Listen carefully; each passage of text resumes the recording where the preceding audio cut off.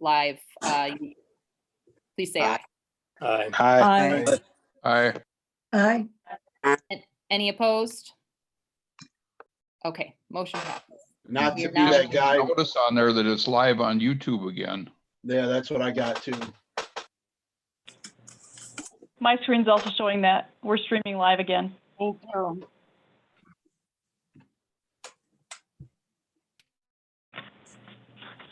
Should we go forward then? I'm seeing that as well. I just want to get confirmation from Rich. Let me, I'm still getting a 404 error. I just opened the YouTube link. My screen's also showing that And we're it's- streaming live again. It's live, yeah. Okay. We are? Okay. Okay. Richard makes a motion to come out of recess. Thank you, Supervisor Richard. Do we have a second? Second. Thank you, Supervisor Brian. All those in favor of coming out of recess, please say aye. Aye. Aye. Aye. Any opposed? All right, we are back in. All right, so Lisa, if you want to kind of just give us the rundown of what you're going to be doing right before we took that break. Okay. So we received 111 replies. We had 90 in favor of extending the safer at home, and we had 21 in favor of opening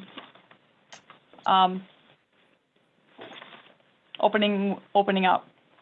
And I'm going to be reading the list of people who sent in emails as of 4 o'clock that were in support of extending the order, and then I'll be reading those in support of opening. And I'm going to apologize because I'm sure we'll butcher a few names here, and I don't mean to. Yusuf Adama, Donna Anderson, Eddie Banarn, Jean Bean, Monette DeBeau Renard, Kristen Bongard, Lonnie Brigham, Nikki Caprell, Santo and Jean Gafora, Ruth Carlson, Rebecca Carroll, Paula Colling, Vivian Creekmore, Darla Dinovsky, Joseph DeRosier, Dylan Dietzman, Kelly DeFore, Melissa Dix, Vicki Dross, Kimberly Ellenberger, Susan Engler, Shanna Fye, Megan Flood, James Foss, Crystal Fox, Jessica Fox Wilson, Sandra Gold, Philip Gorman, Jillian Grady, Val Hahn, Jane Hebert, Jessica Hefty, Kathy Heater,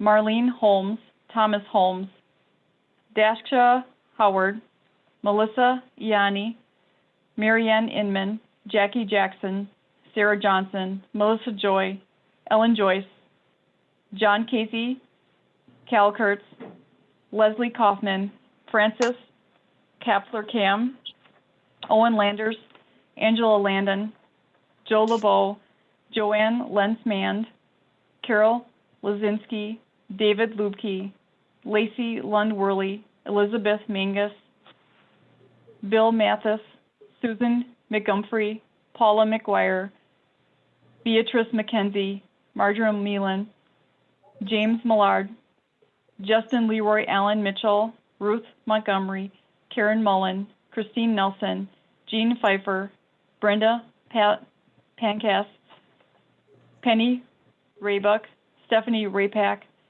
Judy Robeson, Mary Sargent, Britt Scharinghausen, Kathleen Schmidt, Betsy Schmidtschein, Marilyn Shue, Barbara Siegel, Allie Shuro, Rachel Stewart, Carol Taylor, Martin Taylor, Mary Kay Thompson, Valerie Tim Key, Megan Tim, Kate Virgo, Rebecca Wallendahl, Becky Weber Johnson, Kendrell and Harry Wiegersgala, Aaron Wilson, Romel Whitkins, Frank Worley, and Max Yout. The next list of the people in support of opening: John Blom, Jessica Carpenter, Kimberly Engel, Abby Englert, Joe Finella, David and Kristen Fox, Matthew Keeley, Randy Kirsten, Carrie Laws, Ruth Luden, Kath McKee, Bill Perkins, Todd Radke, Bobby Thompson, Peter Turner, Bobby Vinault, Andrea Wash, Bobby Whedon, Berta Witter, Nicholas Wimmer, and Joseph Zipper. And then we randomly chose 20 out of the pile to read. Our first one is from Brenda Plankus, 2111 East Ridge Road, Beloit. Hello, I'm writing to thank the RCHD for putting science and safety above politics and extending Governor Evers' safer at home order for Rock County. I appreciate the difficulty in making this decision, and it is the right one. I am also sorry that people don't seem to understand the seriousness of COVID-19 pandemic and are willing to risk other people's health and negate the sacrifices everyone has made so far. The next one is from James Millard. I would like to thank the Rock County Board for thinking of our community instead of letting our community fall backwards in these dangerous times of pandemic. Next one is from Bill Perkins. To whom it may concern, we are small business owners in Rock County, bar and restaurant owners to be specific. We represent the responsible owners that need their businesses open to survive among the countless others. The order in place is not fair to business owners. We are all different. For those of us that have parking lots and outdoor seating available, it is illegal under the order to utilize our spaces, but we can still drive to drive-in restaurants and get car hop service and eat in our cars, but we can't let our customers eat in our parking lots.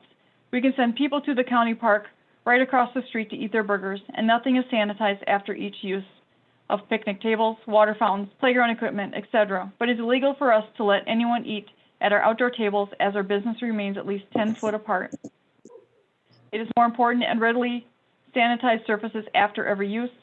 These are just a few of the very valid points that the current order is unfair and out of line for so many small businesses. We surely appreciate the chance to voice our opinions, and we hope they will be heard. Sincerely, Bill Perkins. The next one is from Darla Danowski. Thank you for willingness to protect the people of Rock County by extending the safer at home order. In the midst of a surge of coronavirus cases, it makes sense to keep these protections in place. I appreciate that this was not an easy decision and appreciate your courage in making it. The next one is from David Lukey. Kudos and thank you to the Rock County Board for having the courage, wisdom, and conviction to do the right thing by our county closed. I know it is extremely difficult for many of us and even more so for others, but by placing the health and safety of our citizens front and center, now we will not have the more serious and perhaps deadly reoccurrence in the future. Thank you for listening to the medical community. The next one is from Darsha Howard. I would like to thank and commend you all for your decision to maintain the safer at home order. I strongly believe that this is the best option for all, given that none of us know the true nature of this horrid virus. Additionally, our county seems to be a hotspot for COVID-19 and cases have increased. I, along with so many other law-obeying citizens, have done our part to stay home so we can not only flatten the curve, but hopefully bring it down even further. It is disappointing to me that our Supreme Court decided to rule against Governor Evers' order and put lives in jeopardy. It is not the time to undo the great gains we have made against this virus. I fear that by opening the state this early, it will lead to a surge in more cases and ultimately cause even more economic damage. Thank you for your well thought out decision and for putting human lives first. Next one is from Matthew Keeley. First, thank you for taking the time to hear my comment. My name is Matthew Keeley. I reside at 2819 North Arabian View Drive, Janesville.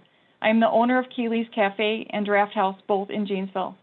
Tonight, I ask you to take action in allowing small businesses to open in Rock County, effective immediately. On March 17th, my businesses were asked to close to help flatten the curve and allow medical facilities the time to ramp up and get appropriate resources. This was 58 days ago. we were told to flatten the curve and expect spikes, was in the first half of April. This time frame has come and gone. With the reality that a vaccine is predicted to not be in production until 2021, we must be realistic to both the safety and economic effects of both COVID-19. I want my family, staff, and consumers to be safe. However, it is time to allow us to begin to open our small businesses back up.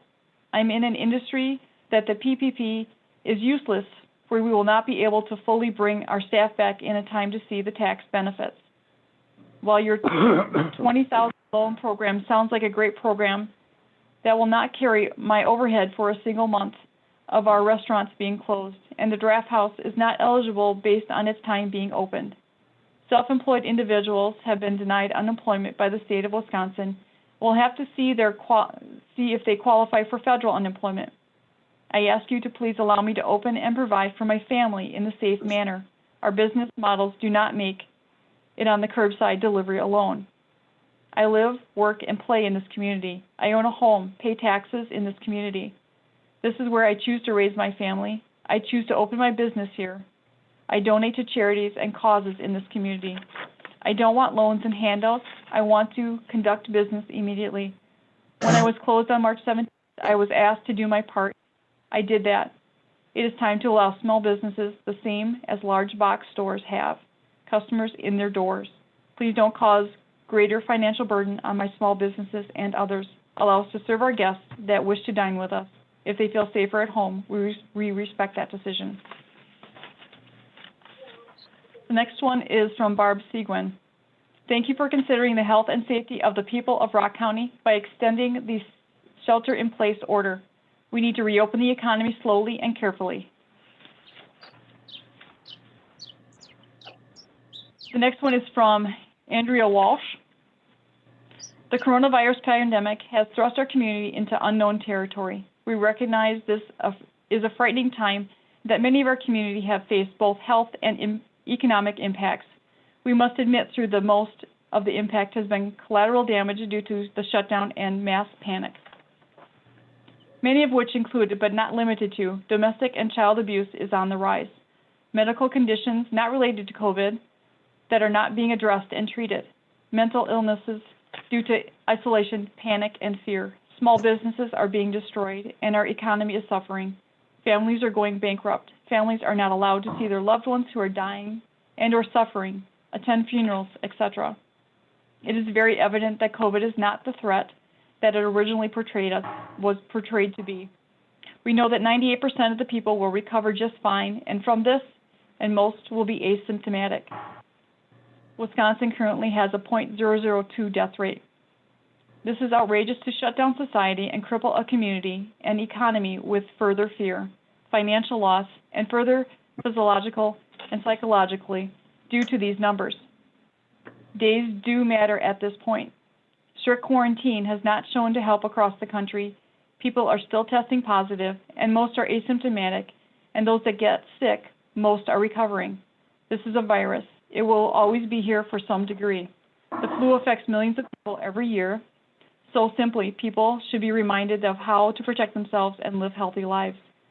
We already have guidelines in place to care for elderly, etc., and immune-compromised people already know how to protect themselves, one of my children included. Enforcing unconstitutional guidelines and laws goes against everything we stand for in America. We, the citizens of Rock County, plead with you to open up and allow us to build our economy back up and bring our community together again. Every business is essential because every business provides income for employees. Opening up our country is for the greater good. Next one is from Joanne Lentz-Mand. I support the plan to slow reopening set forth by Governor Evers. I am grateful for all the work that the government agencies are doing to navigate through these confusing and challenging times. Next one is from Carol Lozinski. Thank you for instituting Rock County Safer at Home order quickly last night. With the number of cases rising in Rock County, it is important that decisions are made based on medical science and actual data rather than how we wish things were. I hope we work our way through this crisis which will take months, if not years. The Rock County Board will continue to look at the data and make informed decisions to protect all residents. Thank you again. The next one is from Susan McGumphrey. I wish to write and express my gratitude for making the tough decision of continuing the safer at home order for Rock County. I suspect you have been receiving many complaints and being raked across the coals in regards for this, but you chose to rise above and defend the health of all Rock County citizens. It was evident that the safer at home order was being efficient and flattening the curve for COVID-19. Unfortunately, many others cannot recognize that it was working and that people would be returning to work with a set of guidelines to follow. Unfortunately, many areas of the state will be exposed to an inevitable increase of COVID-19 cases. Hopefully, this will be not be the case in Rock County due to your diligence to ensure the safety and health of all citizens and not being influenced and bullied into opening the county fully. This pandemic has become a political party war with party lines battle lines instead of battling the pandemic, which does nothing positive for our citizens of Wisconsin or Rock County. I admire your strength, integrity, and professionalism in handling this situation, considering what is for the greater good of Rock County. The next one is from Kristen Fox. Please vote against further stay-at-home mandates at tonight's meeting. It is time to trust Americans to act responsibly. The numbers are simply not adding up to substantiate further quarantine. Those that are at high-risk category can further quarantine themselves while the rest of the citizens go back to earning a living for their families. Next one's from Dylan Dietzman. I just wanted to take the time to thank you for extending the stay-at-home order. My family is made up of mostly essential workers, and had the stay-at-home order ended, their risk of infection would have skyrocketed. I can breathe easier now. This one is from Max Younts. I want to thank you for nobly maintaining concern for our communal health and urging us to make sensible effort to limit the spread of COVID-19. I know it is difficult for you to counter the fierce opposition, official and otherwise, and I sincerely thank you. This is from Ruth Montgomery. Thank you for extending the stay at home. Opening too soon and gathering in large crowds with no protection, as we did immediately after the Wisconsin Supreme Court made their ruling, is an excellent way to spread the virus. We only have to read the history of the pandemic of 1918 and 1919 to be reminded it could happen to us in 2020. Stay well. This one is from Eddie Baran. On both a personal and professional level, I thank you for extending the safer at home order for Rock County. As the executive director of the Beloit Janesville Symphony Orchestra, I am anxious to get our orchestra up and running again, producing concerts, but I will not do that if there's any danger to our audience or musicians. I commend you for having the courage to make the right move. On a personal note, while I look forward to the day when I once again visit my favorite restaurants, I am quite fearful of what the Wisconsin Supreme Court ruling might unleash. Too many people crowding too quickly together without safety measures in place. This is a difficult time, and we need to have strong leadership. Thank you again for making the right decision. This is from Megan Trim. I am extremely relieved and grateful to hear that this body took the initiative to extend the stay-at-home order after the Supreme Court overturned Governor Evers' safer-at-home extension. This pandemic hit home for me when two of my friends in Chicago lost people to COVID-19. I'm watching their mourning from afar. It is real. People will die. It's clear to me that those who criticize your good work have not lost anyone yet. That means you're doing well. Keep it up. Thank you. This one is from Jackie Jackson. Thank you for holding the line and keeping the order via the extension. We must continue to take account the data and science, despite what portion of the population might say. This is from Joe LeBeau. Protect us all and yourself by staying at home while the novel coronavirus circulates unchecked. Thanks to the county board for helping protect us. Wear your mask when shopping for necessary items to protect everyone, not just yourself. those are all of the random ones we pulled to read. Thank you, Lisa. All right. So was that it for citizen participation on this evening? On these items, yes. We did Okay. have one other item in.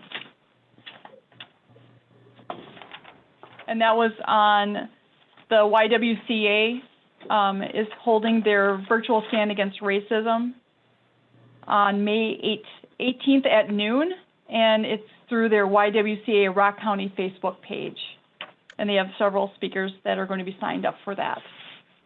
Okay, thank you. Next, communications and announcements from supervisors. Supervisor Fox, I see you have your hand raised. Thank you, Madam Chair. I'd like to take a couple of minutes, and I promise to be brief and somewhat succinct, and express my thoughts on the extension of the Safer at Home order. Earlier today, I had an opportunity to speak with the administrator, and I sent him an email, and I copied Chair Purveyance on this as well, and I will briefly summarize it. The impact that the COVID crisis is having on our citizens is clearly something we all need to be sensitive to, and protective measures need to be implemented to minimize the spread of the virus, especially with those citizens that are most vulnerable. And I believe that for the last 60 days, we've been doing that. The negative impact the shelter-in-place order has had on the health of our economy needs to be considered as an equal concern and should not be ignored. If our economy doesn't get a chance to start opening immediately, many businesses, large and small, will fail. The impact of these failures will affect everyone in the community, not just those that are immunocompromised. The sales tax revenue loss alone will be monumental and will not return when the order is lifted because the business community will fail to reopen due to bankruptcies. The budget of the county is at this point invalid and meaningless if the revenue stream goes dry. I realize that the concern of the health of our community members are of the highest priority, but the health of our economy needs to be considered as an equal, or the community could likely face an economic disaster that will put every citizen in Rock County in greater peril than that of COVID-19.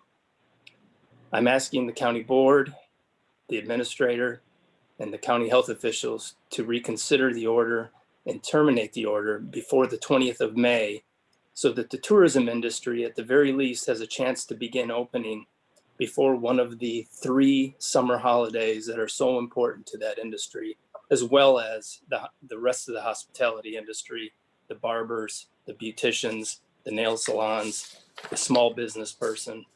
The facts just don't line up in support of extending the stay-at-home order. The curve has been flattened. The hospital systems in Rock County are not being overwhelmed. The graph from the Wisconsin Department of Health Service shows new cases in the state have more or less remained flat. Since the curve is effectively flat, Noel Sandoval's claim that this order will prevent hospital resources from being overwhelmed is patently absurd and neither reasonable nor necessary.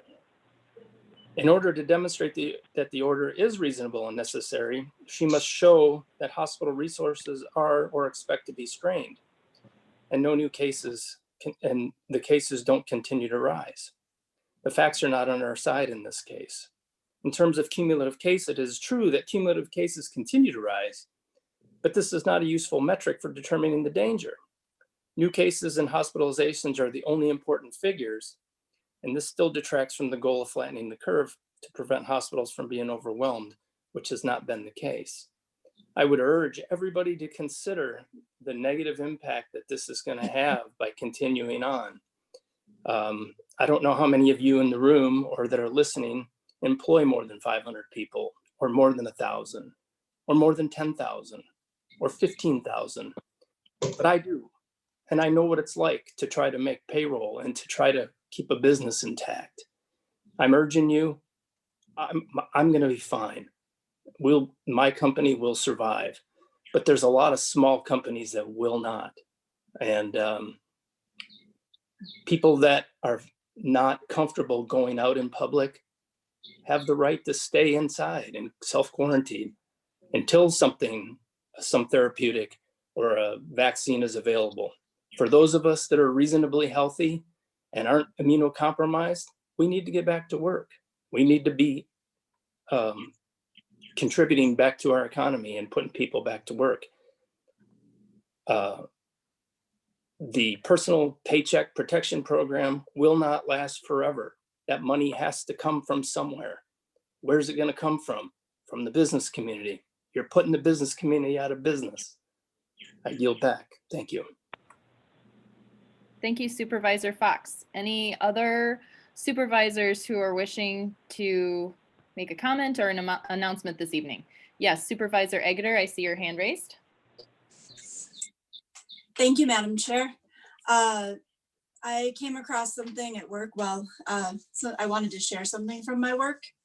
I guess, first of all, I should say I'm lucky enough to be an essential worker, or at least I'm doing essential work. I don't know how essential I personally am to it, but I do still get to go to work. As such, I do see a lot of people, and I can see how they're following the guidelines or not. And I do see that there is a need for orders versus guidelines, because people don't seem to understand that they could be contagious, and they don't seem to take their own germs seriously. But I wanted to share something from my employer. And so at Festival, we have these, we call them boomerang basics, and they're ways that we keep our strong culture. And I thought that basic number 3 was especially relevant to our current situation, as we've had to constantly change and adapt as we get more information. So, and these aren't secret, they will share these with anybody because they know that they're common sense. Anyway, we do it best, is I guess what we say. So number 3, have a continuous improvement mindset. Regularly evaluate every aspect of your job to find ways to improve and simplify. Because we've always done it that way is not a valid reason to keep doing something. Don't be satisfied with the status quo. Help find a better way. And I think that really speaks to our job as representatives. We need to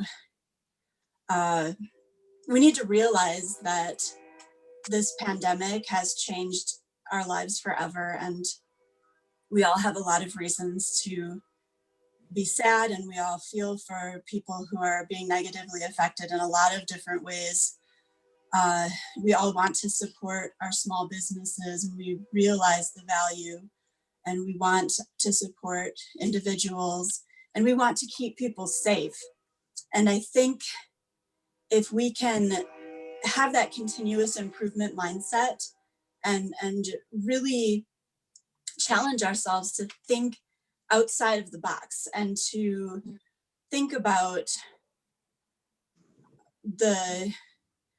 our values and the safety of people, and look around and see people grouping together and not following social distancing and not wearing masks, and know that they're not always willingly going to do that, that we have to set examples as community leaders, and that our business leaders have to set examples, and sometimes they have to take a strict stance on things to keep their employees safe and to keep their businesses going. And so just, don't be satisfied with the status quo, and don't expect that we're going to go back to normal overnight. We all need to be thinking creatively and using our best knowledge and science and experts to help us navigate this crisis. And I think we have a lot of really great, intelligent people who are bringing their ideas together. And I think we can find some ways to get through this together. So thank you. Thank you, Supervisor Egger. Any other supervisors wishing to comment or share communications or any announcements this evening? Supervisor Potter? Thank you, Madam Chair. I am torn. I've received dozens of phone calls today from many restaurants in my district, and I've listened to them. One of which had his story read off today about a county park being directly across from his establishment and watching families go eat in the county park without it being sanitized, playing on the playground equipment, eating on the county park benches and picnic tables. And it's a establishment that I frequent when it is open. And it's difficult. We were put in a difficult position on this, and we do have to think about our small businesses. Supervisor Fox is going to be shocked. Last meeting, he agreed with me. I'm leaning to agree with him on this one. You know, we can't treat everybody exactly the same. There are responsible individuals who can conduct business in a responsible way, and we shouldn't treat everybody exactly the same. We're not all the same as individuals, and they're not all the same as businesses. And, you know, the individual that wrote the letter that you read off earlier, Madam Clerk, you know, they do take their sanitation very seriously, and they do have an outdoor eating establishment, you know, and they do have the parking lot capabilities to do eat in the parking lot situation where some restaurants are allowed to do that currently. So I just ask everybody to take into consideration not everybody's exactly the same. We should treat people differently. You know, we should take into account that, you know, there are responsible business owners who want to open up, who want to keep their employees safe. They want to keep their customers safe. And we have a difficult decision to make on this. Thank you, Madam Chair. Thank you, Supervisor Potter. Supervisor Mulligan, I see that you have your hand raised. Oh, you're still muted, Supervisor Mulligan. I just wanted to comment. No, Mr. Perkins, personally, feel for a lot of these small business owners, and I just wanted to get the give and take here on between the Supreme Court decisions and the Rock County Board of Health action here. We're talking about 10 to 12 days total, right? In those 10 to 12 days, the county, if this proceeds, will enact these different scenarios for some of these small restaurants, businesses, bars or taverns or everything to open. Am I correct in that? And also, my phone has rang off the hook from daylight until this meeting started. I worked diligently to try and send all my stuff to the public comment area today. And it's been a wild ride. And most of these people that I've talked to are not for extending the stay-at-home order. I mean, everybody has valid points. And my point, and I just want to be crystal clear, that I'm understanding this situation between what the Wisconsin Supreme Court said and what the Rock County health official issued the safer at home order. We're talking a total of about 12 days. Am I correct in that? Madam Chair, if I could, might I suggest that it's certainly appropriate for supervisors to make comments under participation here, but maybe we would hold question answer until the 12 or the 11A report, where we can address this and I can provide a little more background on the actions. So maybe hold on that for a moment. Okay. Thank you, Supervisor Mulligan. We will address that in a little bit. Thank you. Any other supervisors with any announcements or communications that they would like to share this evening?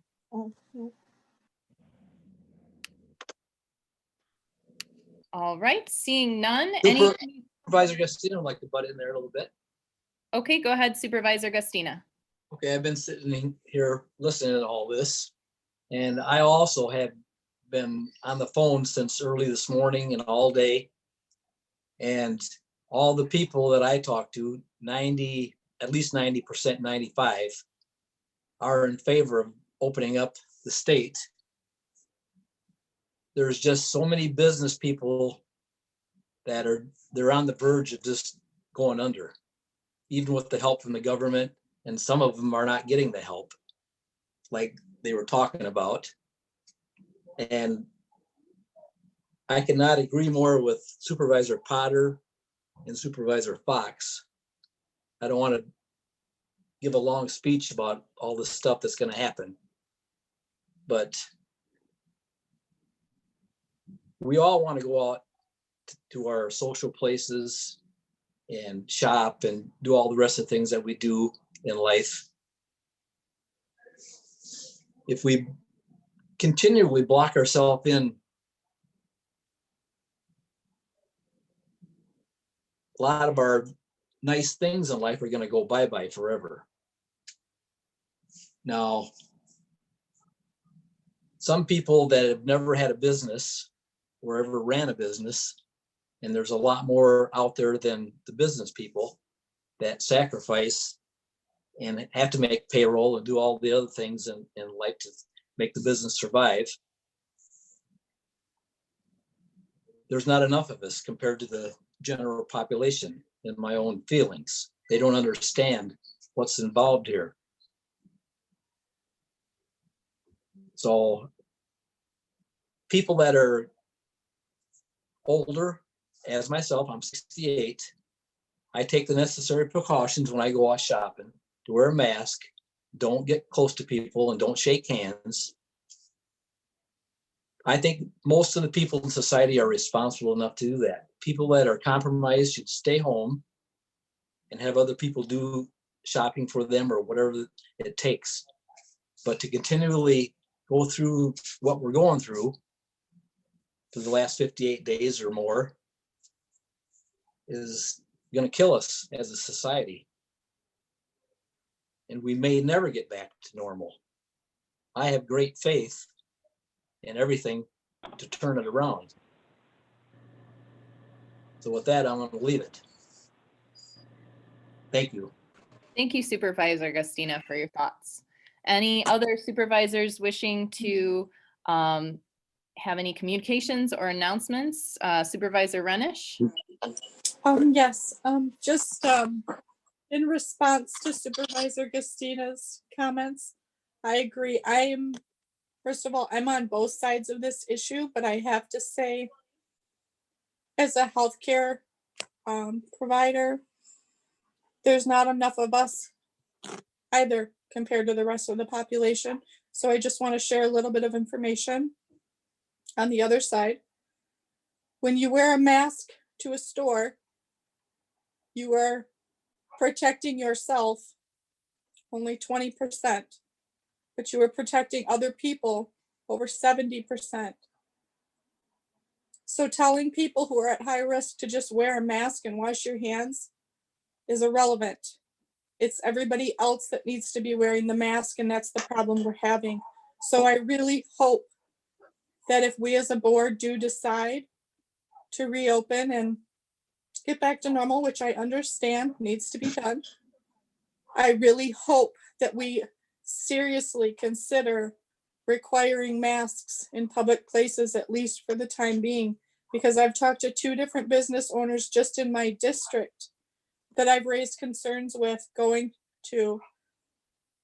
They both said to me they will not require masks to be worn unless a law mandates it. They don't want to inconvenience their customers.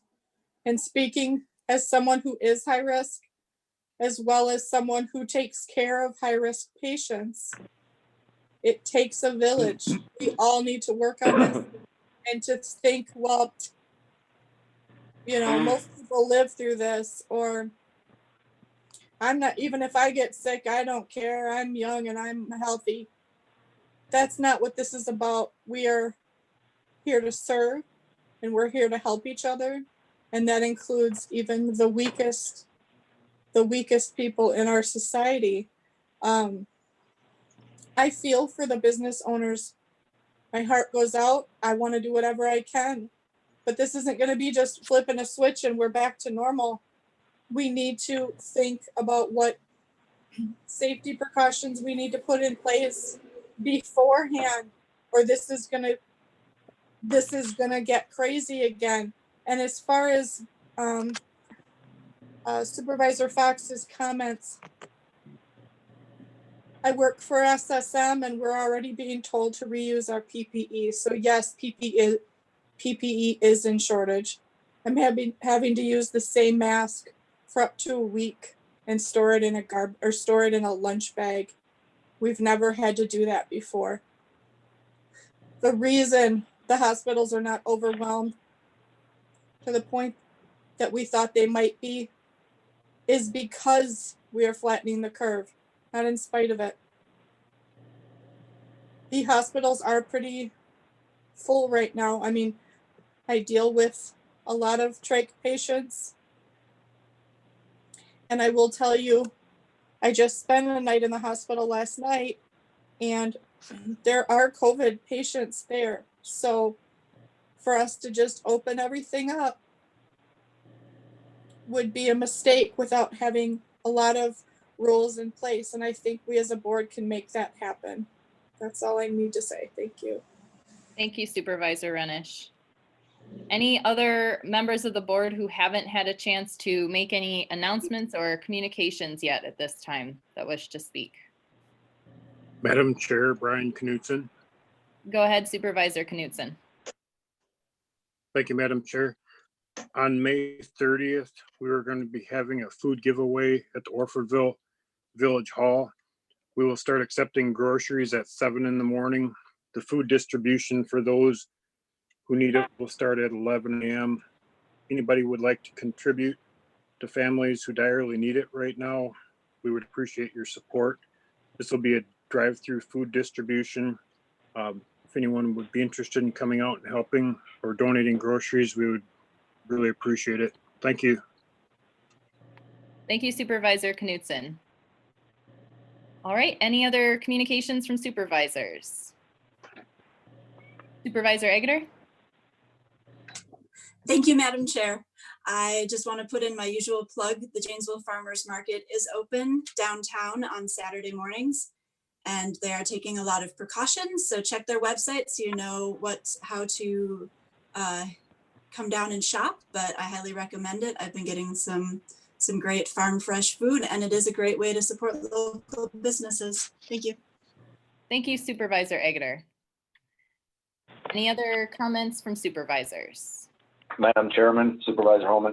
Go ahead, Supervisor Holman. Yeah, I'm listening to all sides of this debate on opening up.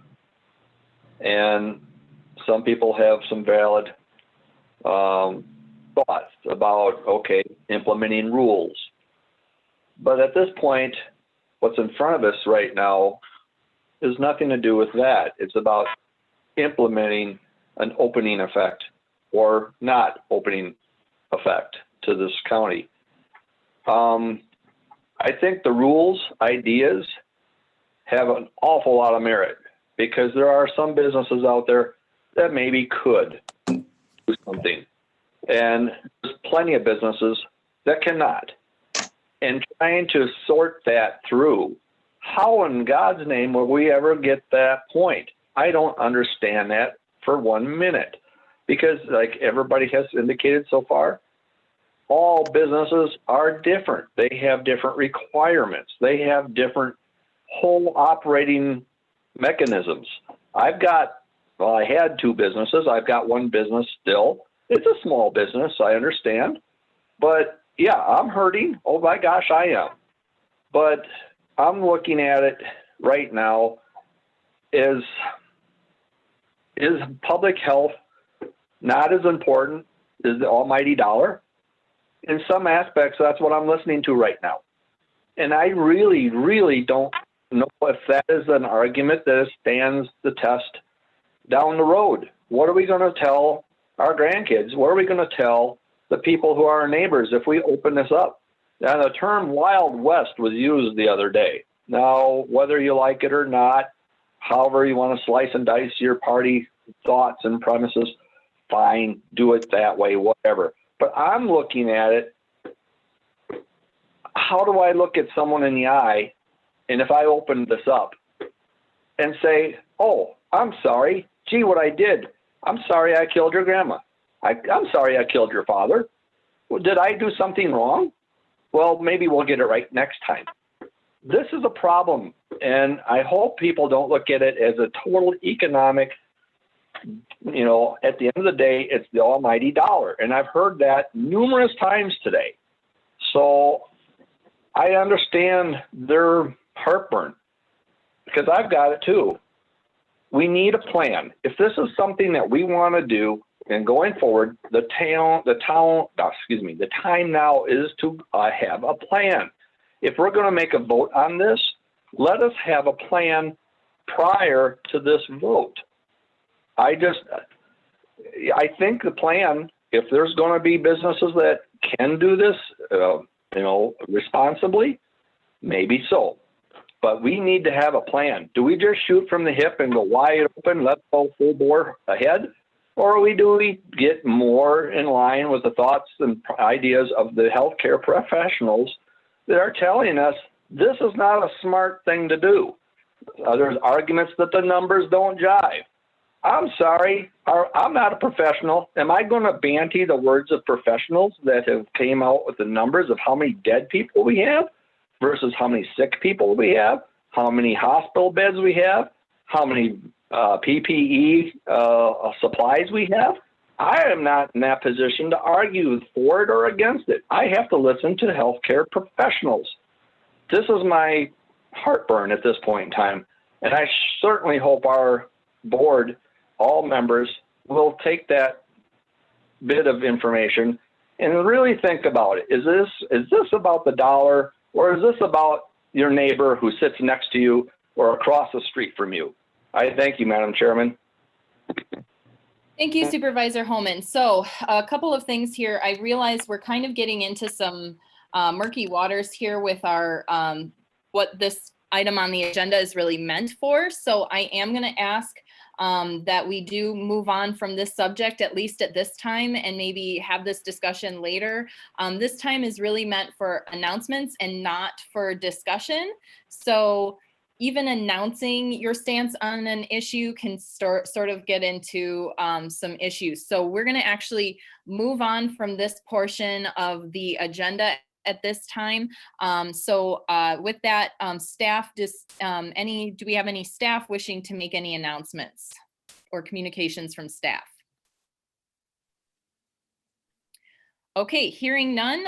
Next item on the agenda, please. Item 8, nominations, appointments, and confirmations. Item 8A, appointments to the Rock County Parks Advisory Committee, new appointment, Dean Painter. Jeremy So moved. Zajac, move. Bostwick. Okay, Jeremy Zajac, or Supervisor Zajac, I have as a move to that. Who was the second? Yeoman, second. Okay, Supervisor Yeoman, second. Any discussion at all? All right, all those in favor on the appointment, please say aye. Aye. Aye. Aye. Any opposed? All right, appointment passes. Next item. Item 8B, confirmation of chairs, appointments to committees, commissions, and boards. All right, before I entertain a motion for this item, I just wanted to mention that there has been one change that was brought to my attention by two supervisors wishing to have this change made. So this change was discussed between these two supervisors and then brought to me, and I approved it. However, we are going forward with the appointments and the approval, so we can discuss this change later on in this process if we need to do that. But just for your purposes, I do have a change to both the Finance Committee and the Planning and Development Committee. So Supervisor Podzilny has agreed to switch with Supervisor Mawhinney. And so Supervisor Mawhinney would become chair of the Finance Committee, which she has served in previously. And Supervisor Podzilny would be moved then to the Planning and Development Committee. So that is the one change that you would need to make to the appointments that I have put before you this evening. Okay, so with that being said, is there a motion for the appointments? Supervisor Sweeney move. Okay, so Sweeney, second, Supervisor Fox moved and Supervisor Sweeney seconded. Any discussion or questions at all on the appointments? All right, hearing none, all those in favor of the appointments as noted, please say aye. Aye. Aye. Aye. Any opposed? Any opposed? Aye. All right, hearing none, committees have been approved. Thank you very much. And thank you very much for your patience on that process as well. I know many of you were asking, when that would be completed, so I appreciate your patience. Next item on the agenda, please. Item 9, recognition of county employees or others. Item 9A, proclaiming Emergency Medical Services Week. Moved by Supervisor Beaver. Thank you, Second. Supervisor Knutson second. Knutson second. Thank you very much. And Supervisor Beaver, would you like to read the proclamation for us or tell us a little bit about the proclamation? Yeah, I'm not going to read it to you, but Supervisor Bryan said a mouthful in his invocation, and he really hit a lot of the key spots of EMS providers and the sacrifices that they make. The only thing I want to add is please try to thank your local EMS provider. You have, especially the small town people, you have a lot of people who volunteer, don't get paid much. And it's a volunteer job for them. They have full-time jobs elsewhere. And this is something that they choose to do for their community with all the training that they have to do, with the upkeep of all their licenses. It's a big deal for you to recognize your EMS providers, and that includes your full-time department. They appreciate the thank yous and especially treats. I'm not going to lie to you, they love treats. So happy EMS week to them all. Thank you, Supervisor Beaver. Supervisor Baumkamp, were you wishing to speak on this item as well? Yes, I would. Thank you. Thank you, Madam Chairperson. EMS is in a time they have never seen before, a time of uncertainty, a time of dramatic changes, a new normal. Rock County has a great group of people in EMS, from people at Mercy Hospital who train us, the 911 center, the brand new EMT, the first responders, the seasoned paramedics, or the drivers of the ambulance who might not even be EMTs, but are willing to give up their time to help their community. Many of these people do it for as little as nothing to help their community. I say thank you. Who would do it if they didn't? If you live in a rural community, you should ask yourself this. I look at my career over the last 20 years in EMS and how it has changed. When I started, if you told me that we'd be wearing bulletproof vests and ballistic helmets, I would have called you crazy. But here it is. When I started in EMS, one of the first rules I learned is the scene safe? If it wasn't, you didn't go in. Now we train ourselves in certain circumstances, we will go in, exposing ourselves to unknown dangers to save the lives of others. If we really wanted to wear bulletproof vests, we would have become cops. In dealing with this pandemic, it has brought in some unneeded stress to the EMS world. I suppose if we had the ability to work from home or in our office, or had the ability to maintain 6 feet of separation at all times, to do our work on Skype and the telephone, like others have the ability to do, the saying, just treat everyone as if they had it, wouldn't be so offensive. For somebody to say this, it is obvious they have no idea what the EMS worker sees in a day. They have never had a patient cough, sneeze, or spit on them. Safety glasses fog up and they have to be cleaned. You can't get an IV in if you can't see, no matter how good you are. This resolution states that the county supports and appreciates EMS. The actions, or rather non-actions, of some county employees and supervisors say different. May 13th through the 20th is EMS week, and the national theme for EMS week is Ready Today, Preparing for Tomorrow. This theme was developed long before the COVID-19 crisis. It is particularly meaningful now as we see in the EMS community railing to continue to support those affected by this crisis, all while still responding to the everyday emergencies that continue to occur in their communities, and all while dealing with challenges such as lack of appropriate PPE, lack of vital information, and fellow emergency workers, family, and friends who are stricken with this terrible virus.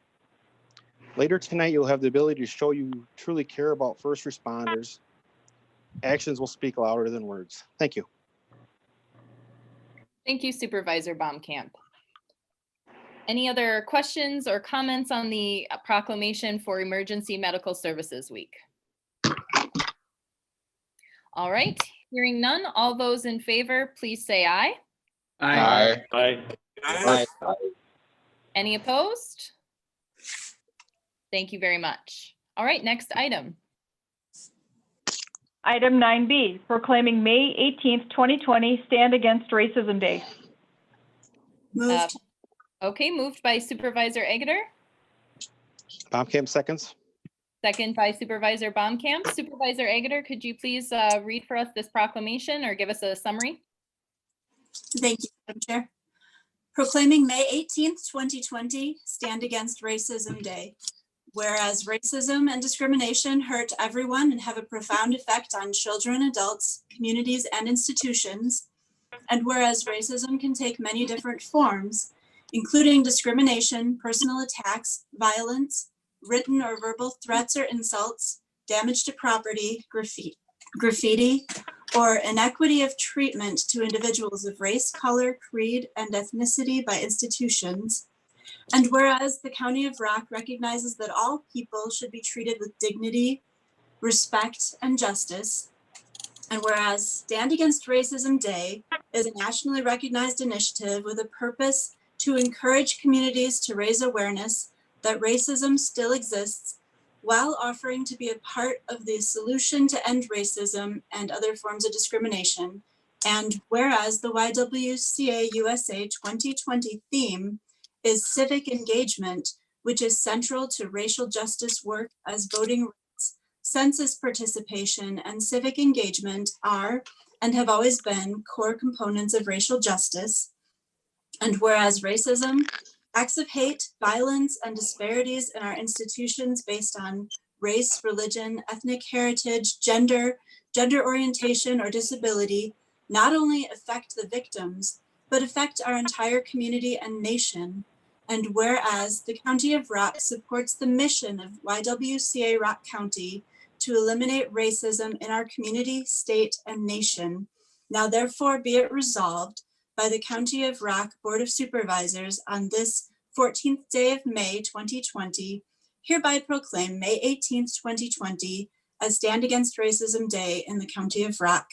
And be it further resolved by the County of Rock to call upon all Rock County citizens to support celebrating diversity and promoting racial justice in our community.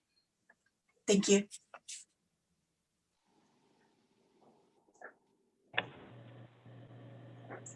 Thank you, Supervisor Egger.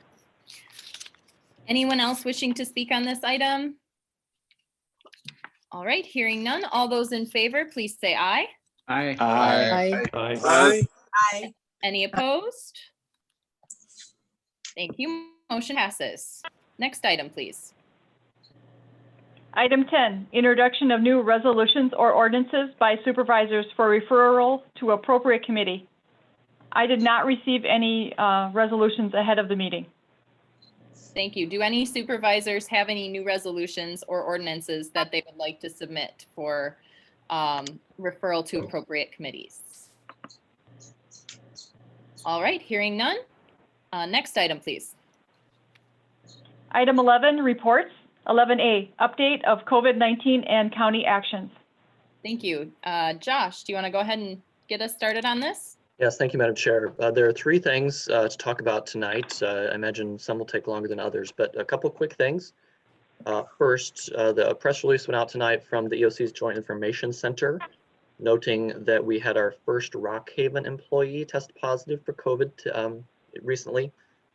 Fortunately, this was an individual who was exposed through a family member and was has not been in the facility for over 2 weeks, and so therefore we feel very comfortable that there was no interaction within the facility. So we're fortunate in that regard. That being said, you may have seen that the governor has ordered all long-term care facilities to be tested. I did have a brief conversation with someone from the governor's office earlier in the week, and talking with our new nursing home administrator, Taya Walk. It sounds like by the end of the month is when they plan to have testing planned to be done in long-term care facilities in Rock County. There's no definitive date yet, but they're looking in the next couple of weeks of doing that, and so we'll have more information hopefully soon about that. Also, you may have heard about the community testing sites in Beloit that begin tomorrow. The flyers for that are on the Rock County website. If you click on the coronavirus link at the top of the homepage, and then on the link for the hub, there'll be copies of the flyer in both English and Spanish. I believe it begins tomorrow at 11 and runs through 7 p.m. And it will run through the 22nd to the extent that testing supplies remain available. They're anticipating thousands. At one time I'd heard close to 6,500 tests potentially be available, or 7,000 throughout the next week in Beloit. So that'll be a big story for sure as we ramp up our testing in Beloit. So the main issue, of course. Is that testing just available for the Beloit citizens? Yeah, so they're not going to be checking IDs. Certainly you have to provide information in order to get your test back. It's focused in Beloit, but they're not going to keep out people who drive in. They do ask that you be symptomatic. Certainly they're trying to target people who are symptomatic and not just anybody who wants a test, to keep our testing focused on those who actually need testing. Certainly if someone has been exposed as well, they could come if they can't afford a test. Certainly they could come as well, but try not to just have it be open to anybody who just is curious and wants a test.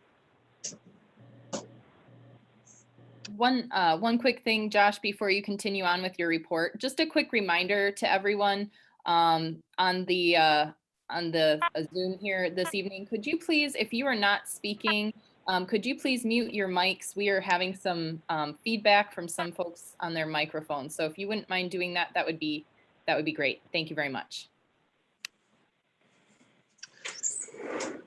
Okay, so I'll move on to topic 3, which you've already begun discussing, about the county issued safer at home order. So wanted to provide you with a little background about that, how that came to be, certainly answer Supervisor Mulligan's question about authority, and then kind of next steps and answer your questions in more detail. So as you know, the Supreme Court overturned the Secretary's safer at home order yesterday. Unfortunately, that was done about 5 p.m. And didn't give us a whole lot of time to react to that. We spent most of the evening reviewing the decision, mainly to understand whether or not the decision overturning the Secretary's order also affected the authority of local health officers to issue orders. By the time that we got later into the evening, our conclusion was that it did not, on its face, do so.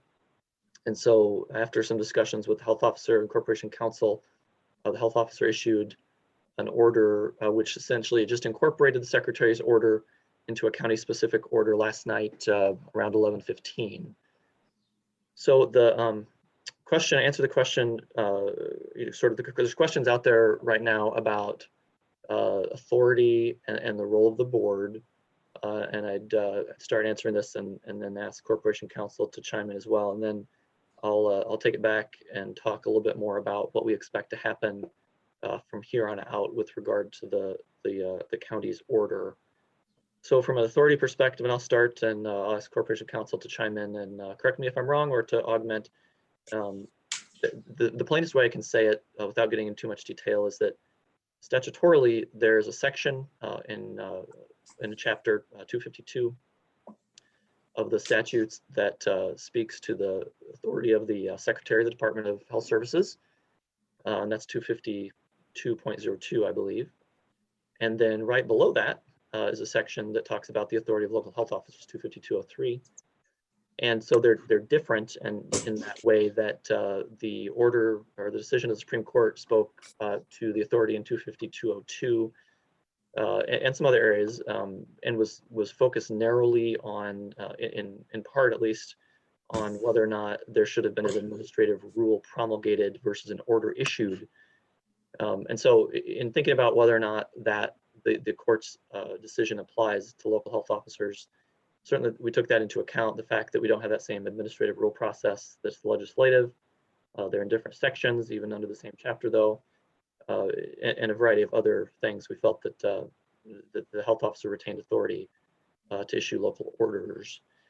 So we decided to do that for a couple of reasons, but one of which was that despite planning, and I'll talk about that in a minute, concern over the order resulting in no remaining guidance in place, nothing to help transition our community from what some certainly view as a strict safer home order to entirely open.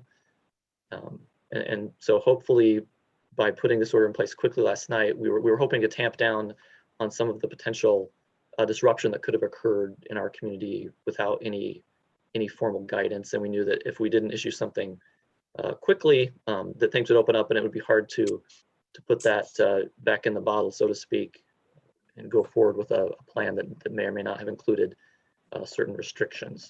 So that was our thinking last night, and why something was issued so late in the evening after review of the Supreme Court's decision. So in front of you today, you have a report, and you have several action items related to COVID on your agenda, but none of them, I would note, are related to either approving or not approving health officers' order. And that is because, like other things that we have talked about and we will talk about again tonight, statutorily, those responsibilities are with the health officer to take action to stop the spread of disease in a reasonable and necessary fashion. Those are words from statutes. And so again, the board in that case does not have a formal role as far as voting up or down the ability to stay open or to stay closed, or however we want to describe that. And so again, that lies with the health officer, and certainly that has caused a lot of debate amongst the public here about kind of, what is the authority to do this. So that's I guess, as you think about your role, and I know that's frustrating to you as the elected officials to be told that, but I just want to be clear about the role of the board. So that being said, if we think about the moving forward and what is the plan, I'd been talking sometime, the board chair and I have been calling community leaders to try to get support for approach to move forward even before the Supreme Court issued their decision. And that's what you see on your agenda, the last item on your agenda about a community task force. And we'll certainly talk about that when we get there, or at any time, if you like, as it's appropriate now as well, about our response. But the idea is that, regardless of a local order that's been issued technically, through the 26th or up until 8 a.m. on the 26th, which corresponds with the secretary's timing of the secretary's order, it is inevitable, and it is very likely sooner rather than later that, regardless of opinions about whether we should open or not open, that we're going to have to start opening up. I think, through conversations around the state today that we've had with other counties, continued review of the law, to me, it seems like the best approach is the one that I've laid out before you, both through this task force and in a press release that our office had issued prior to your board meeting that was sent to you by Marilyn. Don't know if you had a chance to read that yet. But essentially what the path forward that I'm proposing is that we use this time that we have based on the health officer's order to continue safer at home to plan, as some of you have talked about needing a plan. And I think we would all agree that the best outcome for a plan to be developed is if the community feels that they can trust the plan and have it be credible. And to do that, I think involves trying to get community leadership together and agree that this is the best path forward. So as I outlined in that press release I sent out with some more detail about the path forward, what I think our goal should be is to work diligently over the next 10 days, if it takes that long, to develop a local plan. The health department is going to be providing localized metrics for Rock County that are different than the state's metrics. We are in worse shape than the state is overall. Of much discussion in the past week was making the New York Times top 10 list of counties most likely to see an explosion of cases soon. We've got these community testing events in Beloit. Our issues with our Bird's Eye employees are no secret over the past couple of weeks as well. So looking at those local metrics versus the statewide metrics, and then the health department is also going to draft a plan for all of us to look at, but focus through this task force that would provide guidance on when we meet certain benchmarks in the plan, what the recommendations would be for various community sectors, whether they're businesses or nonprofits or whatever they might be, to take appropriate action to safeguard themselves, their employees, their clients, their customers, and hopefully get agreement from our local task force of the appropriate plan to put in place. And I can't speak to now what that'll look like necessarily. Might there be things that have been suggested about guidance on masks or distancing? Yes, of course. There'll certainly be in the guidance. Might there be any order that speaks to that? I can't say. That certainly will be part of the discussion, and the health officer will make the final call about those things. But I think the goal here really has to be to use this time that we have given ourselves, not without controversy, to develop this plan so that by the time March 26th arrives, or again, possibly before, we're able to acknowledge the inevitable that we're going to have to, at some point, whether the metrics necessarily say we're ready or not, to start the process of opening back up and trust that our fellow county residents are going to act responsibly in that way. And I think that the way that we can get everyone to act most responsibly is if all of the sectors in our community, the business community, nonprofits, education, the faith community, tourism, agriculture, on down the line, has a stake in this and agrees with the plan and can communicate that back out to their stakeholders that this is the right thing to do. That if these conditions happen, these are the things that we expect you to do voluntarily. We hope that you'll do, but that there wouldn't necessarily, at some point in time, and probably the near future, be a directive that they must do that to continue to be open or to open back up. So that's the process that we've worked through over the past couple of days and previously to try to put this in place. The hope was to have this task force kind of up and going so that it could be a conduit for these discussions. The Supreme Court did hold off long enough for us to get close to being able to pull this together. So in that way, I guess the timing is better than it could have been. But of course, everybody always wants more time to plan. But that's the position I see us in right now. So with that, I'll stop and answer your questions. All right, anyone with questions for Josh? Supervisor Yeomans has a question. Go ahead, Supervisor Yeomans. I think we've known for some time that the orders would be changing as of May 26th. And what I hear you saying is it's just been within the last couple of days that you've been thinking about what after that would look like. That's my first question. I'm a little disappointed that we haven't been a little more proactive than that. You're thinking about organizing a committee that hopefully you already have people listed that you want to see on it, and you've already asked them, and we can move forward quickly. Because again, I think to get consensus from the whole county is going to take a lot of meeting in the next 10 days. And we should have been doing that ahead of time. Number two, if this committee comes up with a decision that the head of the health department doesn't like, it's at some point in your discussion, you mentioned that she still has complete authority to do whatever she wishes. So what's the point of having the committee?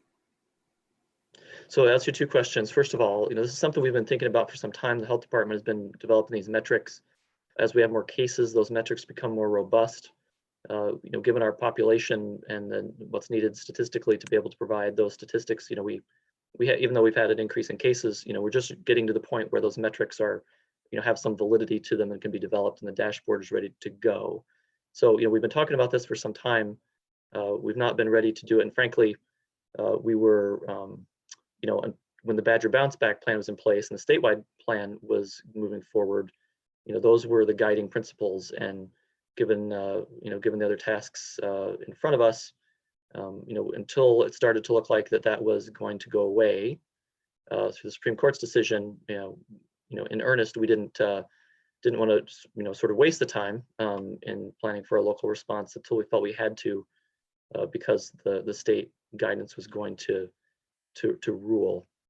So yes, and certainly talk about this now or later as well. We have had many conversations, both the board chair and I, with community leaders to get their support for participating in this. I think there's a short-term goal of the next say week or so, and then there's a longer-term goal that this task force would be have in front of it, I guess, of the longer-term reopening and recovery of the county, and helping to guide and coordinate needs of our community partners as we do reopen in a variety of areas.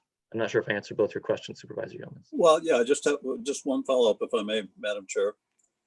Go ahead. You indicated that you didn't feel it was necessary to have a local reopening guideline because the state had developed a bounce back Badger guidelines, and so you're more than comfortable going along with whatever the state decides until the state decides something that you don't like, and then you don't want to go. I mean, the Supreme Court of the state decided that something was done that was not quite legal, but you don't have a problem distancing yourself from what the state suggests that you do now, but you did before. I'm confused about that. So I would say that the authority of the county to do something other than what the governor and the secretary directed did not exist when that was in place. As I think the governor and the legislative leadership both said today, now it's up to the counties to decide what to do. So the counties are doing that, as we are. Again, and I would describe the health officer's order now is to buy us some time to come up with that local plan. It's not that there weren't going to be localized metrics or guidance being provided. The health officer and her team have been in touch with local businesses, long-term care facilities, providing them guidance about, here's what you should do in these circumstances since the beginning of the crisis. And so that's not the way I would describe it. It's just that now there is no more state guidance other than there is no guidance. And so, hand was forced essentially to do something. And as we look at that order that we put in place to buy us this time, I think to your point, Supervisor Yeomans, that the direction from the state now to the Supreme Court is, the Secretary certainly doesn't have order, and I think that you will find soon that we will be sued also very quickly to open back up, and I think that the wise course and the course most likely to result in success in reopening, which, as I said, is soon inevitable, is to move forward quickly with implementing that local guidance. Supervisor Richard, I see you have your hand raised. Thank you, Madam Chair. And by the way, how would you like to be addressed? Madam Chair or something different? Madam Chair is fine. Okay, thank you. My question is, will we be getting a report from the public health official tonight? I think the public health staff are on the call, some of them, and they're welcome to participate in this or to answer questions. I don't know they have a report prepared per se. I know that they can answer your questions specifically, but I don't think they're prepared to necessarily report in the way I did about the thought process and where we are right now. When the order was given, when the order was given, the there's a couple statutes were mentioned, were addressed, and one of those statutes points out that we should get a full report from the public health official. I think that's extremely critical right now, considering this is the most major order that this public health official has ever given in Rock County. I think the public and the board deserves to hear why that decision was made in much more detail than what we've heard so far. Okay, that's fair. I guess if there's any from the public health team on the call that wants to talk about the science of the decision, I'm not sure that Noel's on the call, but I think Michelle is on the call and others. Is there anything that any of the public health team would want to add about the decision-making process or where we are right now? Josh, this is Noel. I just wanted to let everybody know that, you know, the bottom line in the decision was we felt that inaction could cause undue suffering and deaths, and that we really needed to just buy ourselves a little time and work together so that we not only could bounce back in Rock County economically, but safely. And then it would be sustainable. So that was the purpose, the main purpose of that. Now, Nick is on the call if you would like him to give just a little very quick overview of the plan that we're thinking about and a little bit about some of the metrics that we're looking at that would inform a draft plan that we would be able to move forward to a task force and then work, allow that task force by sector to come up with how they might be able to work within those parameters and how they could best, you know, move forward safely. We want to move forward, we really do, but we really feel it's important to move safely. I would be okay with having that brief overview. I think that's maybe getting to maybe some of the information that Supervisor Richard is asking for.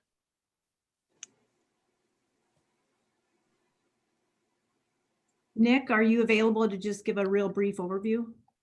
Sure. Yeah, I can talk through some of the metrics that we've worked on putting together for kind of what we've done in the last 24 hours since we've gotten news of the Supreme Court overturning that safer at home orders. So basically what we're doing is we're trying to look at the evidence-based approach for how we could safely reopen the county using a data-informed approach and making sure that we're not rushing into things, but kind of turning that dial in a manner that would be, you know, both reasonable and also protect the health and safety of our community members. So what we're working with is we've actually been on a number of calls for the past couple of weeks, kind of thinking about in planning, like what might happen if the Supreme Court did overturn that rule. So we've been working with regional, other health departments in the region to come up with some of these metrics. So we're looking at a variety of different things, but basically we want to make sure that there is adequate testing available in Rock County. And currently we're kind of at a mid-level. We'd like to see some more testing. And we're also interested in seeing a reduction in the positive cases that are coming up every day. We also want to make sure that there is robust testing for healthcare workers, that the hospitals are able to treat all of their patients without expending valuable resources or running out of resources. We want to make sure that there are not healthcare workers who are exposed and infected with the disease. I'm just reading through our list here. Let's see. We want to make sure that anyone who has been in contact with someone who was COVID-19 positive is followed up with rapidly and make sure that they know how to quarantine themselves to protect themselves and their community. We're also looking at measures related to so this is a little complicated, a little epidemiology-ish, but a downward trajectory in people who are presenting to the ERs and the hospital systems with COVID-like symptoms. So not necessarily people who have tested positive, but people who have symptoms that are similar to what people have when they have COVID-19. So that's kind of an overview of some of the measures that we're looking at. We're trying to figure out the correct kind of thresholds by which we could safely open up things in the county, and looking at what kind of the CDC and the state recommends for those metrics, and making sure, again, like I said, we're data informed and we're using an evidence-based approach and not, just shooting in the dark here. So that's kind of an overview of what we have so far, and we'll be sharing this publicly very soon. Quick follow-up, if I may. Yeah, go ahead. So I've heard that a couple things. We want to increase testing, but if we also want to decrease in positive in cases. When we increase testing, of course, positive cases go up. So I get more clarification on that. Is it really a situation of percentage? And then secondly, along those lines, what is the data-driven decision-making process that makes Rock County stay closed when approximately 65 counties in Wisconsin are open? So yeah, in terms of your first question, we're looking at the percent of those tests that are coming back positive, because you're absolutely right. If we have increased testing, we're going to find increased cases. Ultimately, in an ideal world, we would know exactly all of the cases in Rock County so we could make sure that we're controlling the spread of the illness. So the measure that we have is the percent of tests that are positive, and then the total number of tests that are being done per day as those metrics that are used. And in terms of what's happening in the other 65 counties, I'm not fully aware of their COVID-19 situations, but based on the data that we're seeing some overall positive situation where we're seeing a decrease in the percent of tests that are coming back positive. We're seeing increases in testing. I think we're very close to meeting a lot of the metrics that as a region we had put together. That's kind of what I can say for now, and hopefully we see those trends continue to the future. Thank you very much. I guess one final question while I have the floor. Is there any chance that the public health official will continue this order past May 26th? Well, I'll start with that, and certainly Noelle can speak for herself. Just from a authority perspective, in discussions that we've had here, as Noelle chimed in, before, the goal is that, we see what's coming, and the goal is to work together to safely reopen. And I think there's agreement that that is our goal in that short time frame we have here, is to get into a place where we get some agreement on how to do that. Just statutorily, I just have to say that as in other cases, that it is the health officer's decision, and she retains the authority to do that. And I wouldn't want to box her into what exactly she may or may not choose to do based on what's happening on the ground at the moment. But I can say that in our discussions, certainly the goal, and as I put this in the press release I put out, the goal is to be able to get this agreement so that we certainly would not continue under the current order we have, which is very, very extensive. Whether there might be another order that Noelle would wish to consider in a lesser way that possibly as I think Supervisor Holman or somebody had suggested earlier about masks or something else. I guess that maybe that remains to be seen, and we would rely on the input, I think, of the task force as well to inform her decision. But Noelle, is there anything you want to add to that? Not really, Josh. I just want to make sure that everybody understands that, we want to work together with the community. The sectors need to come up with a plan that works for them. And we would issue guidance. And as Nick mentioned, data informed, here are the numbers. This is what it's looking like. Therefore, we would guide you to do Y, because if we're looking and the picture's looking such, we would say that you can safely do this to open your business and guide that way and work together.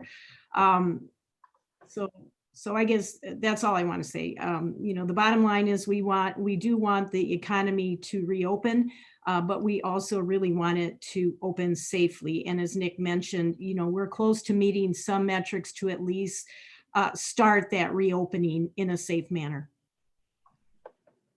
I see a few supervisors here with their hands raised. Supervisor Taylor.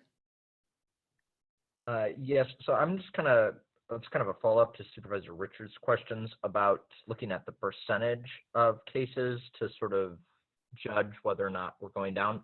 It's sort of the opposite. I'm certainly not an epidemiologist. If we're testing more people, wouldn't we then be testing people that are maybe not exhibiting as many symptoms or I guess are less at risk? So then if that's the case, wouldn't we expect the percentage to go down of positive cases without necessarily that meaning that the community's overall positive cases are going down, if that makes sense? I guess, could you clarify that? Yeah, so the way that we look at that is we want to see the percent of positive cases going down.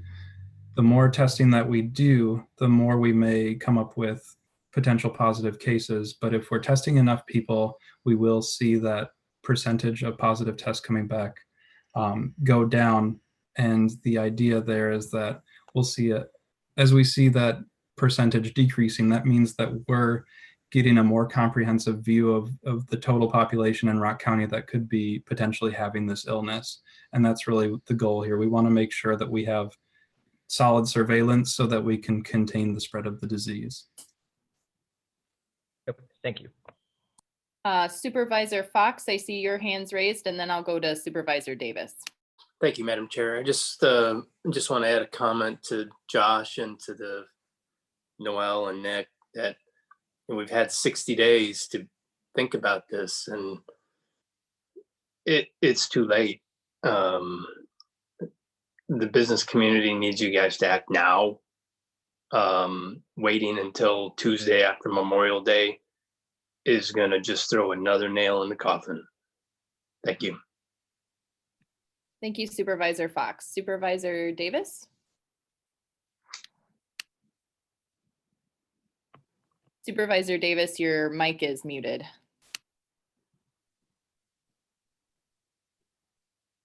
I had a concern about the Memorial Day weekend, which is looming, and how do we do contact tracing and everything else if that brings in a number of people from out of the area crossing the border?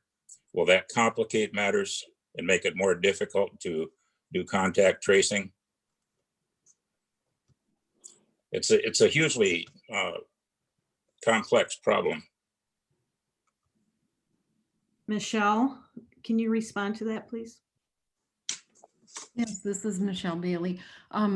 Anybody that does not live in Wisconsin, that say comes up from Illinois and is tested at the Beloit testing, their state Illinois Health Department would be notified, and they would notify their local health department, and it would be the local jurisdiction in Illinois that would do the contact tracing for anybody out of state.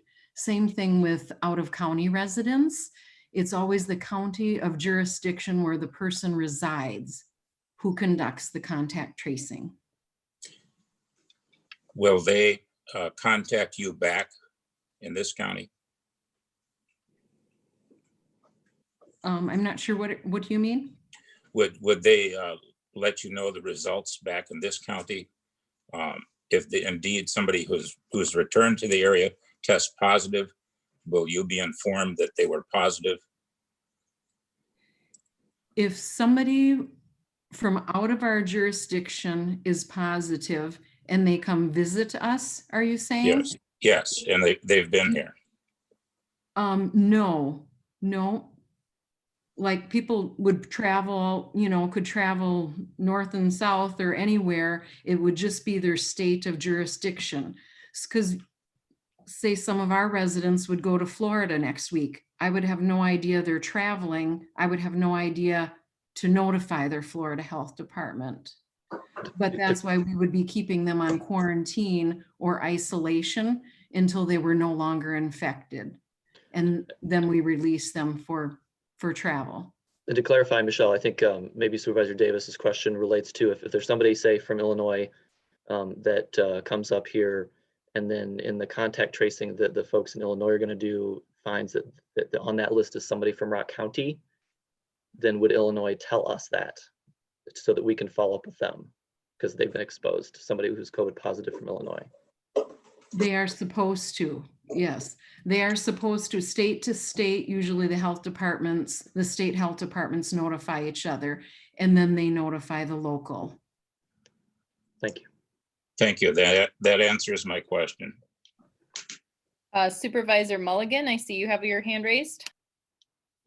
Yeah, thank you, Madam Chair. And my question is for Josh, and part of this task force that we're talking about and different things like that, just from a number standpoint, most of the small businesses that are really probably adverse affected are the restaurants and the taverns. I mean, I don't know that as a fact, and I don't want to belittle anybody else's business in there, but from the people that I've heard of and the comments read tonight, these people are restaurant and bar owners. And I just didn't know, like, this, as this task force is formed and things get off the ground here quickly, my question is, would you get the most bang for your buck in that area? Are you going to cover the biggest patch of people right out of the chute if you tackle that scenario? And is that kind of how you're laying your plan out? Yeah, so I think that, the goal, as Noel talked about, would be to have a plan that would address each sector kind of separately, because they each have, different issues, as I think we've heard tonight. As far as, how we're going about doing that to try to get that developed. Obviously there's a lot of folks in our community who are affected differently, and it's hard to get input from everybody. So from a business community standpoint, what we're doing is we're starting through conversations with the local chambers to get their input from their members about, who might be good to get input from their membership, and rely on, really rely on those opinion leaders in a variety of different sectors to bring to that table the concerns of those different groups, and then, ultimately be a communication conduit back down to those folks, bringing the information up to the opinion leaders and the task force, kind of operating that way to try to expedite the discussions.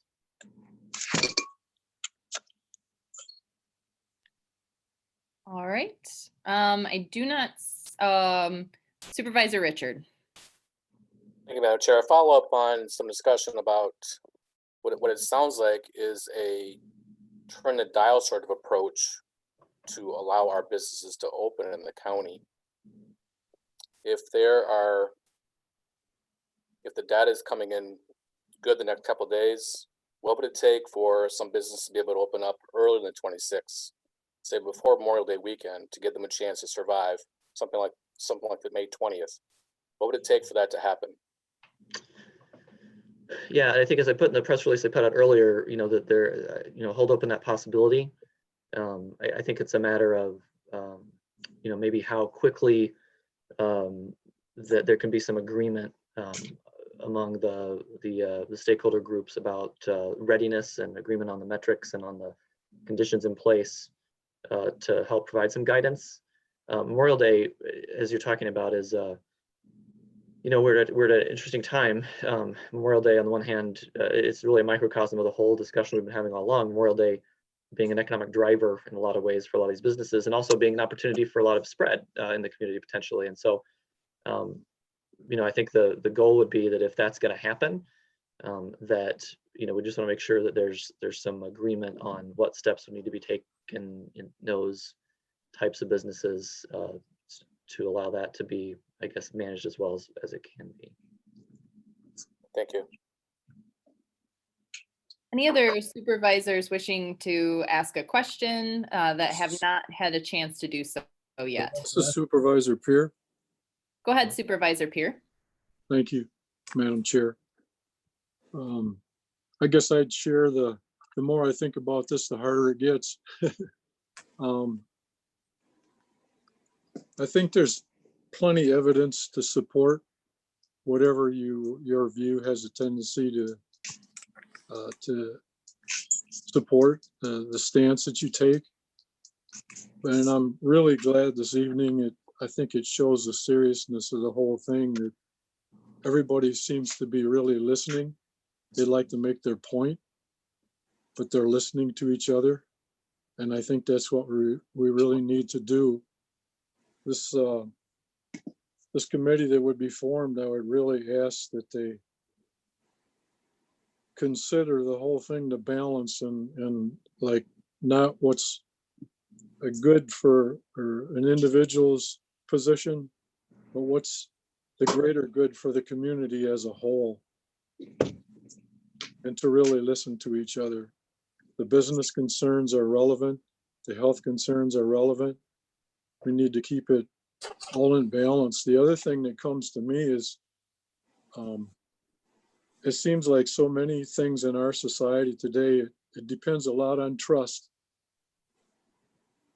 But in this thing, they're also, I think it's almost like alcoholism, dealing with that until a person really sees how important it is that they change their life. They don't change no matter what you say or what you do. And I think we're kind of there with this virus thing. You know, we're just beginning to see people can really die from this. People can really be wrecked economically from this. And those are really serious problems.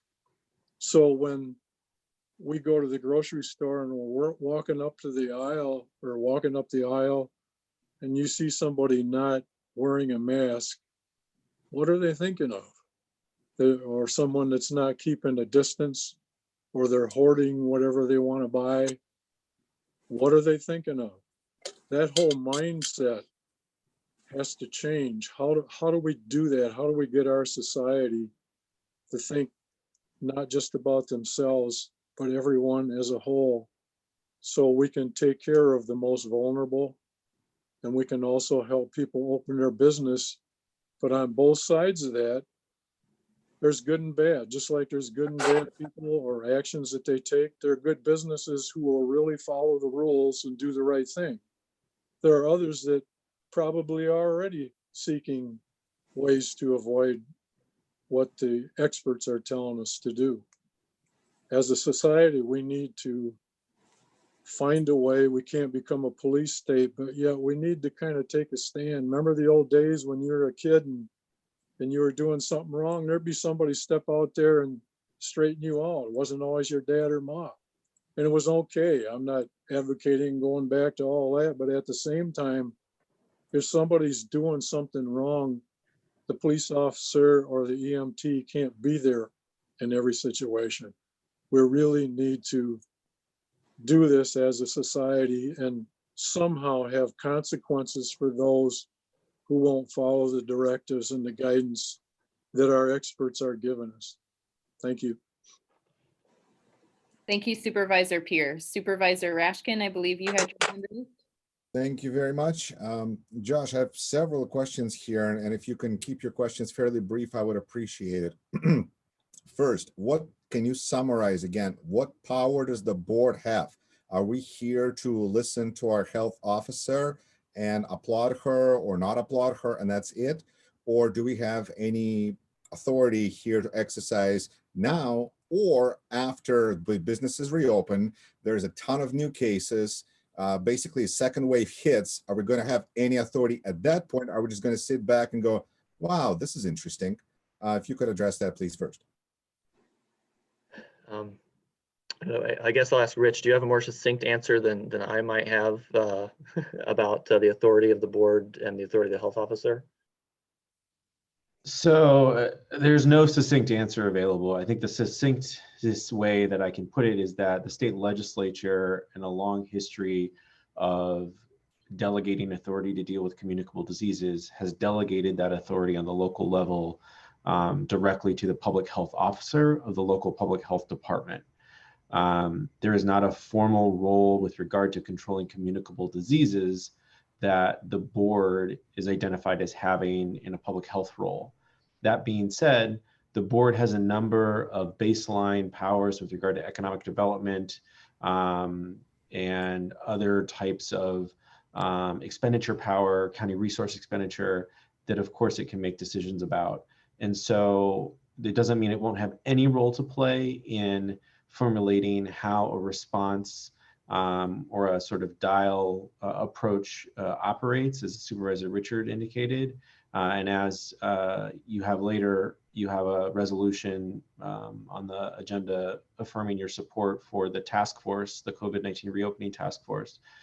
But in terms of dictating the legal edicts of any prescribed order regarding public health and communicable diseases, the board doesn't have any delegated powers in that sphere.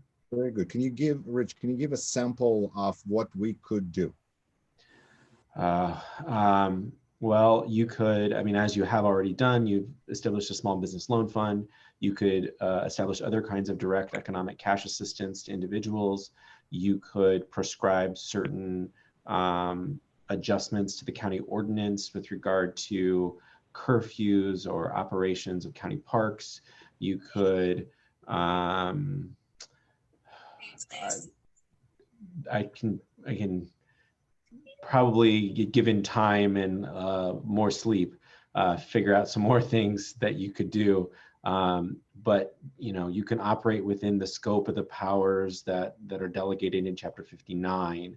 And so that generally includes like planning, economic development, law enforcement, some public health powers, but communicable diseases is specifically delegated to the public health officer. Very good. Would it be possible to put it in some kind of a memorandum, not tonight, and send it out to the board? Because we need to be educated on what our options are, because people are asking us to do something and we need to know what it is that we can actually do. Certainly. Thank you. Next question. Can cities do something different than what a county does? The simple answer to that question is yes. Cities, unlike counties, have a constitutional police power in their legislative power. They have much broader authority, generally speaking, to issue regulation and prescribe things just that are in the best interest of their citizens, whereas counties are really limited to what the legislature has delegated them specifically.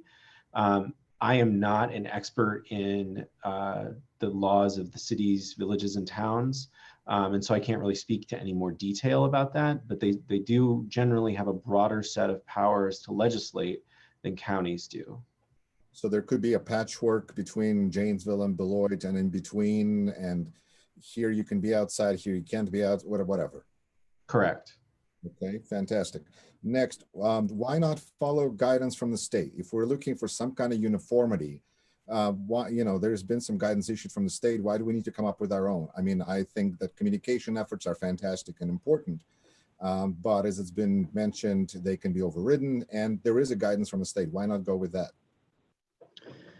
Yeah, there's guidance from the state for sure. And there's lots of different plans out there about when things should reopen. I think part of the problem locally here is that there's lots of different ideas or plans, and people are talking. But I think the goal of trying to come up with something local was not just, it wasn't born in the short-term thought process about what do we do about the guidance. It was really trying to think, in the longer term about how do we create one central place where people in the community, businesses, nonprofits, everyone knows to go, where there's people who are working on this together that have credible decision-making together to present a united front, where we're not just saying that go figure it out yourself, right? So it's more of initially when we started talking about the task force, it was more of an idea that we create a longer term mechanism to manage these things. And then as the Supreme Court decision came down, then we kind of discussed that this might be the best place to have people understand from a local perspective what it is that maybe we ought to be doing. I'm not sure I understood. So why can't we follow the state guidelines? You absolutely can, right? So the short answer is you can.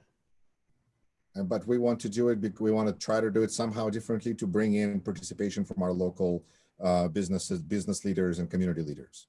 I think, right, it's a credibility issue to me, and that was born out of that thought that if we want to be most successful in getting our local businesses and nonprofits, and again, going down the line, to follow some guidance, if they were to look to their local leaders, they might be more likely to follow that than just saying, follow the direction from the state, now that there is no really state authority anymore providing guidance other than, what had been out there before. And certainly a lot of divisiveness about that. So people might not respect Governor Evers, but they might respect Brand Fox. Okay. Of course.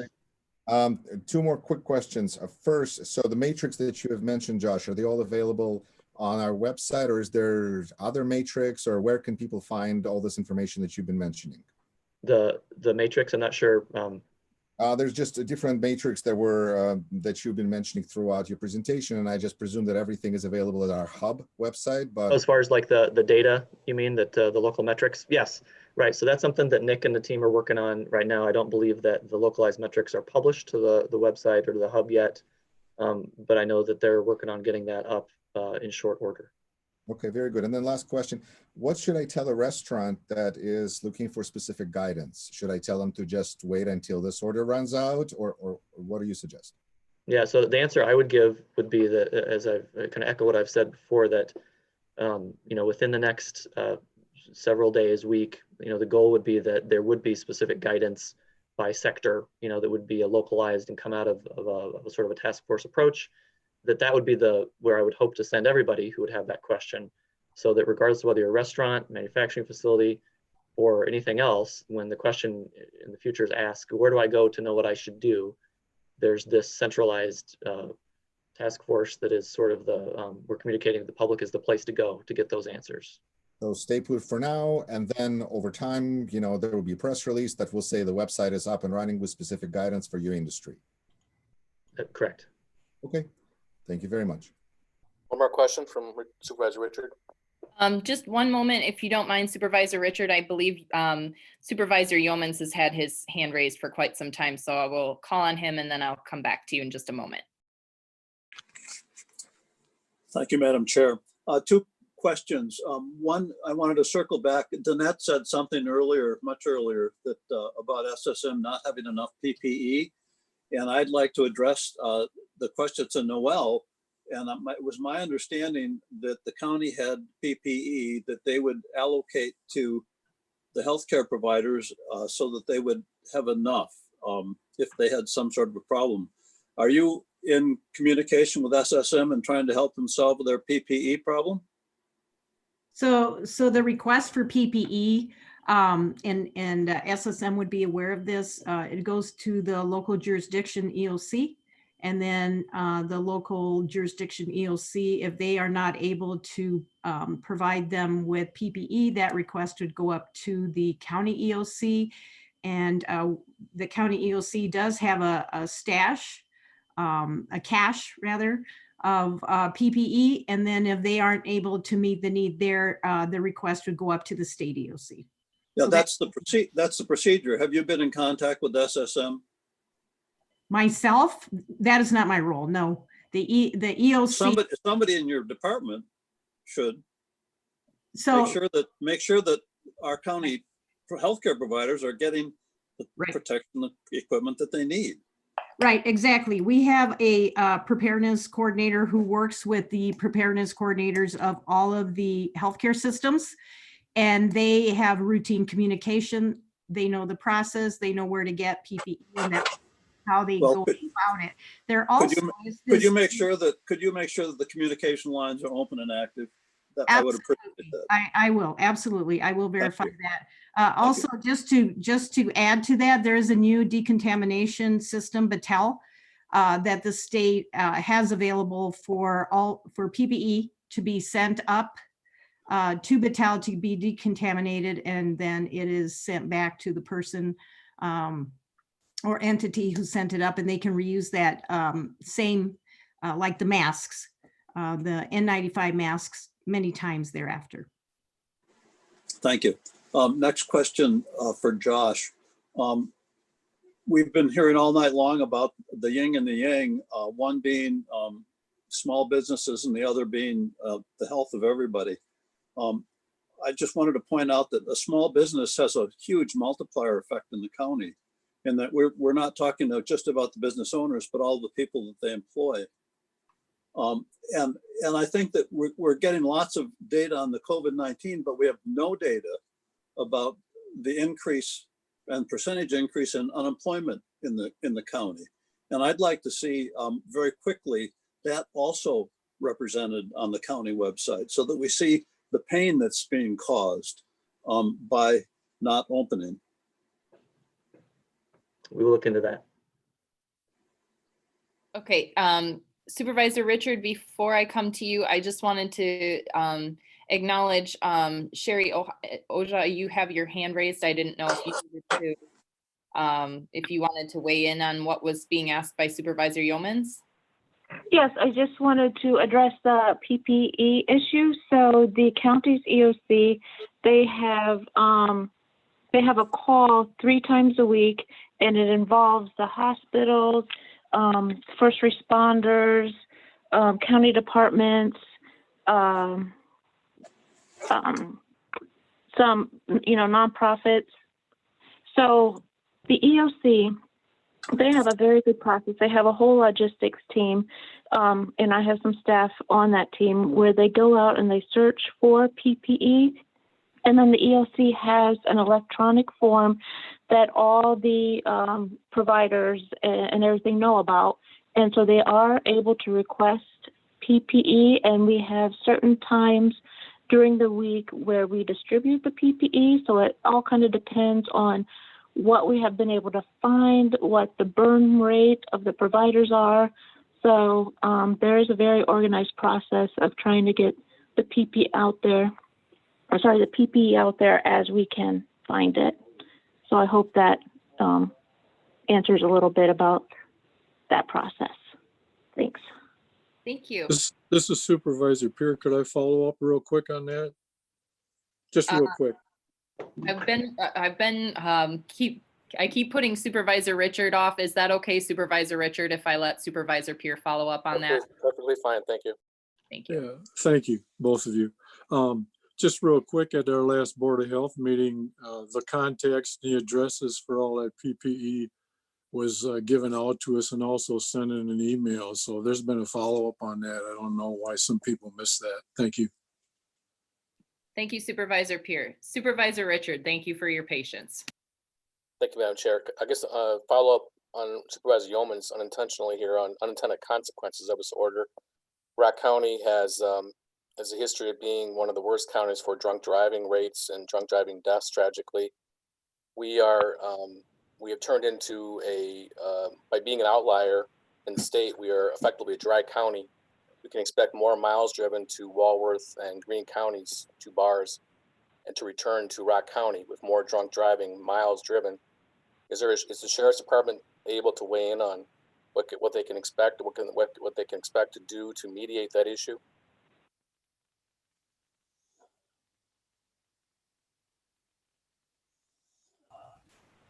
This is Sheriff Knudsen. I just got that question. Would you like me to respond there, Sheriff? Madam Chair? That's fine. Yes, go ahead, please. Thank you, Sheriff Knudsen.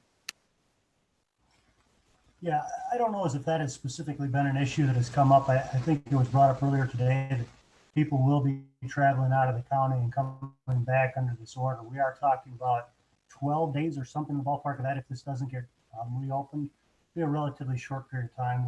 Right now, we're able to keep up with the traffic load out there with the reduced traffic. I don't anticipate the next few days that's going to be a real significant thing. We may see an increase in OWI, but I think we've got the staff right now to address that. Thank you, Sheriff Knudsen.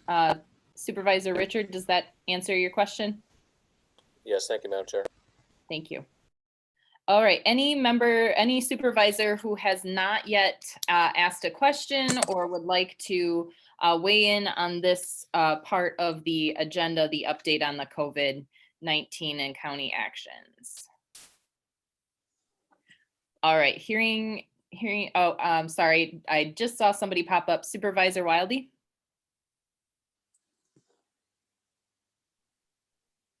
Yeah, sorry, I'll be quick. just hearing from Troy or Sheriff Knudsen there. I was wondering, well, to any administration, if we had any concerns with regard to enforcement due to the confusion or, well, one, confusion, or two, blatant disobedience of any order we give, especially given that wouldn't city law enforcement have a lot of the, like, bear a lot of the weight there too? Yeah, so I can speak to that a little bit, and I can let Sheriff Knudsen follow up with anything that he wants to add. So the primary mode of enforcement has been and will continue to be education and information sharing. I actually think that the Gazette published an article just this evening about a bar that opened today in the city of Janesville. Janesville police addressed it, and they primarily were educating the patrons and the owner and the employees of that bar about the existence of the county level safer at home order. Despite that, and understanding that enforcement is certainly going to be a question given the Supreme Court's order, David O'Leary, myself, and Public Health Officer Marie Sandoval, right before the board meeting, issued a press release requesting that all law enforcement agencies in the county refrain from arresting, detaining, or referring for charges who violate the local safe at home order. And they do have the ability to write a citation under the county public health ordinance, a non-criminal citation, $20 on the first offense, $50 on the second offense, and $200 on the third offense and every offense thereafter, in case they run into anyone who violates the local safe at home order. But again, the primary mode of responding to violation of that order will be education and information sharing from law enforcement. Understood, thanks. All right, anyone else? All right, next item, please. Next item, item 11B, sales tax funded capital projects. All right, sales tax funded capital projects. Josh, you're on this one, correct? Correct. So I'll try to be brief and just answer your questions because I included a memo with some attachments in your packet. And so I won't read that to you. Just to reiterate conversations we've had previously, we've talked about potential drops in sales tax receipts, which is certainly applicable to the discussion we've been having about the effect on business. There's been several evaluations, analyses done of what the likely effect is to be. The Counties Association did one initially. We thought that was probably low. We kind of created our own estimate for point in time estimate of what we thought it might be. County Association has since come out with another estimate for Rock County, and our two estimates now are pretty similar. So at this point in time, what I have estimated and what I've done, I guess, is as represented in this memo, is assuming that there'll be a 15.1% approximate reduction in sales tax revenues, which would mean we'd have to suspend over $2.2 million in sales tax funded capital projects to account for that. And I've listed in the memo the rationale for why I'm suggesting that we suspend the projects that are listed there. And I've also listed the projects that I'm recommending, at least at this point, that continue on. And I can answer questions either as to why on any of those projects or anything else that you'd like about that.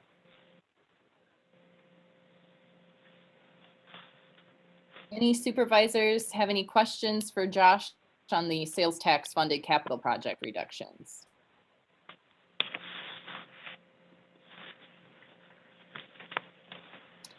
Supervisor Fox? My only question, thank you, Madam Chair. My only question would be, is it going to be enough? Yes, that's a very good question, and I don't think any of us know that for sure. It very possibly may not be enough. It's hard to know. So I think the next question probably would be, what do we do if it's not enough? Either we, try to, continue to assess this as we go forward and estimate the effects on the economy.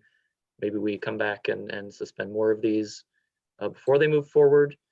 It's also possible that as we close to the end of the year, depending on the magnitude, there would be not sufficient funds in the sales tax receipts for this year, and that those could then be a draw on the general fund to continue to have to fund.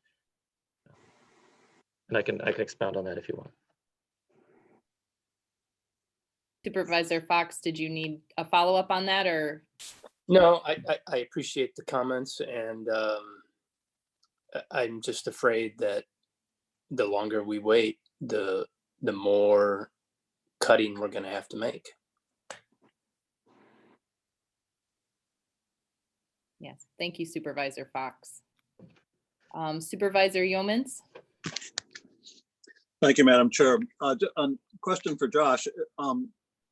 Basically, it's my understanding that historically we've used a certain percentage of our sales tax receipts for normal operations and a certain percentage for capital projects. And I understand that you've been working hard at trying to slow down capital projects. Have you had any planning about what, first of all, are you keeping the percentage equal in terms of, or are you just going to cut the sales tax that normally goes towards capital? Have you given any thought to expense reductions in your general operations? Right. So at this point, with regard to sales tax receipts, it's much easier to identify and address single capital projects. You know, when we start to look at the sales tax that's in our operational budget, you know, that's no different than the, you know, just goes in the general fund operations, no different than the other sources of funding that fund our operations, largely made up of staff. And so, you know, my preference would be to cut back on these capital projects first as an easier effort. And as we get later in the year, whether it's sales tax, funded operations, or from other sources, you know, I've already alerted the department heads that they need to be thinking about and reporting to me on ways in which what the effects are, I guess, on their operational budgets right now, revenue reductions, expenditure increases, so that as we move forward here and we get a little more history of kind of what the effects are on their budgets, that we can address the question you've asked about, are there things that we need to do in the operational budgets to cut back, which are more difficult to do in the middle of a budget year. Thank you, Josh. I'm happy that you're thinking ahead. Appreciate that. Thank you, Supervisor Yeomans. Any other supervisors who would like to ask a question on this item? All right, seeing none, next item, please. Next item, 12, new business. 12A, supplementary appropriations and budget changes. 12, which we don't have any. 12B, contracts. 12B1, authorizing contracts and expenditures to support COVID-19 public isolation shelters. Moved by Supervisor Beaver. Thank you, Supervisor Beaver. Second? Seconded by Supervisor Agutter. Supervisor Beaver, can you walk us through this resolution? Well, what I'd like to do is have an amendment to this resolution to read, be it further resolved that the county board authorizes a contract with RK Ventures, Inc. of Racine, Wisconsin for high volume air circulation system, Maxim HEPA air purifier, and LE2 RC2 purifier, air purifier filters at a total cost of $10,950. I'll make that as a motion, please. Thank you, Supervisor Beaver. There's a motion to amend the resolution. Is there a second? I'll second. Davis. Thank you, Supervisor Davis. So Supervisor Beaver, I don't know if you wanted to speak more on this item. Otherwise, I know County Administrator Josh Smith has been working on this item as well. So it's all Josh's. All right, sounds good. Thanks. And briefly, and there are others on the call who could provide more detail than I can, but as we're trying to stand up the public isolation shelter, and we can talk more about that in detail once we return to the original resolution after the motion is determined. One of the things that we've been looking to do is to purchase these portable air purifiers to help with obviously management of the virus and the air quality in the isolation shelter. And so it's taken some time, but finally we found something that we can get here in a week or so, 7 to 10 days, I believe, once the order is placed, that we would use in the isolation shelter for the purposes that you can imagine an air purifier be used for. So we can answer some more questions. Terry Carlson, who's the planning chief in the OC, is on the call, and she can answer some more about this as well, potentially. So what I would urge supervisors to keep your questions to on this particular part of the resolution is the amendment, which is the addition of an air purifier. So if you would have any questions on that specific amendment, that's what we are going to be discussing at this time, and then we'll be voting on that, and then we can discuss the resolution as a whole once we are done discussing this amendment. Are there any supervisors who are wishing to ask any questions or talk about this portion of the amendment here? And I did see Supervisor Fox, I do see your hand up, and then also Supervisor Agutter. So Supervisor Fox, we'll start with you. Yeah, thank you, Madam Chair. Before we vote on the amendment, it would be somewhat helpful if we understood what the resolution was doing. Yeah, so I can address that. So the resolution in front of you authorizes several purchases to support the standing up of our public isolation shelter, which is currently identified to be at the Craig Center on the fairgrounds in Janesville. Public isolation shelters are something that are part of the state emergency preparedness manual handbook. I'm not sure what it's called, that we're supposed to be planning for in this type of response. They're to be used in a circumstance in which there's someone who is unable to stay at their home, for example, a member of the public. Maybe they're living with somebody who's at risk and they don't want to be at home, and so they have to be ordered there either by the health department or a provider doctor that they need to be in that isolation shelter. And then there's certain rules that we have to provide for them, such as meals, sanitation, those kinds of wellness checks, those kinds of things. And so that's the concept behind a public isolation shelter in general. And there's several things that you need in there, of which air purifiers are one, and the other things that we'll talk about that are listed in the resolution as the chair indicated momentarily. Thank you, Josh. I appreciate that. Thank you, Supervisor Fox. Supervisor Agutter? Thank you, Madam Chair. I was just, I think my questions kind of answered this. So we're adding a line. We're not taking anything out. We're adding a line to include the air filters. Correct. All right, any other supervisors wishing to ask a question regarding the air purifier amendment that is being made? Supervisor Sweeney. Go ahead, Supervisor Sweeney. Thank you, Madam Chair. Josh, a couple of questions, or a point and a question. The point is the Craig Center has no forced air system that I know of. It is all floor heat, so a purifier for that use is certainly in order. And the second one is this reimbursable by the state, and does it have any value after this is done? Yeah, good question. So it is reimbursable. As I've said before, there's no guarantee that it will be reimbursed, but certainly we're planning on these kinds of purchases being reimbursed.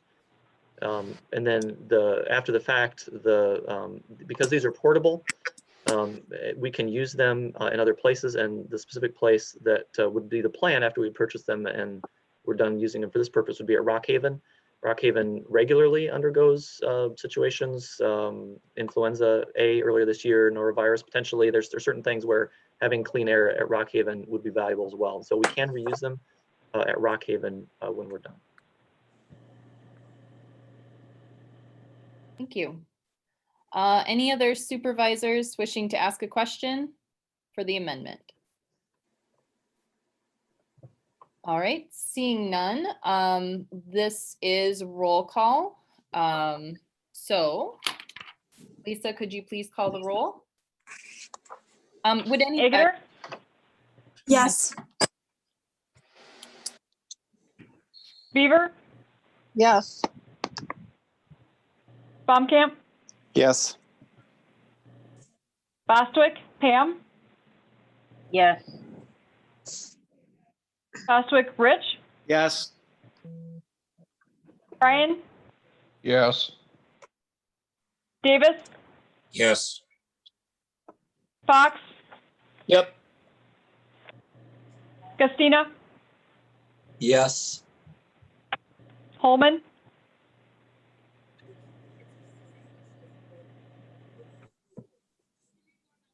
Knudsen, Yes. Levy, Yes.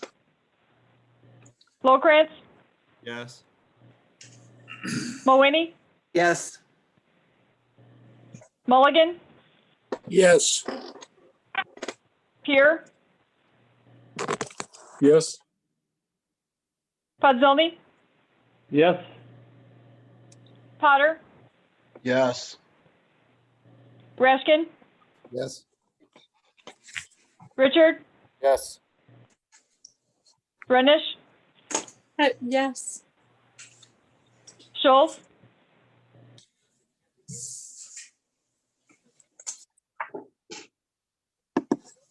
Sweeney, Yes. Taylor, Yes. Wildy, Yes. Williams, Yes. Yeomans, Yes. Zajac, Yes. Purviance. Yes. I need to double check on Holman.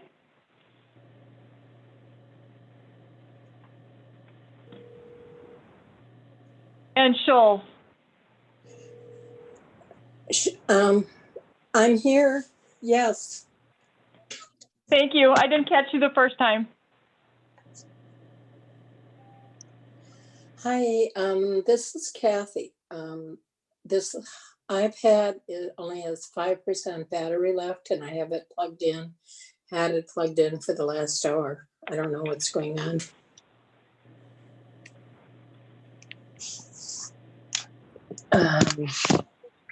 Supervisor Schultz. Dave Holman,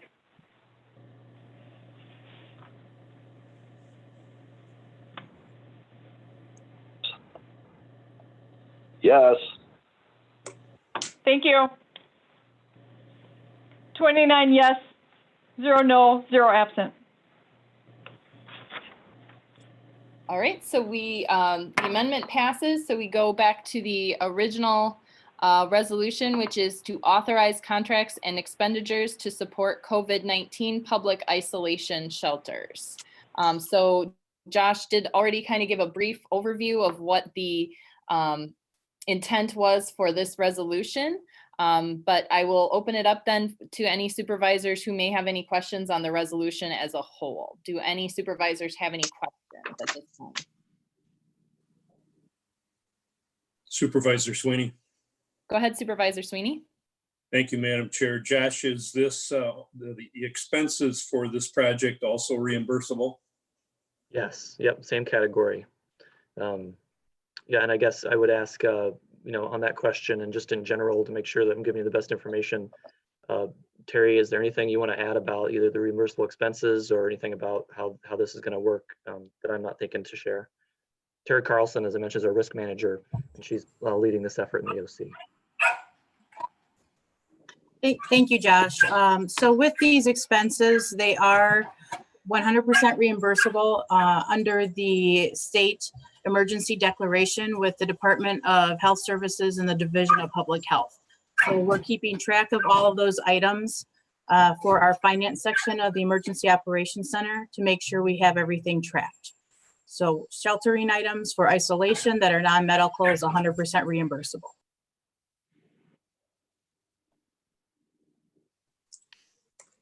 All right. Any other questions for Josh or for Terry? Supervisor Davis. Please, Supervisor Davis and then Supervisor Rashkin. Thank you, Madam Chair.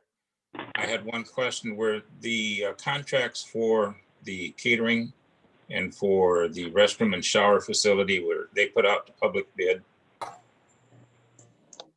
Terry, you want to take those? Sure, Josh.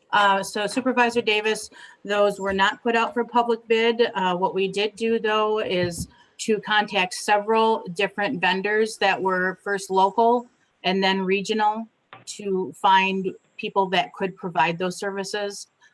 For the restroom trailer, the closest we had was Fond du Lac. Next close, which is also a 51% minority owned business. The next closest was in Michigan and Indiana for those services. And we went with a vendor, not only that was regional, but the only option we had for providing an ADA option for showering and restroom trailers. Thank you very much. You're welcome. Supervisor Ashkin? Thank you, Madam Chair. Just a question, more of a clarification, I guess. Josh, can you briefly explain why we're doing this at the Craig Center instead of contracting with a local hotel as some other communities have done? Terry, do you want to answer that one as well? Yes, sir. That's a very good question, Supervisor. We reached out to a number of hotels, none of which, actually most of which, who did not want anyone that was COVID positive, even though they'd be isolated and they had the proper requirements of a individual air exchange within the room and filtering to the external side of that room without any issues, as recommended by the state of Wisconsin. There is still one hotel that is interested in helping us with our first responder isolation.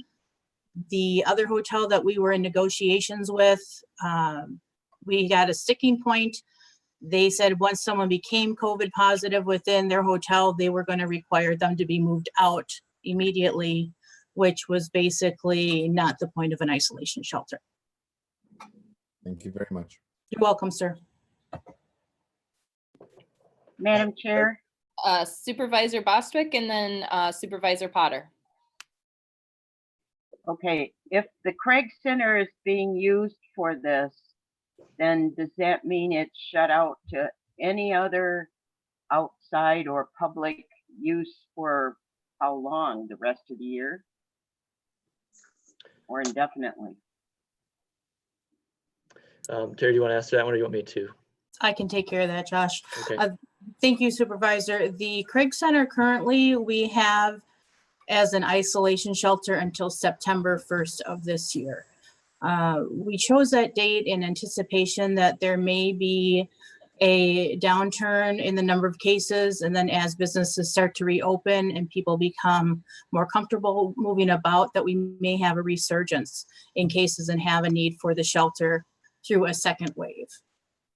So the other end of the fairgrounds, we had a discussion with facilities management, and we're comfortable with anything that might be going on in the barns, in the auction area.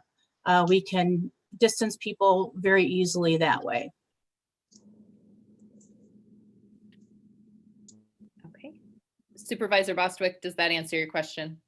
Yes and no, because I know there's a lot of activities that go on weekends in the Craig Center. And so people have been asking me about that, if that meant then that they could no longer use it ever.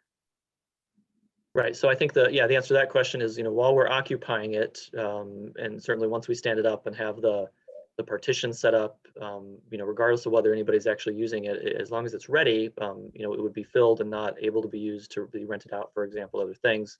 Certainly that's true once people, may start using it. Whether it would ever be able to be used, once we're done with this and, certainly go through appropriate sanitation procedures, just like, all local businesses are doing on a daily basis, then yes, we would use it once we're done with it for this purpose, for renting out again.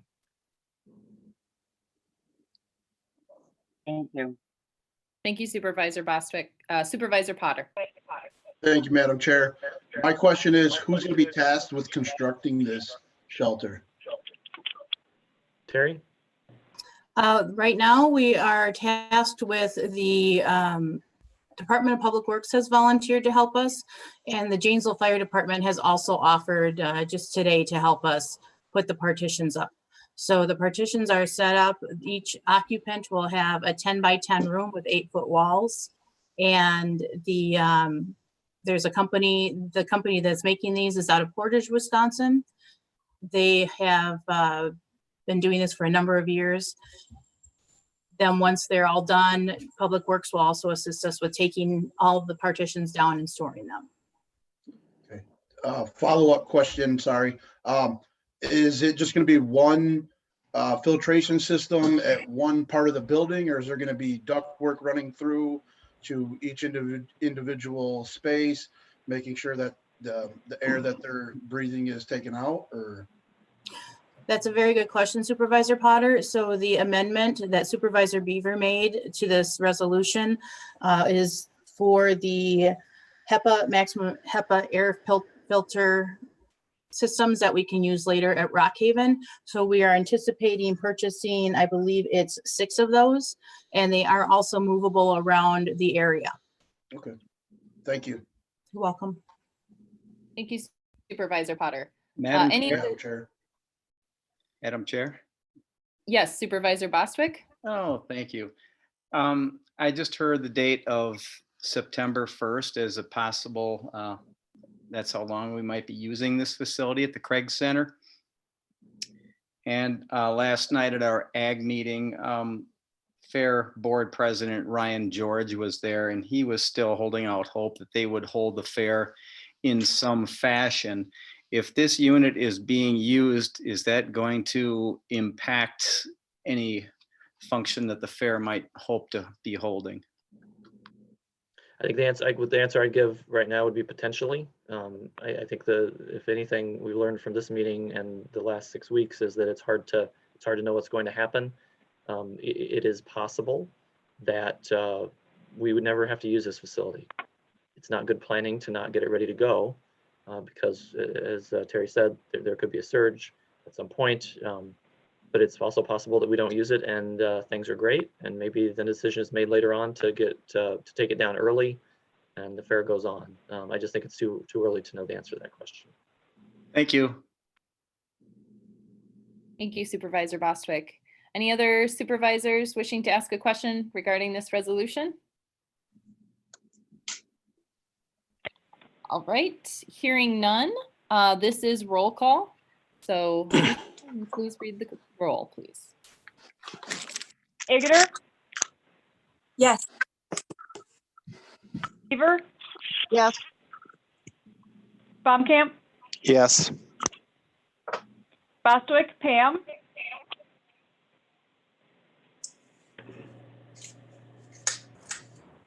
Yes. Bostwick Rich? Yes. Brian? Yes. Davis? Yes. Fox? Yes, sir. Yes, ma'am. Christina? Yes. Holman? Yes. Knutson? Yes. Levy? Yes. Lowkrantz? Yes. Mawhinney? Yes. Mulligan? Yes. Pierre?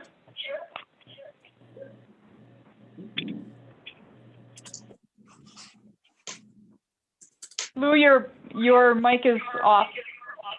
Muted.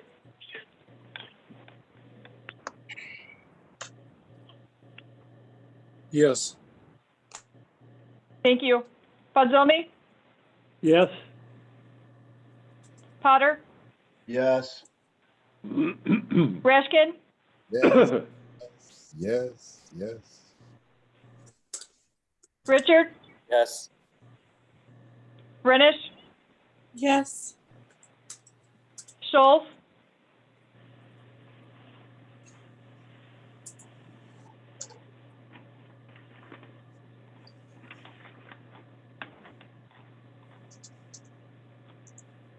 Sweeney? Yes. Kaler? Yes. Wildy?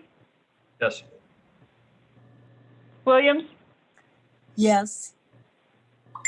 Yeomans, Yes. Zajac, Yes.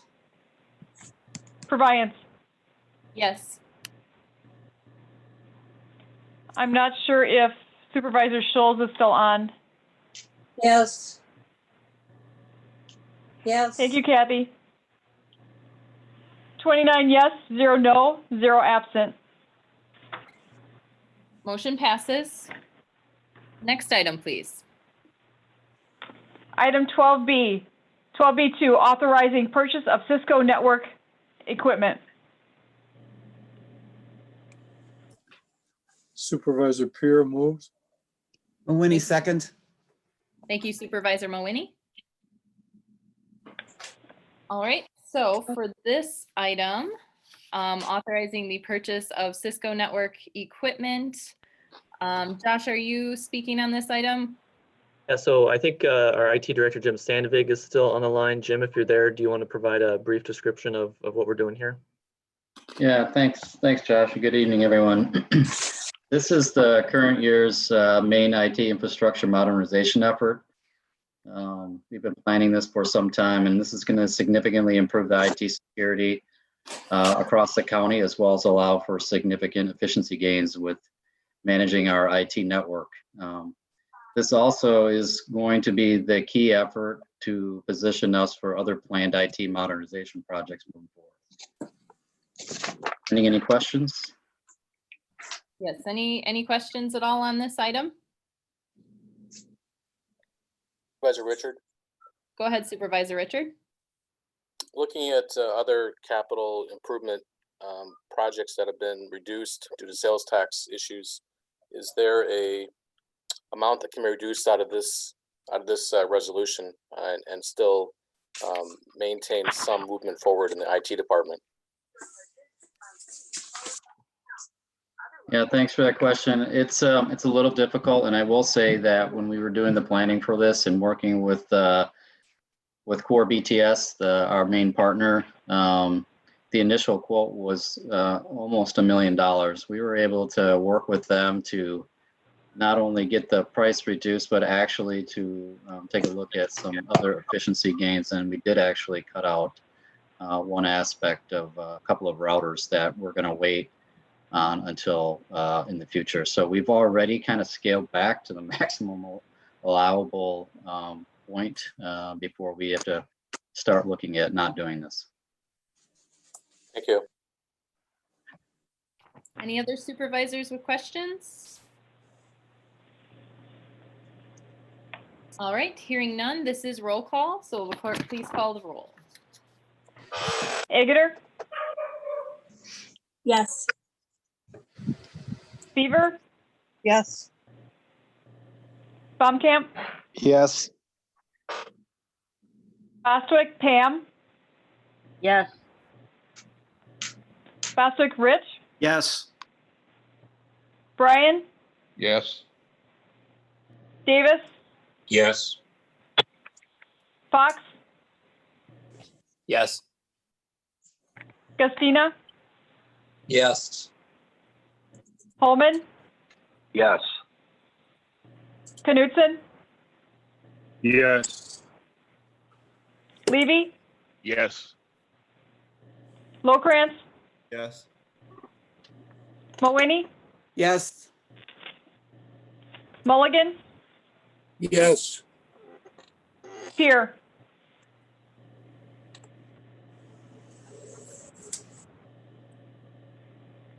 Lou, your mic is muted again. Yes. Podzilny, Yes.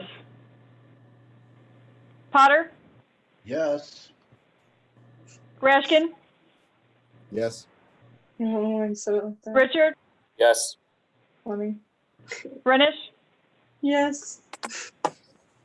Schultz, Yes. Sweeney, Yes. Taylor,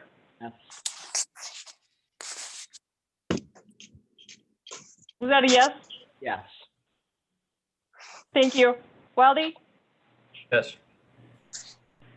Williams, Yes. Yeomans, Yes. Zajac, Yes. Purviance. Yes. 29 yes, 0 no, 0 absent. Motion passes. Next item, please. Item 12C, authorizing application with Wisconsin Department of Natural Resources for stewardship, local assistance, federal land and water conservation funds, and recreational trails program application grant funds. Fox moves. Supervisor Fox. Hello, who's calling? The second. Richard, second. Thank Hi, what's up? All right. Get a little bit more information on this resolution.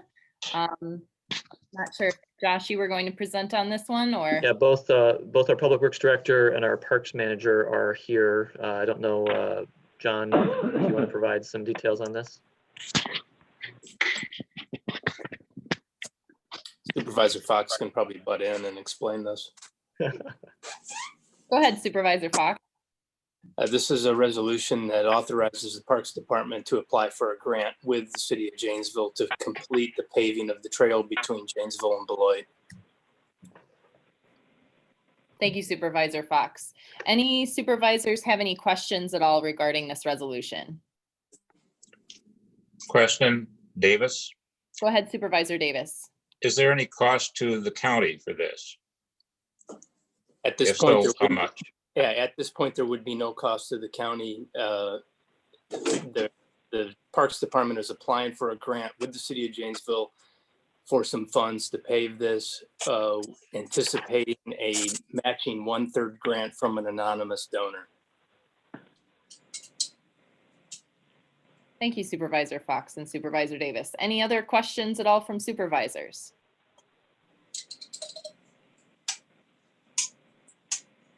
All right, seeing none, all those in favor, please say aye. Aye. Aye. Aye. Aye. Any opposed? Motion passes. Next item, please.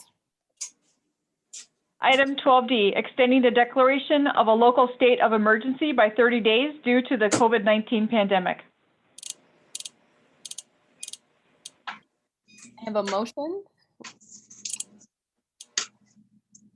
I'll move. Supervisor Agutter moves. Second. I'll second. Seconded by Supervisor Renish. Josh, you want to go ahead and tell us about this one? I'll ask Rich maybe if he'd be in a better position to describe this one for you. Rich, do you want to start? Yeah, I can definitely start. So as all of you, I'm sure, are remembering that after the governor declared a public health emergency, we also declared a local state of emergency. And in doing so, it provided county administration the flexibility to react to the COVID-19 situation quickly with regard to certain powers that otherwise we maybe would have had to bring to a committee or to the board. So those included some personnel decisions, including implementing leave policies and with regard to federal legislation and additional leave policies with regard to complying with the Safer at Home order, as well as purchasing certain necessary items to react quickly to the COVID-19 situation. So this is that resolution, or that emergency declaration was in effect for 60 days. The 60th day, I believe, runs out on Saturday. And so in order to ensure, that we can continue to engage those powers when needed, the board does need to extend that declaration. The thinking at the current moment is to extend it for only a period of 30 days and reassess the need to continue to have those powers at that time. And I just would note that at any point between now and the 30th day, the board could choose to do something else if it wanted to terminate that declaration or proactively extend it beyond that 30th day. It could do so at that time. And so we would have 2 full board meetings before the next expiration timeline for the board to make some decisions about that. I would also note that, in having discussions with the county administrator and the county board chair, it's been my directive that power only be engaged when necessary to address the local state of emergency and there's no availability of taking those policies to the board. So for instance, tonight you voted on a resolution with regard to isolation shelter at the Craig Center. You know, we brought that to the board because we had time available. It wasn't a pressing emergency. So despite the fact that the county administrator has expanded purchasing powers under the state of emergency, we can continue to be diligent in only using it when necessary to actually address the emergency before the board were to be able to take action. And so I wanted to just mention that as well. Thanks, Rich. Any questions at all for Rich or for Josh on this resolution?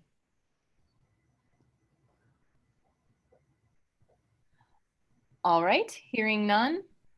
All in favor of extending the declaration of the local state of emergency by 30 days, please say aye. Aye. Aye. No. Okay, I opposed. I heard, was that Supervisor Gustina? Yes, ma'am. Any others who would like to oppose the resolution? Fox. Okay, Winnie.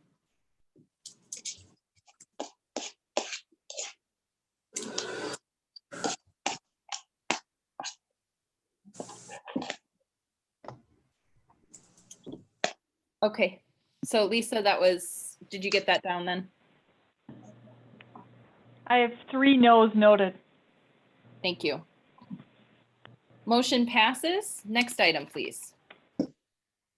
Next item, 12E, creating a public health contract tracer job classification, establishing a pay range and authorizing recruitment for project positions. Thank you. Josh, did you want to talk about this or do you want, I thought I saw Annette was on here as well. Madam Chair, we Yes. need a motion and a. We need a motion. Sorry. Thank you. Can we get a motion, please? Knutson motions. Thank you, Supervisor Knutson. Bostwick, second. Thank you, Supervisor Bostwick.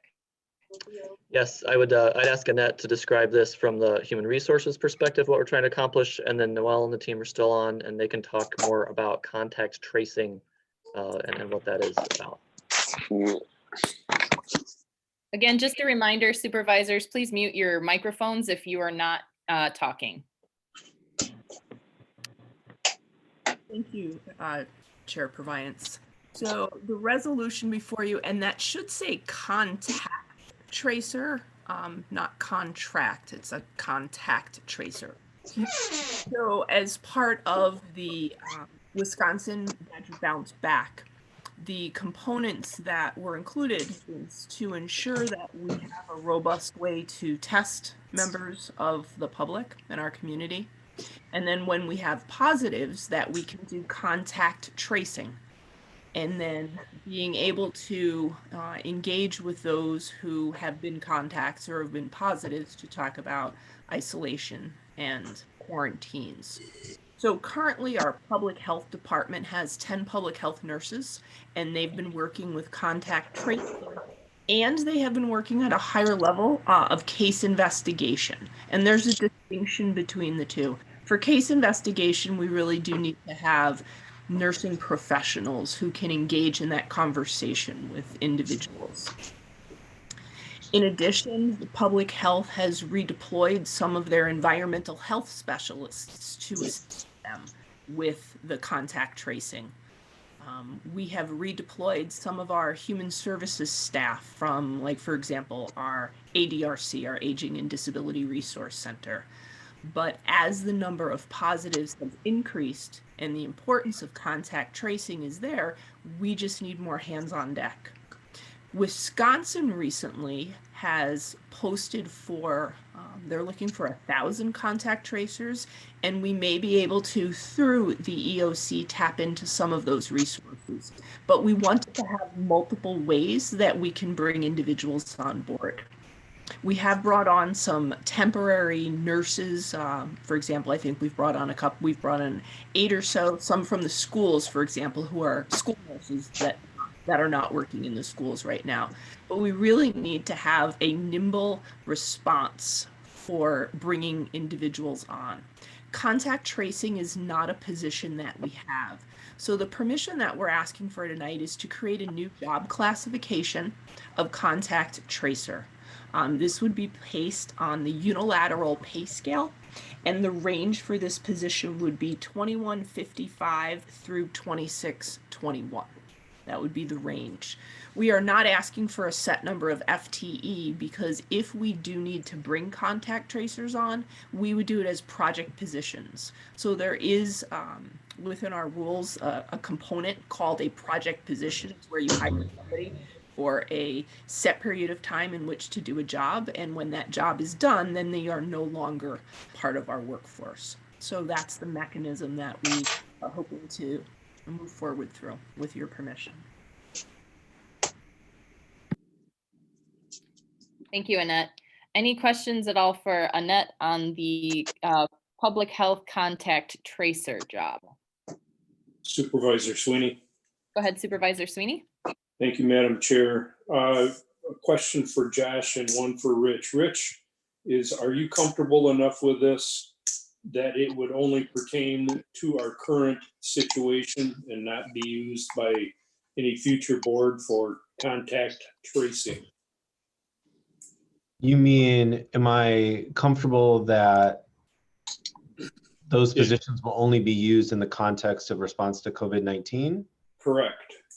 Yes. I mean, so we had a number of protracted discussions about what was appropriate to send to the board in the context of this provision. So utilizing, I think, project positions to engage in additional contact tracing is certainly appropriate given the circumstances. I think it is limited to a response to a situation which which needs short-term qualified individuals to respond to a public health emergency. I can't say that it would never be used in the future because we may have a substantially similar circumstance in the future in which it was necessary to bring in contact tracers in order to respond to a public health crisis. I could imagine a measles outbreak, which for a very brief second we thought about responding to about a year ago, or some other kind of communicable disease outbreak in which this would be advisable. But I think given the limitations of the position description, it could only be used for responding to a public health emergency like this one. And so I'm confident that it wouldn't be used to permanently expand the resources expended or the staff used by public health. Thank you. And Josh, is this a cost that's reimbursable?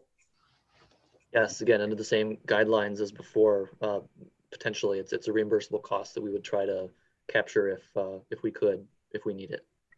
Thank you. Madam Chairman? Supervisor Padzilny, go ahead. Would you give me the description of this job? I understand that you have to have been in the healthcare field in order to apply. Yeah, Noelle, do you want to talk about what contact tracing is and the skills needed to do it? I'll let Michelle do that. She's a more expert on that for sure. Michelle? Sure. Yep.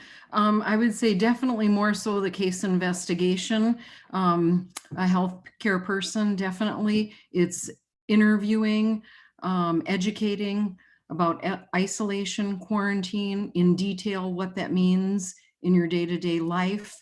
It's interviewing them about who all they've been exposed to during infectious periods. So calculating the infectious periods. They're mailing out the written orders actually for isolation and quarantine. They're very intense. Many times take several hours, often lots of communications with the medical provider or the infection preventionists at the hospital to get the necessary information they need. They're tracking the symptoms people had, when the symptoms started, and then everybody they've been exposed to, and then calling those people and quarantining them. I understand all that. I'm asking, are the requirements that you have been in the health profession? preferable. So it's not a Definitely. requirement, it's preferable.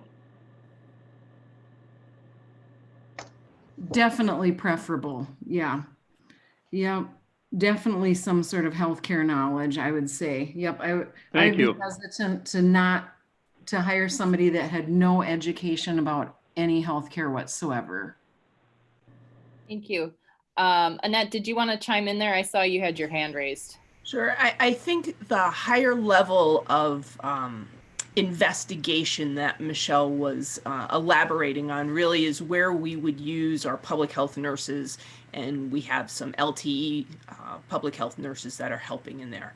I'm not sure that we'd have contact tracers contacting medical providers.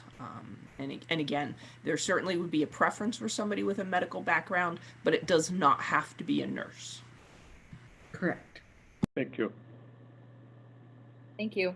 Any other questions on this item? All right, if not, all those in favor of creating a public health contact tracer job classification, please say aye. Aye. Aye. Aye. Any opposed? All right, hearing none, motion passes. Next item, please.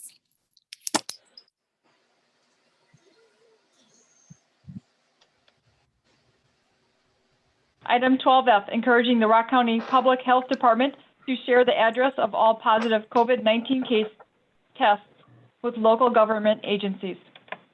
Moved by Supervisor Beaver. Thank you, Supervisor Beaver. Seconded by seconds. Supervisor Bostwick. Okay, seconded by Supervisor Bostwick. We have a motion and a second. Supervisor Baumkamp, would you like to tell us a little bit about the resolution? Well, first I'll make an amendment to the resolution. The amendment would be to eliminate lines 26 through 28. Right, so you are making a motion to remove the lines stating that if the public health officer continues to refuse to share this information with local government agencies, then the Rock County Board of Supervisors recommends that the county administrator release the public health officer from her duties. Is that correct? Correct. Okay, so you're making a motion. Okay, and Knutson seconds. All right, so any questions on taking on that amendment? Any questions on the amendment at all? I'll just make a little statement. Of course, go ahead. Although I do not agree with it, it is for the greater good to get the resolution passed. I feel that words without actions tend to not to mean much. For example, the health director's safer at home order would not mean as much if the line's failure to comply with this order is a crime punishable by fine, imprisonment, or both. That makes it way more effective. But I do recommend the amendment just so we can get this passed, so we can get the information to where it belongs. Thank you. Thank you, Supervisor Baumkamp. Any other supervisors wishing to weigh in at this time? On the amendment or on the? On the amendment. Supervisor Podzilny. You're also going to avoid some severe lawsuits. Thank you, Supervisor Podzilny. Any other supervisors wishing to weigh in at this time? All right, hearing none, there is a motion and a second to strike lines 26 through 28 on the resolution. All those in favor, please say aye. Aye. Aye. Aye. Aye. Are there any opposed? No. Richard. Thank you. Madam Chair, and one abstention. That'd be Supervisor Levy. I'm sorry, Supervisor Levy, what were you? Abstain. Thank you very much. So we have one no vote from Supervisor Richard and one abstention from Supervisor Levy.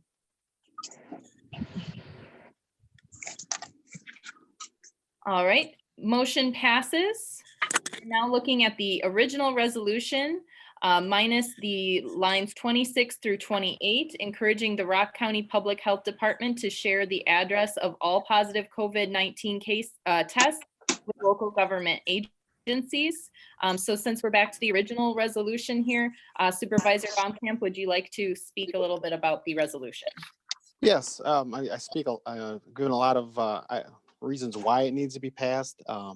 Last week at the Board of Health meeting, employee Ellison talked about how emergency planning works. It starts at the lowest level.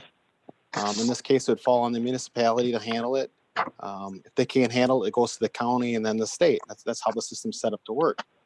And they wanted to handle it at the lowest level, and that's why the information should be given out to these agencies.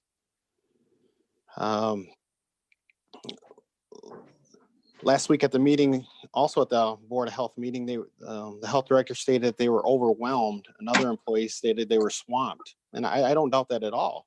That's why we have uniform command in a crisis to share information with other agencies so other agencies are able to help. The health director talked this week with Forward Janesville and stated how important it is for sharing information and working together to get the county to reopen safely because of the large scale and unknowns of this virus. I couldn't agree more with that statement, but it works both ways. The health department health officer also stated contact tracing is the biggest goal. Who's contact tracing? The first responders. Last week, I asked for this information and I received nothing. I know firsthand is not getting done. First responders are not getting traced or follow up after they come in contact with a positive case. I brought this to the attention to staff on April 15th and was sure it'd get better, and it hasn't. Recently, the city of Janesville's incident commander asked the health director for notifications of COVID deaths, and it didn't even get a response from the health department. The health director has asked for the private sector to share information and work together. The health department needs to follow its own recommendation and do this. I'm asking you to support the first responders and vote yes on this resolution. Thank you. Thank you, Supervisor Baumkamp. I will now open it up for any supervisors wishing to ask questions. Supervisor Podzilny. I would ask Corporation Counsel if lines 21 through 24 are in violation of state law. No, I don't think 21 through 24 are in violation of state law. As my fairly extensive legal note, probably the most extensive legal note I've ever put on a resolution, I think tries to clarify for the board. It just tries to clarify the way in which the powers of health professionals who are charged with deciding whether information is disclosed or not and the board interact. And so I just wanted to make it clear that the board is certainly well within its powers to express its wishes, and that it believes that the most appropriate policy outcome is for disclosure of that information. That is definitely a power the board can exercise and is very appropriate to exercise, but it won't compel the public health officer to make that decision because federal law places that decision in the hands of the public health officer, and we can't circumvent the requirements of the federal law. Thank you. You answered my second question also. Thank you, Supervisor Podzilny. Anyone else with a question? Supervisor Renish? I want to understand, what is it that first responders would do differently specifically if given a list and showing up to an address where that address is not on the list? I want to know specifically what the intention is. Is this about PPE being saved? Is this about, like, I'm trying to understand, because in healthcare, you're taught that you're always infected and the other person's always infected, period. Now, given that, and then given the fact that they're saying only 30 to 50% of people COVID-19 positive are even being tested. So given that there's so many people that are asymptomatic and people who just aren't being tested, I think it's really irresponsible of us to give a list that indicates this is everybody who has, or this is most of the people who have COVID-19. They really just need, they need to assume that everyone they come in contact has this, because they very well could with how many people aren't tested and are asymptomatic. I just fear that we're going to have a gluttony of first responders coming down with this if we come out with this list. Would you like me to respond on what we would do with this information? I want to understand, yes, I want to understand what is it that you're going to do with this information to outweigh the negative side of it. Well, first off, for planning, we'll use it for planning. We find out if it's in an apartment building. We find out if it's in a nursing home. We can contact those people ahead of time. They stated earlier that it's the local municipalities that are going to handle this with the EOC. Right now, we are reaching out to these nursing homes, these other facilities, but there's nothing saying they have to tell us that someone there is positive. So we would know if someone is positive, we can get there, we could train them, and we can make sure that, hey, make sure this is getting done to help the spread of it. They know if it's there or not. Tracing, biggest thing is with tracing is after we come in contact with it, yes, we treat everybody as if they have it. That's a given. Where it isn't is after we find out that they're positive or we don't find out it, we can trace it. Workman's comp is a big issue on this. You know, say a first responder gets sick. Okay, they lose a couple of weeks off sick, they got to use sick time. Okay, that's not a big deal. What if they die from this? Well, if we were able to trace it back to where it came from, we can prove that it's a workman's comp issue. We may be able to get the benefits that they earned and deserved by catching this disease and they die from it. We are not getting contacted by the health department afterwards of positive. The last I knew, the health department contacted our fire department just twice, and not one person has been individually contacted by the health department after they come in contact with someone that's positive. That's where we're going to use the information. We're going to be able to track it. We're doing it now. We're getting some of it piece by piece, but we don't know for sure. They'll tell you that the tracing, how they find out if they've been in contact with a paramedic is if they ask them, and that's part of their questionnaire now is, hey, you know, how were you transported, is my understanding. If they don't answer that question, we don't get traced back to that person. So say the day before, we go to a sweet lady's house on Monday. She wasn't feeling good. She fell. We go there, we pick her up, put her back into bed. She says she's fine. Okay, now the next day, she calls her family members. She's sick. Their family takes her to the hospital. Oh yeah, she's COVID positive. How are those firefighters that were there the day before being notified? They're not.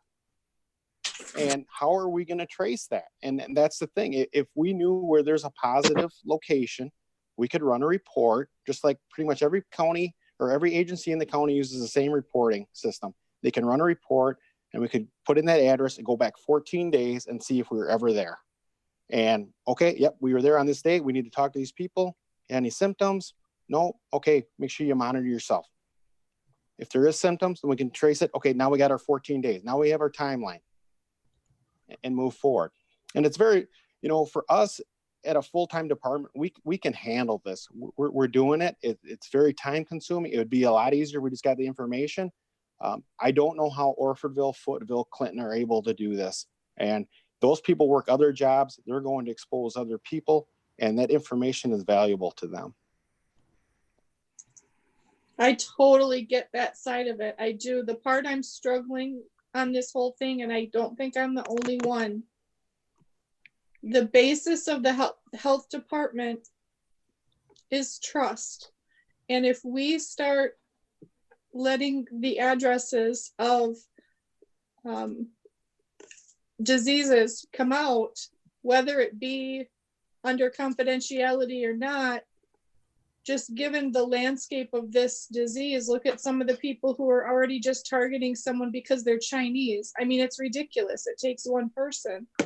Now, the health department relies on the trust of our citizens and contact tracing when it comes to all communicable diseases. So losing that trust in the community would be dire to the well-being of the community as a whole when it comes to the health department. And that's something that I just really, that's the piece I'm struggling with a lot, is if we come up with it, it just reminds me a lot of wiretapping and the Patriot Act and all that. It really feels like a slippery slope. And that's the part I'm struggling with. It's not that I don't want first responders to have this information. It's what is the precedent that we're setting here? And that's what I would like to have a little bit of discussion about. If anyone else is feeling the same way. That is all. Thank you, Supervisor Renish. Any other supervisors who haven't weighed in yet who wish to speak on this item or ask any questions? Madam Chair, this is Supervisor Beaver. Go ahead, Supervisor Beaver. All right, so I was in the EMS world for 21 years. And there's been all kinds of viruses and flus and SARS and you name it gone through those years I was there. And I know previously it was said, you know, if we said you're supposed to be prepared for anything, we have not walked in your shoes. Well, I have walked in your shoes. And yes, you have to be prepared when you walk into any situation, whether it be a house that has a COVID-19 person there, or you come upon a car accident that the person has some sort of blood disease that can be transmitted to you by just a little fleck of blood that got into your eye or into a cut that you have because you're not wearing the proper protection. Your goal as an EMS provider is your safety comes first. That means you need to make sure that you have the proper protection on for whatever you may walk into, blood, puke, whatever it may be. You've got to make sure that you are safe. And I understand totally wanting to know ahead of time. It'd be great if we knew all the diseases that people had ahead of time before you walked into the facility and or their house, traffic accident, or wherever you may be going. It'd be nice to have the information ahead of time that they've got some sort of communicable disease, but unfortunately we don't have that. And I think that's probably a good thing. Again, you'd have to have a database that has all this in it and, be sent out to us sent out to you every time you went on a call. My understanding is Janesville, actually all the EMS services do get a heads up when they go out on a call. It is sent to their MDTs, their computer, which is in each ambulance, fire truck, response vehicle. And on that MDT, it'll tell you that this is a COVID positive house. So at that point, I believe, and I would hope that Janesville COVID ambulance would be sent out with the other unit that was responding, so that you would have that special ambulance to transport your COVID people. In all the other communities, they don't have that option of having this COVID special ambulance. They have to deal with, it's going to be in their ambulance and they're going to have to do a lot of cleaning. They also need to be prepared for that. I get wanting to make a plan, but, most of your industries have some sort of person that plans for diseases, outbreaks, whatever. Nursing homes and that goes through those kind of things all the time with, the influenza A, B, whatever might come through. I mean, they have a plan in place. Apartment buildings, probably not. But most of your facilities do have that. And, and I know that that's training provided through our EOC.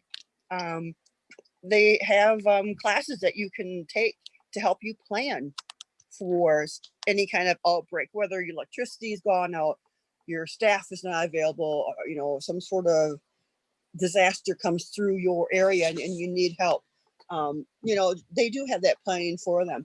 And I think it's great that Janesville would like to help, community plan for any kind of outbreak that might come through. I think that's awesome. And I think that's being a good steward for your community.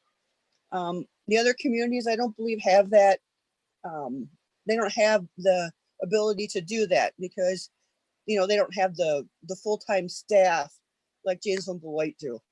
And I'm not saying anything against not having information. You know, I love our EMS world. Like I said, I did for 21 years. It was a big part of my life. And the one thing I really miss about it is not being able to help patients. That was why I really got into it.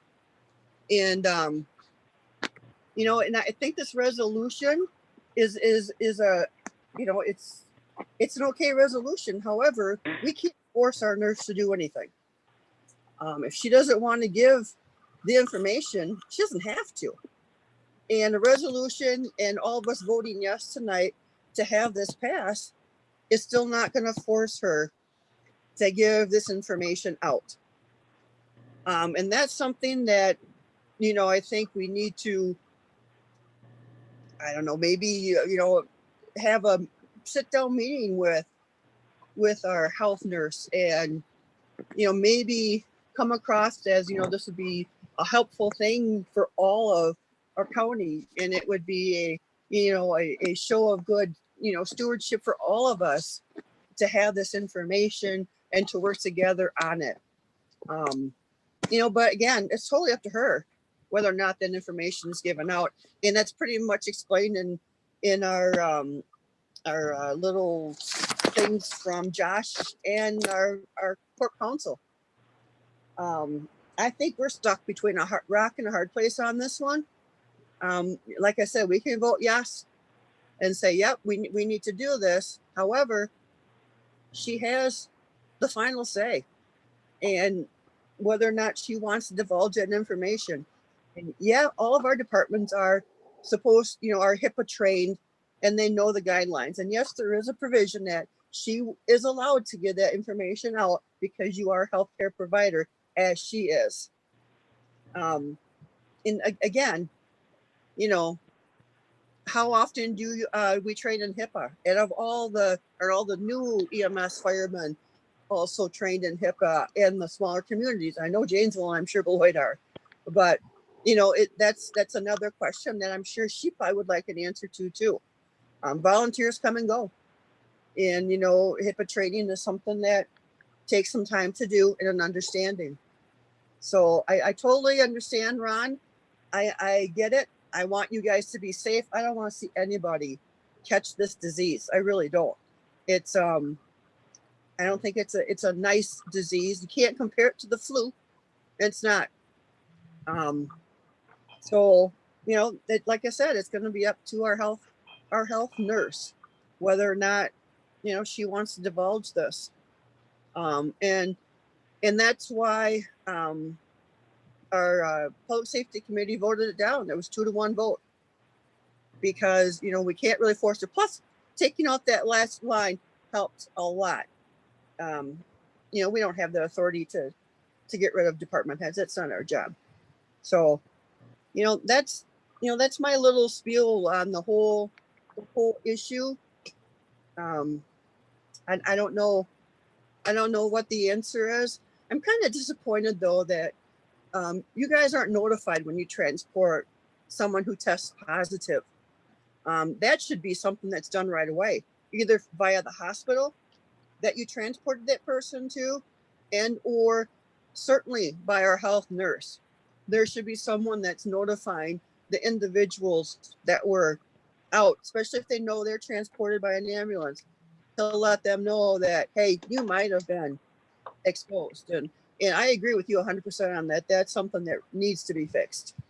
That can't go the way it is now. It needs to be given out. Thank you, Madam Chair.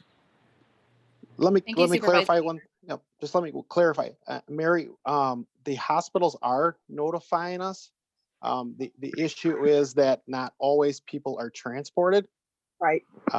So that is why we're not getting information all the time. But the hospitals are following the Ryan White Act.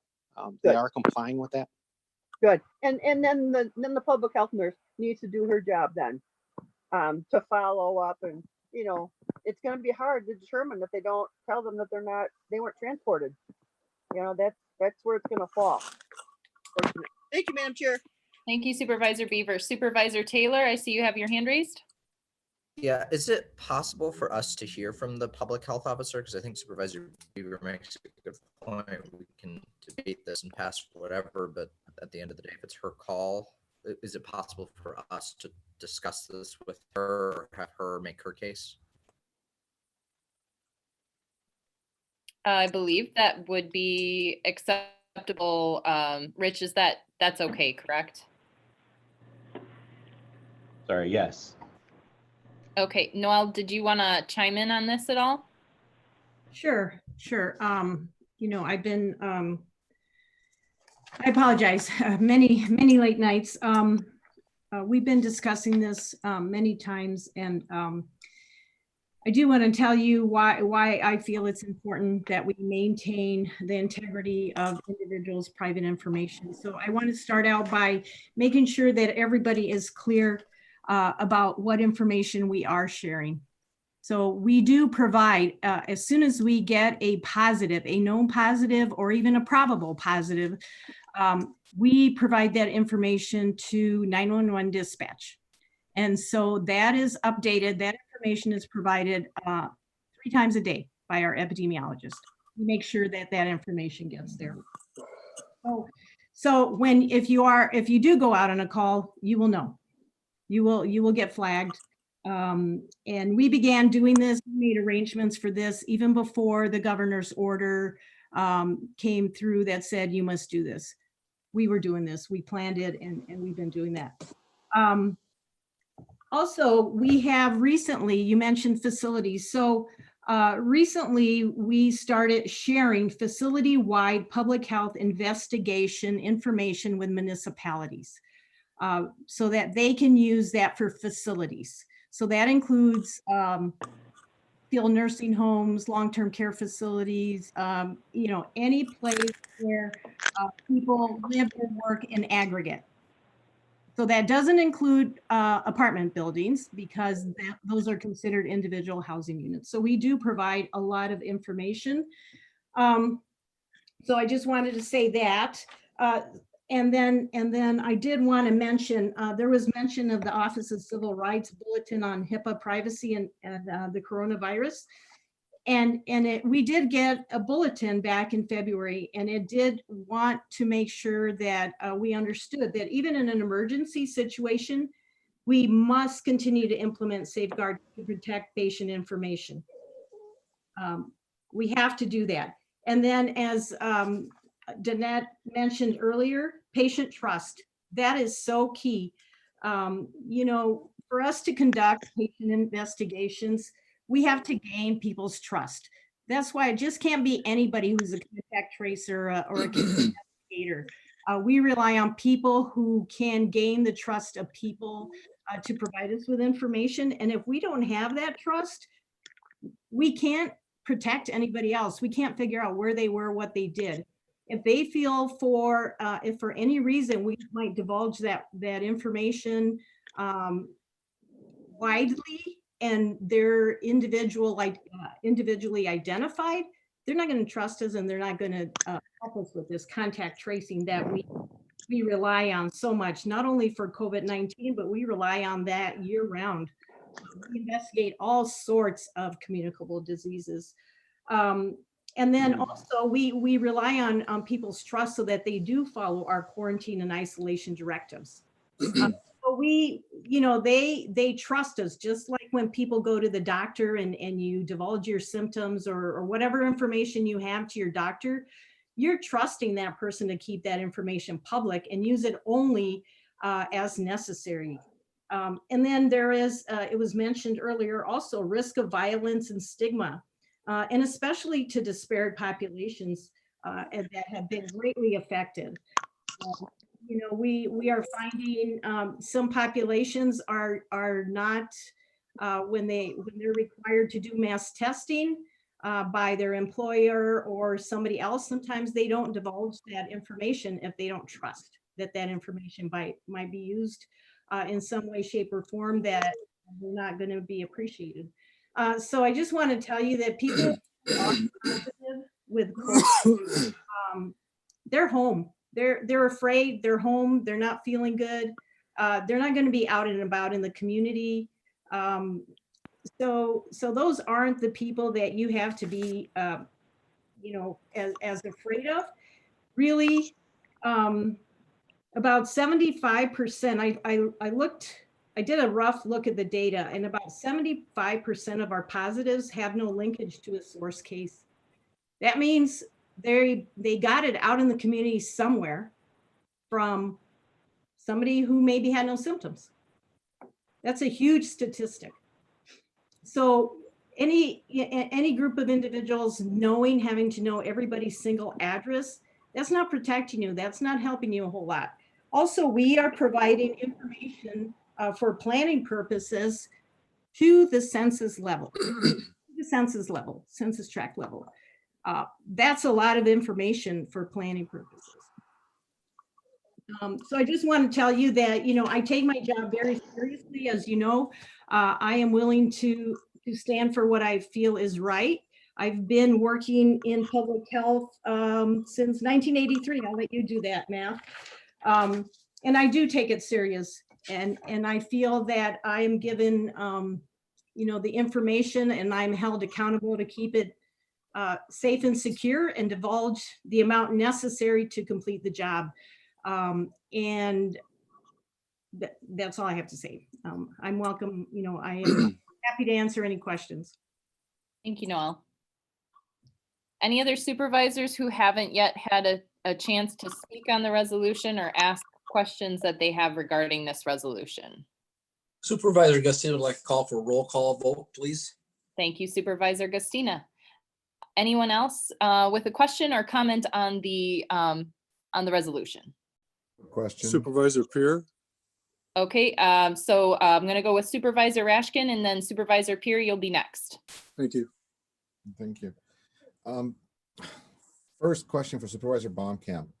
Let's say we pass this and doesn't affect anything because we apparently, our authority is limited. Why do you want us to pass this?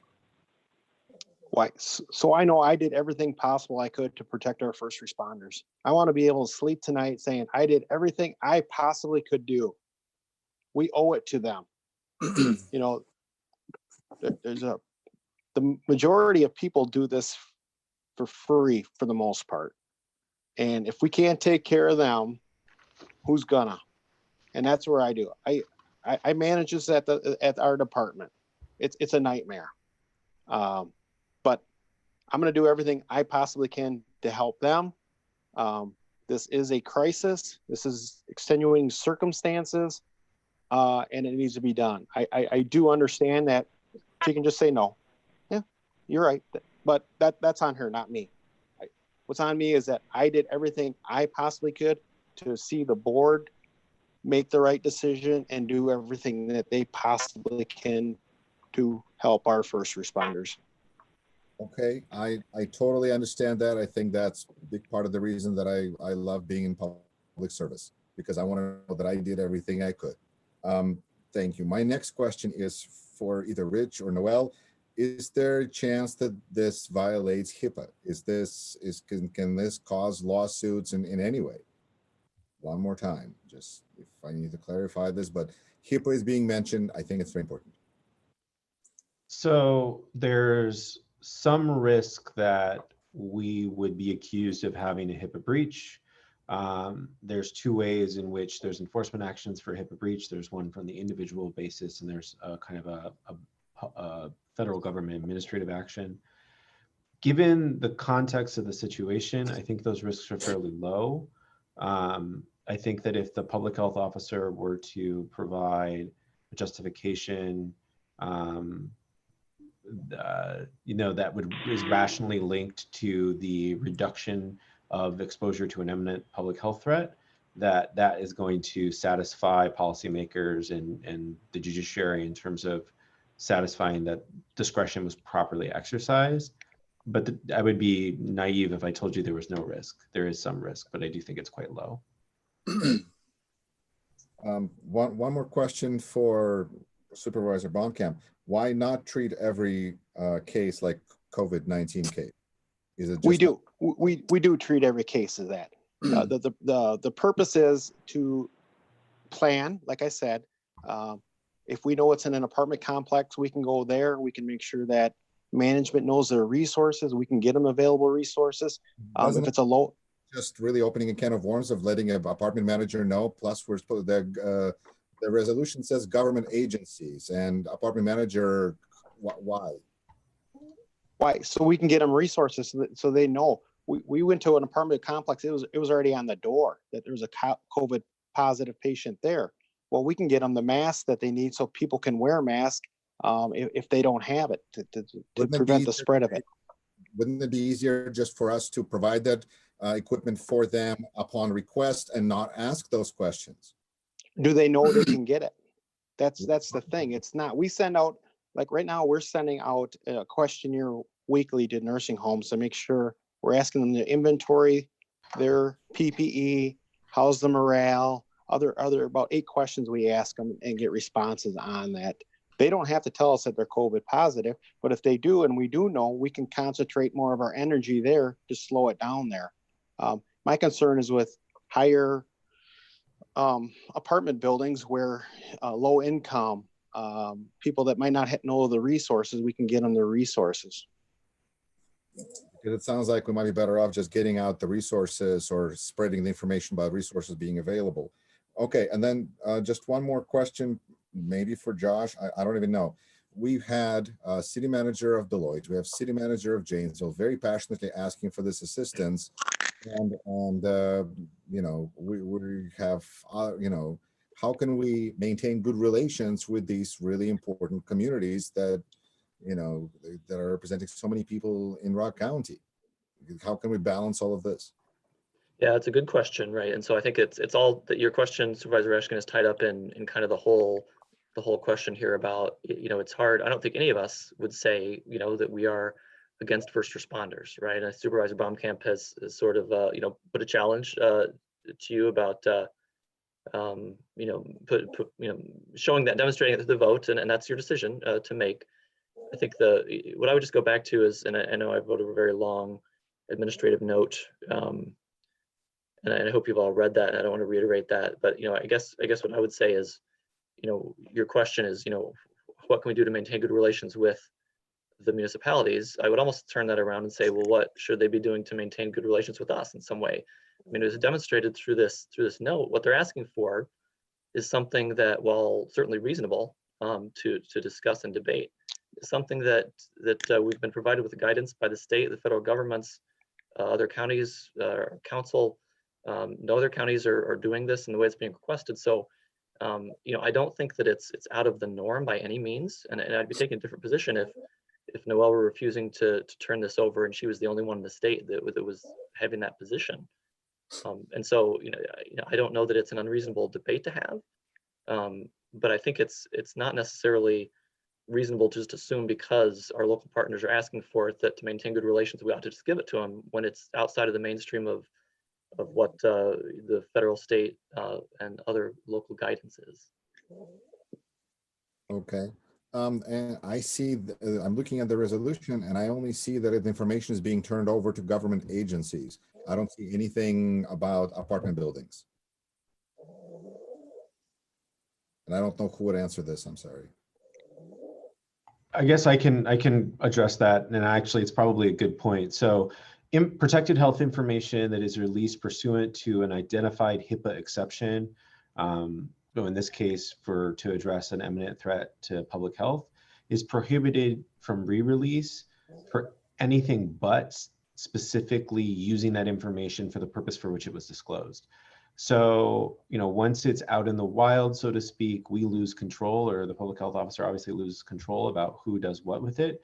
But whoever has received that information would be then tasked with maintaining that information consistent with HIPAA exceptions and not re-releasing that information absent a articulated exception to obtaining informed consent. All right. Thank you, Madam Chair. Thank you, everyone. Supervisor Peer. Thank you, Madam Chair. Can you hear me? Yes. Okay. I just want to go back to and emphasize what was talked a little bit about earlier, and that's building relationships and trust. the health department, many people have spent most of their careers trying to do that. It's terribly hard to get in some of these neighborhoods and families to get information that we need, not only about viruses, but different diseases. You could talk about abuse. You could talk about drugs, prenatal care. Sometimes it's so hard to get into some of these communities that you have to find a community leader that will go in ahead of time, and then the nurse can go in, and you maybe spend a couple of months developing a relationship before you finally get a handle on what's really going on. And the minute you create a list, it doesn't necessarily mean that you're doing something wrong with that list, but just the fact that you're put on a list or your community is put on a list is very, very negative. There's already a trust issue there to begin with many times. And now if you do something like this, you just reinforce that belief, whether it's true or not. You can have the best intentions in the world, but it's just not conducive to a positive relationship. As Supervisor Beaver said, it was voted down at her PS&J meeting. The health department got a motion to move it, didn't get a second, so that's as far as it went with the health department. They're really asking for your support on this issue to vote this down. Thank you. Thank you, Supervisor Peer. Michelle Bailey, I do see that your hand is raised. Did you want to weigh in real quick? And then Supervisor Wildy, I see your hand as well. Yes, I just want to remind everybody that by statute, there are more than 50 communicable diseases that are reportable to public health. It's not only COVID. Any of our first responders need to worry about. The best way to protect staff is PPE all the time. This reminds me back in the days when HIV came out, everybody thought they needed to know who was HIV positive. That's crazy. No, you protect yourself by wearing PPE. I also question, we are not the only ones who have this information. We get it downstream. Are you going after the medical providers as hard? Because they have this information, they have it sooner. You know, they could be giving you that information. And I think when people think about a provider, a doctor or nurse practitioner revealing to other people this private information, I don't think anybody would go along with that. So that's very concerning to me. Also, just regarding the WEDs and the question, we not only asked that in Rock County, we got this question inserted into the statewide database, and it asks not only about transportation. The question is worded to ask about law enforcement, fire, EMS, and other type of first responders that the patient had any contact with, not just transportation, any contact with during their period of contagiousness. So we are screening for that. Also, yeah, I just think that's a slippery slope. Somebody only wants the COVID information now, but like I said, there's many, many other diseases that are reportable and contagious to all EMS staff. I think that was it. Okay, thank you, Michelle. Supervisor Wildy. Yeah, I had a question for Josh on the administrative note. I'm looking at it, and it seems that the main question that would be on my mind when I first heard this is, why is it just us? And in this note, it describes the requirement for the health officers to report to dispatch centers. Now, I heard it come up in both Supervisor Baumkamp's statements and the health department's on the dispatch center. So is it, help me understand here, I suppose, why would the municipalities, why do you think the municipalities would be asking for this if the information was being adequately communicated via dispatch, as these state orders say? Are these state orders not being followed? Yeah, I think I would just say, I think the communication is being communicated through dispatch as the state orders envisioned. So I think our 911 center, and I've had several conversations with Kathy Sukas about how this is working. And so I think certainly they would say they're doing everything they're supposed to be doing. And I don't want to speak for Supervisor Baumkamp. I just think I'd summarize it in that even if we're following the state orders, that as Supervisor Baumkamp has described, that the municipalities believe that's insufficient for their needs. Okay.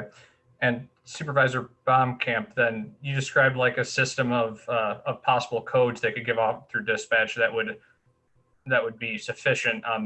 You guys on the ground at the, like, responding to an incident, get the way it is insufficient. You don't know if that house has COVID positive. Right? No, we know that's not the issue that we're having. We know when we go there that it's a COVID positive place. Okay. The issue is after we transport them and it wasn't a positive, we're not getting that information. And what we're asking for is the same list that they're providing the 911 center. They're already providing that information to them and I don't think 911 is HIPAA compliant. I don't think they have any training in HIPAA like firefighters, EMS has. So we're just asking for that same information. So if you have the address, but you don't have the person necessarily?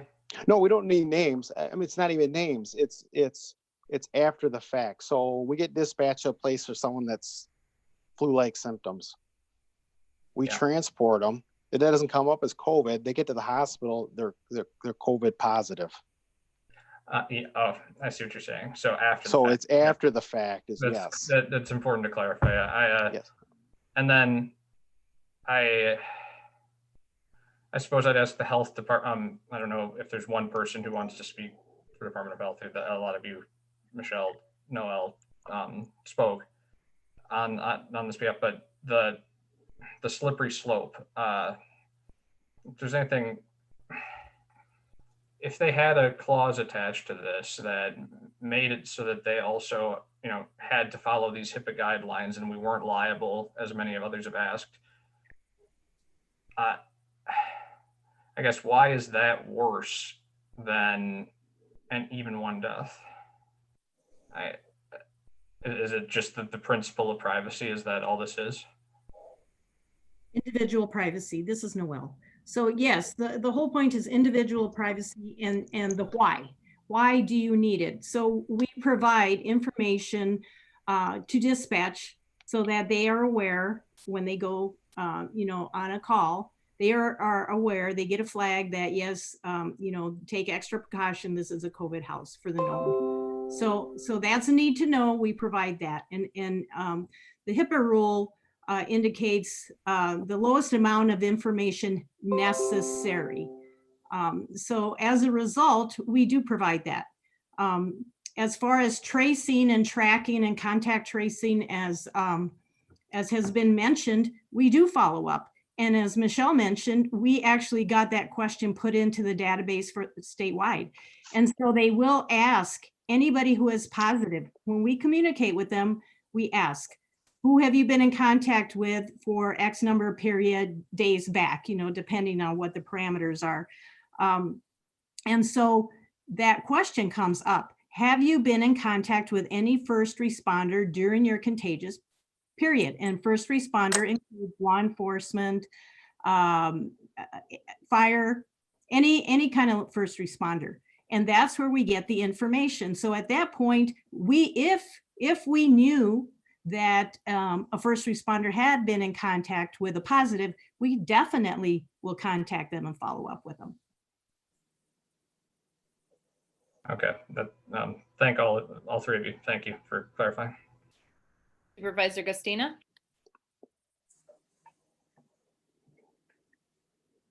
Supervisor Gustina, your mic is muted.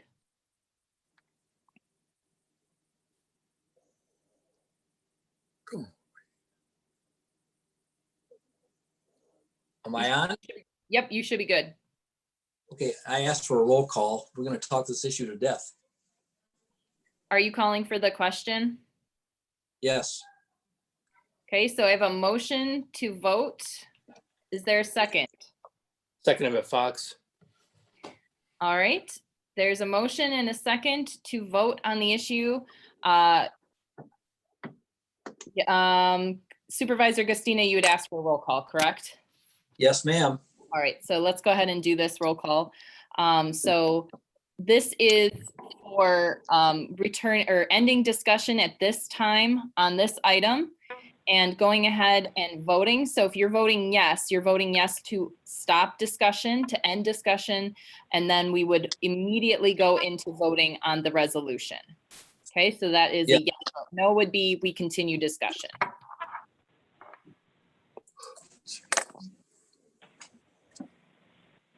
Agutter, Yes. Beaver, Yes. Baumkamp, Yes. Bostwick, Pam, Yes. Bostwick, Rich, Yes. Brian, Yes. Davis,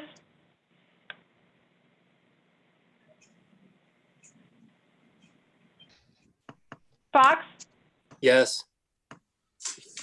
Gustina, Yes. Holman,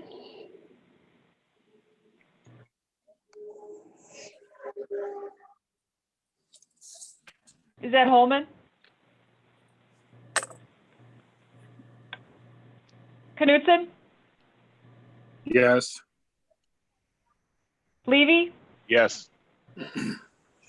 Lokrantz, Yes. Mawiney, Yes. Mulligan, Yes. Shear, Yes. Pudzilny, Yes.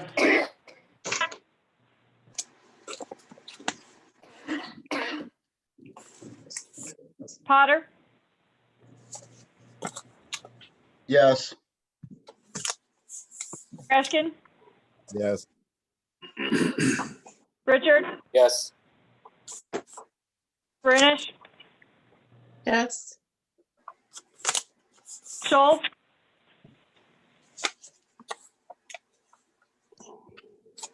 Sweeney, Yes. Taylor, Yes. Wildy, Yes. Williams, Yes. Yeomans, Yes. Zajac, Yes. Purviance, Yes. Davis, Yes. thank you. Holman, Yes. thank you. Schultz,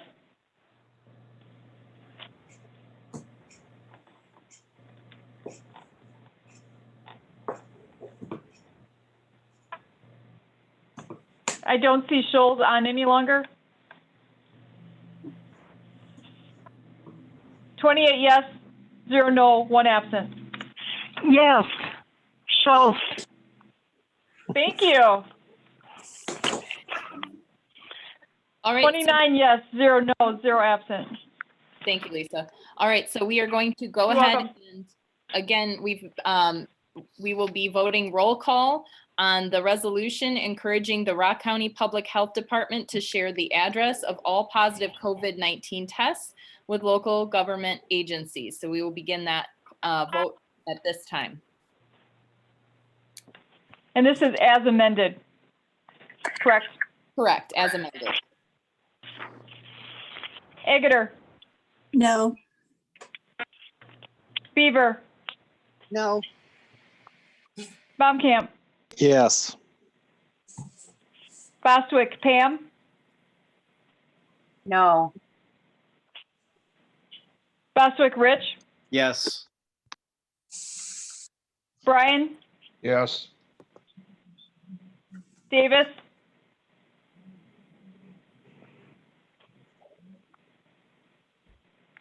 Yes.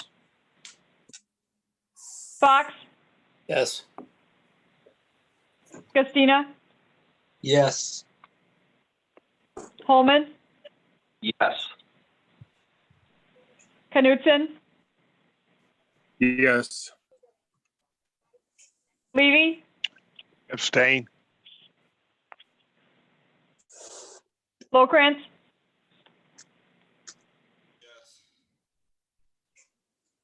Mulwiney, Yes. Mulligan, No. Tier, No. Podzilny, No. Potter, Yes. Rashkin, Yes. Richard, Yes. Brunish, No. Schultz, Yes. Sweeney, Yes. Taylor, Yes. Wildy, No. Williams, Yes. Yeomans,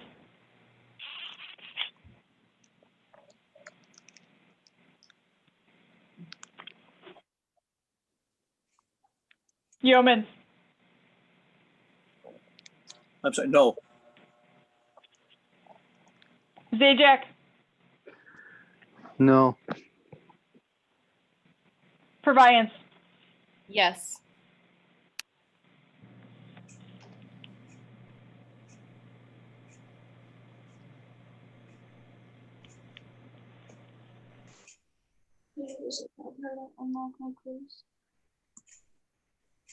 Eighteen yes, 10 no, 1 abstain. Motion passes. Next item, please. Next item, item 12G, amended rules II and rules 4-P of the Rock County Board Rules of Procedure, electronic meetings. Al, you want to talk about this one? Madam Chair, will. we I'll need a move it. motion in a second. Motion, Move. I will move it. Okay. Seconded by Supervisor Baumkamp. Supervisor. Thank you, Madam Chair. This cleans up an amendment that was offered on the 23rd of April at the reorganization meeting. I thought the rule change was a bit unreasonable and could have been used for unintended purposes, specifically for omitting public comment, which the chair could still do, but the chair clearly needs the vice chair's blessing on this, and it is only under unsafe and unhealthy conditions to both the board and the public. And while I have the floor, I think the same goes for Rule 4P. Rich, did you want to jump in and offer any clarification or further information? Yeah, I think as Supervisor Sweeney aptly put it at the last meeting, it was highlighted some deficiencies in the rule as it was drafted. I think really wise insights into how it was drafted. So in working with Supervisor Sweeney, tried to narrow down the circumstances in which electronic meetings were permissible to cover really only emergency situations in which there was a safety threat to the public or to the board. And so that's the intent of this rule. Any questions or comments from supervisors? Supervisor Fox? Yeah, I don't know that I have a solution, but I have a concern that emergency needs to be a little bit more definitive. You know, one person's definition of an emergency may be different than another's. So I'd like to, I'm not in opposition to making the rule change at some point, but I would like to see this a little more clearly defined and would like to table it until it is. Okay, we have a motion to table the rule or rules. I should say. Is there a second? Seconded by Supervisor Renish. All right, is the, just for clarification's sake, Supervisor Fox, is this a table indefinite or are you going to? No, it does not to be an indefinite. I mean, I would coordinate with yourself as the author to try to get this back on the next agenda. Okay. Any questions at all on tabling or discussion on tabling? Madam Chair, could I interject, please? Go ahead. Just a question for Corp Counsel.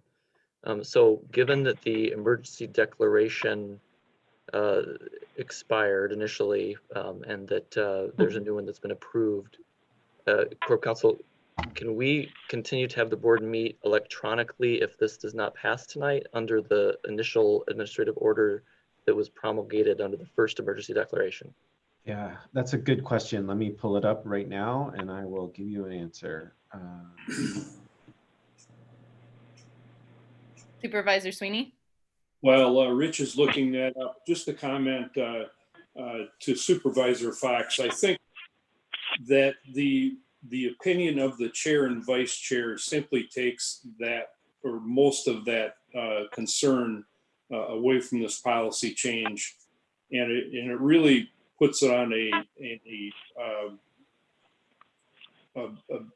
basis that is just temporary, and it says that in the language as well. So I don't think there needs to be a lengthy explanation or definition of emergency in this situation. So the sunset clause in the initial order, which allowed for electronic meetings, says the order shall be in effect during the term of the declared state of emergency proclaimed on March 16th and shall remain in effect during any extension, modification, or alteration of such state, except that upon termination of such state of emergency, this order shall also terminate. So long as there is a declared state of emergency, which at the current moment now there is until I believe June 14th, we will be authorized to meet in person, so that, or excuse me, meet electronically. It's getting late. And so we have May 28th and June 11th in order to consider this rule before that power were to expire.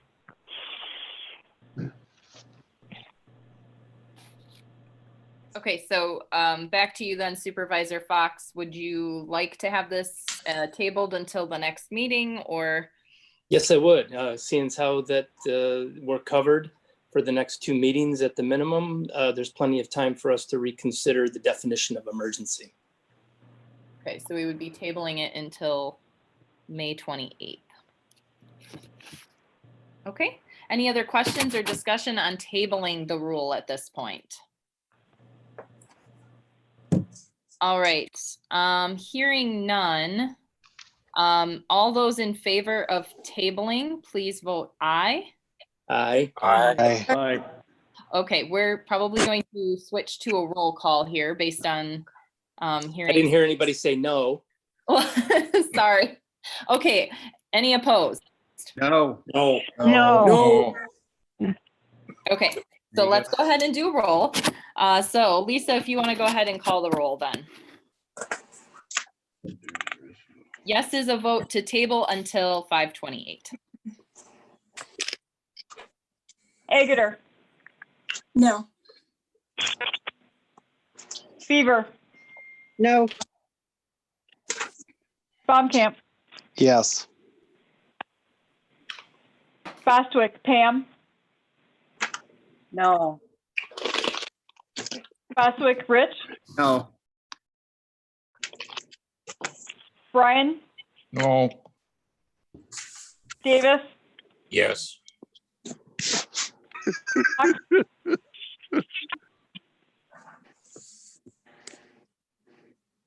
Fox, Yes.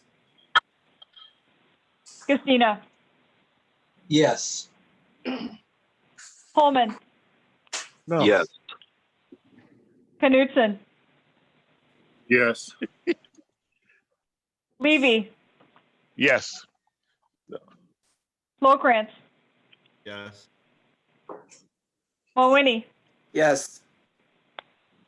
Mulligan, No. Pier, No.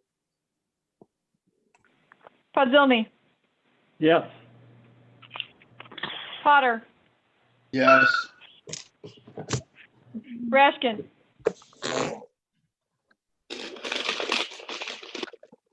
can you repeat that? Yes. Thank you. Richard, Yes. Renish, Yes. Scholes, No. Sweeney, No. Taylor, No. Wildy, Yes. Williams, Yes. Yeomans, Yes. Zajac, No. Purviance, No.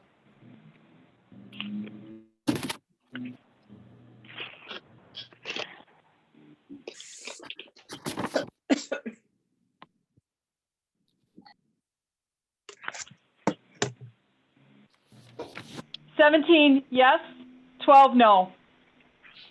Motion passes. We will be tabling that until the May 28th meeting.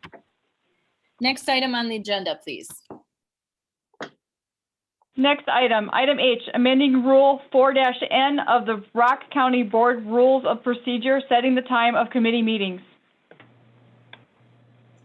I have a motion on the item. So moved, Rich Bostwick. Moved by Supervisor Bostwick, I'll second. Lowcrantz. seconded by Supervisor Lowcrantz. Supervisor Lowcrantz, did you want to tell us a little bit about the rule change here? Yeah. So this rule states a majority of committee members will determine the day and time the committee will meet. However, in no event shall a standing committee of the county board listed in Rule V, except for the Rail Transit Commission, hold its regularly scheduled meetings before 4:30 p.m. Any questions from the board regarding the rule change? Why?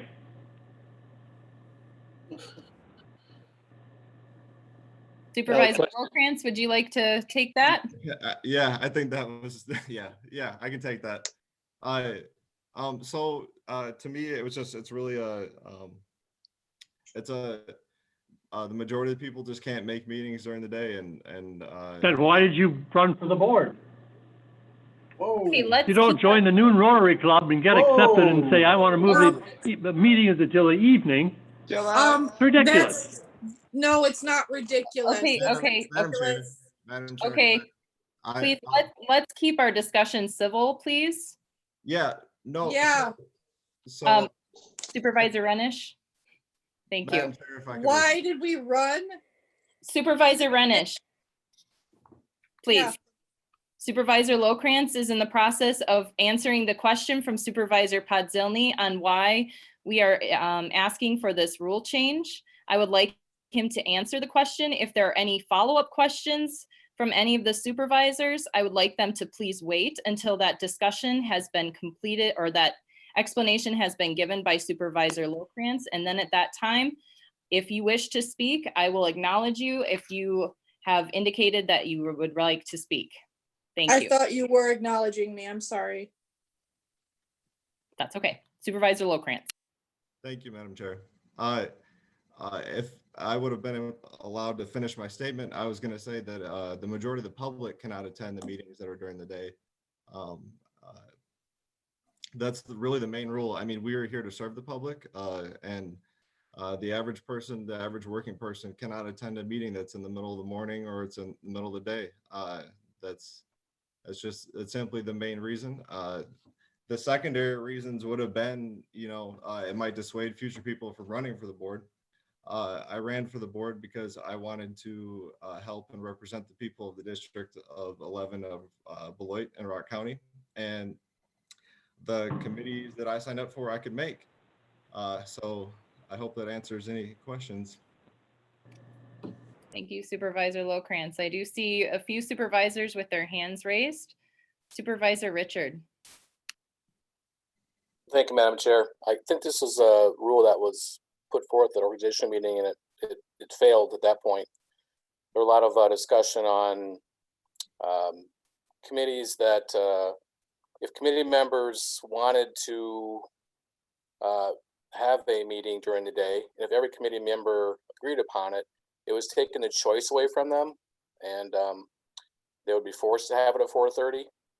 So I'd like to make an amendment to this resolution that if all committee members, all supervisors agree to have a meeting before 4:30, that it will be fine. Otherwise, if any single committee member wishes that it go at 4:30 or later, then it has to go 4:30 or later. I would like to second that. Okay, so we have a motion and a second for changing or adding rather to the rule some verbiage here that would somehow indicate that if all committee members, the supervisors agree to meet at an earlier time, that would be acceptable. However, if one supervisor from that committee were to disagree with that time change, then we would observe that 4:30 p.m. rule. Is that correct, Supervisor Richard? Yes, thank you. All right, so we have a motion and a second to amend. Any discussion or questions on the amendment? I do see Supervisor Fox that you have your hand raised. Was that for the amendment or? It doesn't matter. It doesn't matter. Okay, okay. I will support the amendment because I think that that's probably the diplomatic thing to do, that everybody on the committee either votes unanimously to approve the meeting time. If there's one dissenter, then we move it to 4:30 or later. However, in the 10+ years I've been on the county board, it's really disappointing that even though we have our meetings at 6 p.m., there's hardly ever anybody in the audience. So I yield back. Okay, Supervisor Fox, thank you. Any other supervisors who haven't had a chance? I do see other supervisors with their hands raised. However, I am going to give other supervisors a chance to speak who haven't spoken yet on this item. Supervisor Bryan. One logistical question. If this does pass, or the original resolution passes, how do we decide when the initial meeting is going to be? Is it going to be the way they were in the past, or who's going to set that?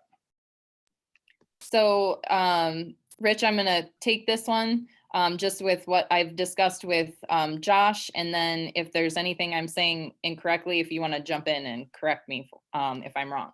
So my plan is to have a meeting with the chairs of all of the committees following tonight's meeting.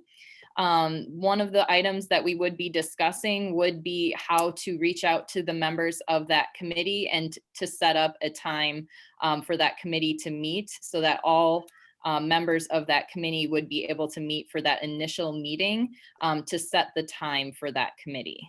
So that is the plan, and that would be the plan regardless of whether this item is approved or not. So that would really be putting that initial meeting on the responsibility of the chair of that committee to set up at a time that would work for everyone. But could that be before 4:30?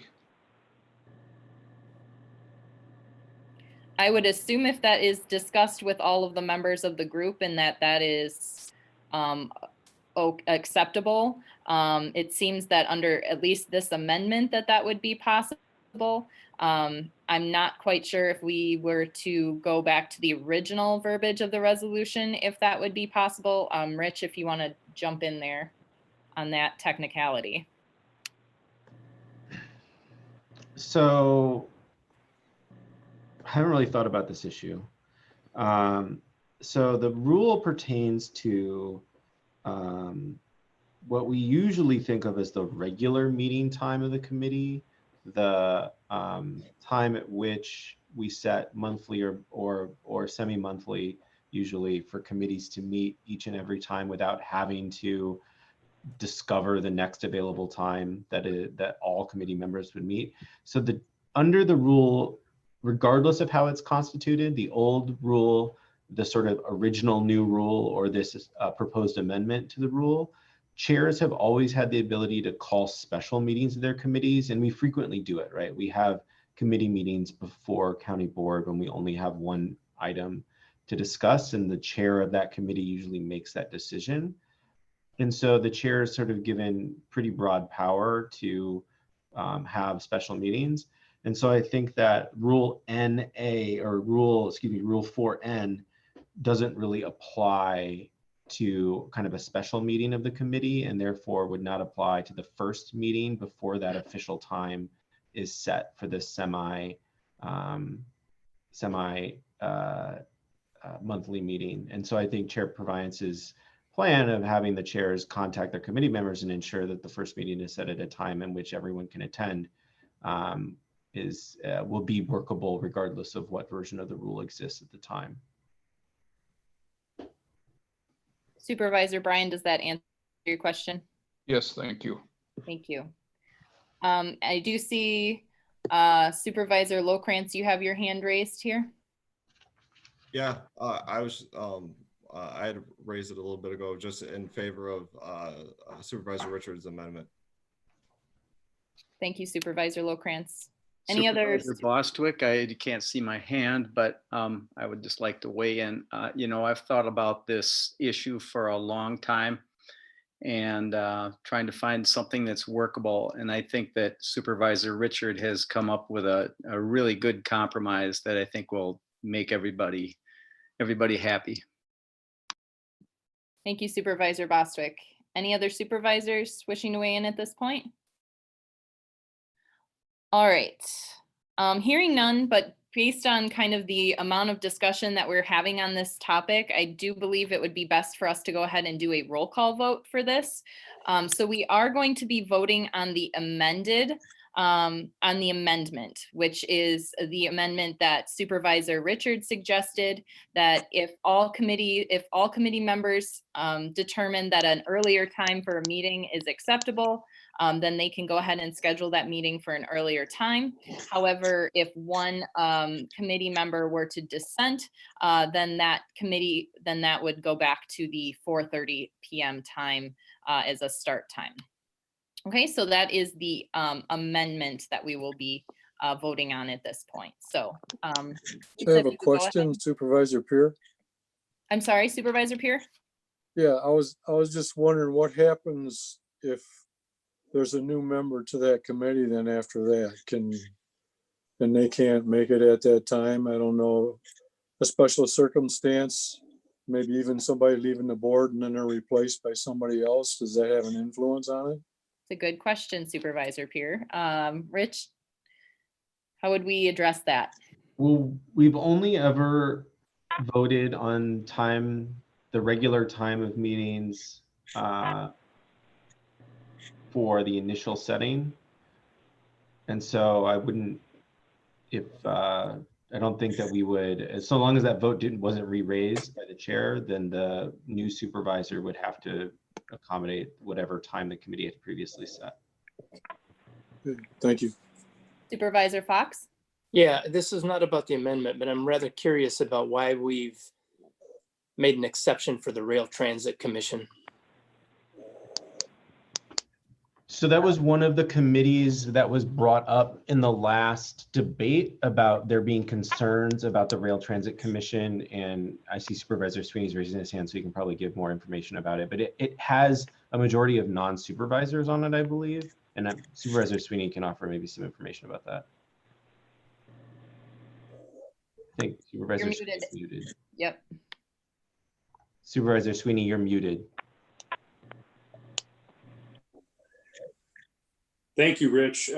Rock County Board is a member of 2 rail transit commissions. They are, Wisconsin River Rail Transit Commission is 10 counties with 3 individuals from each county. They are at 10 o'clock a.m. on Fridays, one Friday a month. And then the Pecatonica Rail Transit Commission is on Friday, this coming Friday, actually, not tomorrow, but the next Friday. And there are 4 counties that are members of that commission. And they send 3 individuals. So Rock County would have to coordinate with all of the other counties, the 10 counties of WRTC and the 4 counties of PEC, to change the meeting times. And it really is asking those other counties an unreasonable request.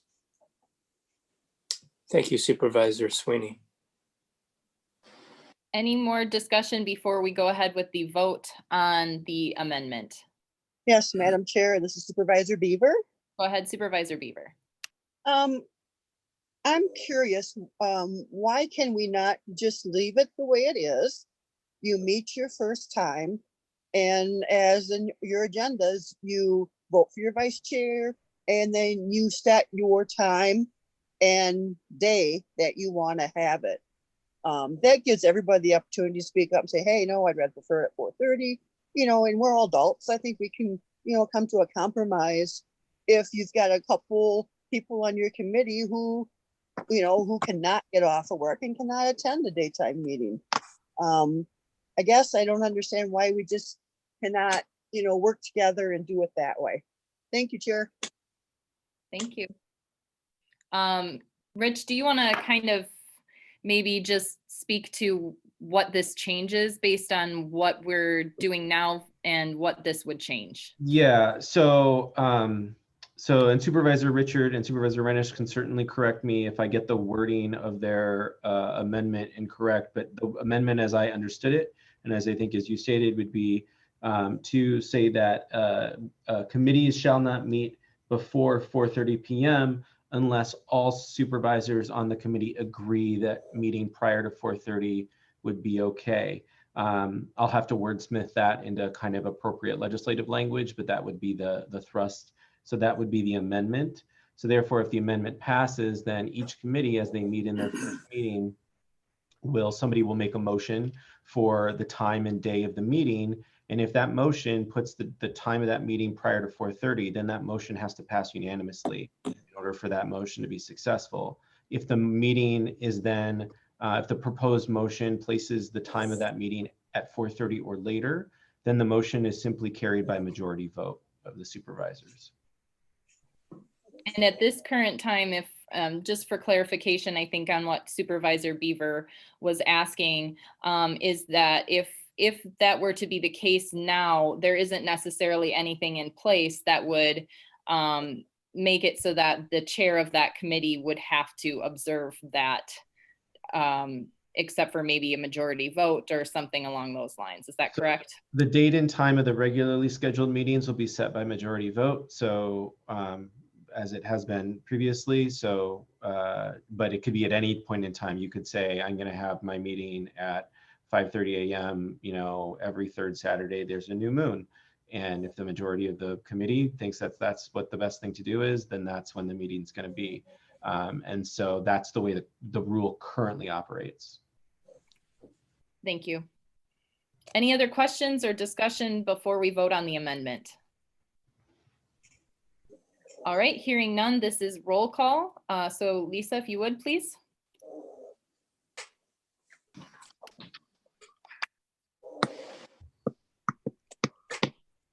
Hager? Yes. Beaver? Yep. Momkamp? Yes. Bostwick? Pam? Yes. Bostwick, Rich? Yes. Brian? Yes. Davis?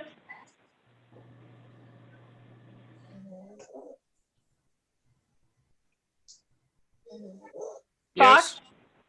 Yes, ma'am. Christina? No.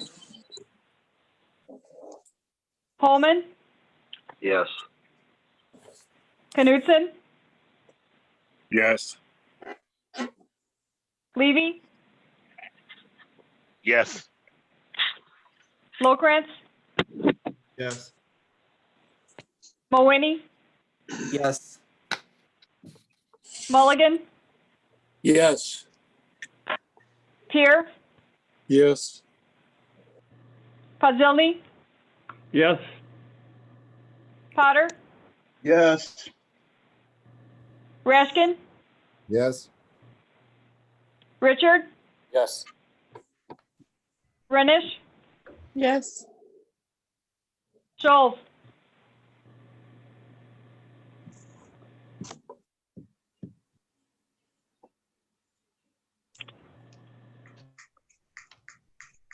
Kathy,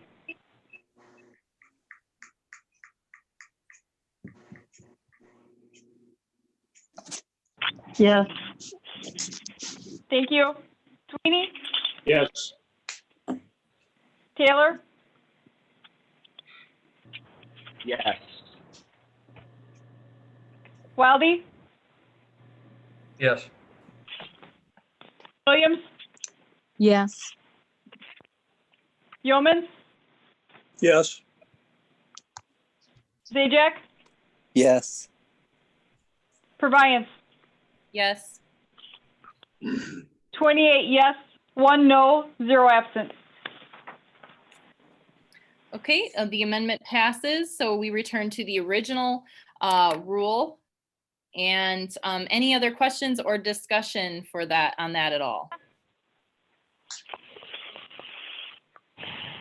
Supervisor Richard has a question. Go ahead, Supervisor Richard. Thank you, Madam Chair. The fiscal note on the resolution has no fiscal impact noted. I'm wondering, since I think I understand at least 1 or 2 departments have an assistant to take minutes they're required to be there at a certain time in the morning, every morning. They're required to do some overtime. How can we be sure that there will be no overtime payment required, and there will be some fiscal impact? Thanks. Question. That's a good question. Rich, do you have an answer to that at all? The money side of things are not my purview. Generally, I would defer to Josh or Sherry to kind of provide the best answer to that question. Yeah, I'll take it real quick. I think, Okay. yeah, I think the idea, Supervisor Richard is correct. It's possible there would be some overtime to be paid. It's hard to know at this point in time. It depends when it is. I mean, maybe indeterminate fiscal impact, I guess, in the moment is a better thing to say. Likely, fairly marginal compared to some of the other expenditures we have. But yeah, I think Supervisor Richard is correct. There could be some. Sherry, I see your hand up. Did you want to chime in as well? No, yeah, I was just going to say the same thing as Josh. I probably should have put minimal or low fiscal impact. Sorry about that.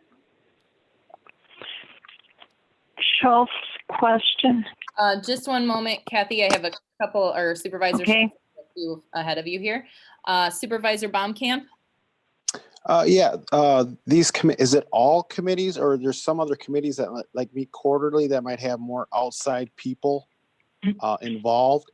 Are those included or not? Because when you're talking bringing other agencies in, their schedules are busy and they're on a certain cycle. What are we going to do about those meetings? So the rule pertains to only the committees listed in Board Rule 5, except for the Rail Transit Commission. And those are the standing committees of the county board. So that includes agricultural and the LCC and the Land Conservation Committee, Board of Health, County Board Staff Committee, Education, Veterans and Aging Services Committee, Finance Committee, General Services Committee, Health Services Committee, Human Services Board, Planning and Development Committee, Public Safety and Justice Committee, Public Works Committee. And some of those committees by practice already meet after 4:30. So I would imagine their times are unlikely to change, although still could if the majority of supervisors were to want to change it to a different time. Okay, and along with that, how much would that change administrative's time working evenings? I know it seems like we got a different administrator once in a while in our committee meetings. Will that be the same way they're rotated? So not everybody got to be there. You know, does Josh have to be there Monday through Friday every night till 9 o'clock, or how would that work?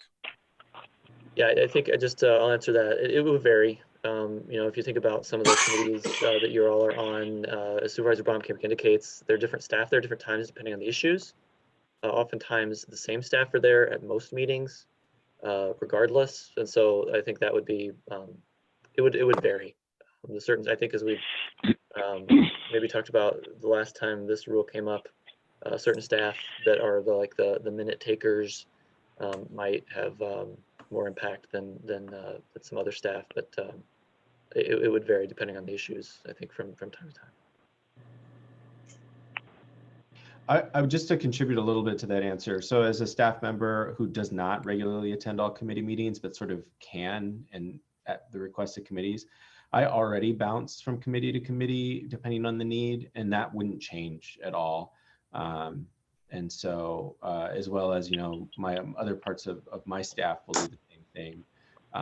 And so I wouldn't anticipate a big change to our mode of operation at this point. Okay, thank you. Okay, Supervisor Schultz and then Supervisor Jones. Sure. Wouldn't it be possible for someone to take some comp time off to use for personal issues like a doctor's appointment, school meeting, or something like that? So it could be used so they would have some free time during the day. Yes, that's correct. Certain positions are allowed to choose whether to take comp time or be paid overtime. We have a variety of different rules that govern different positions. And so, yes, that's exactly right. It could be comp time, or it could be overtime. Thank you. Thank you. Supervisor Yeomans, I believe, but I don't see your hand raised any longer. Yeah, when you acknowledged me, I put my hand down so I wouldn't forget. Gotcha. Thank you, Madam Chair. A couple of questions.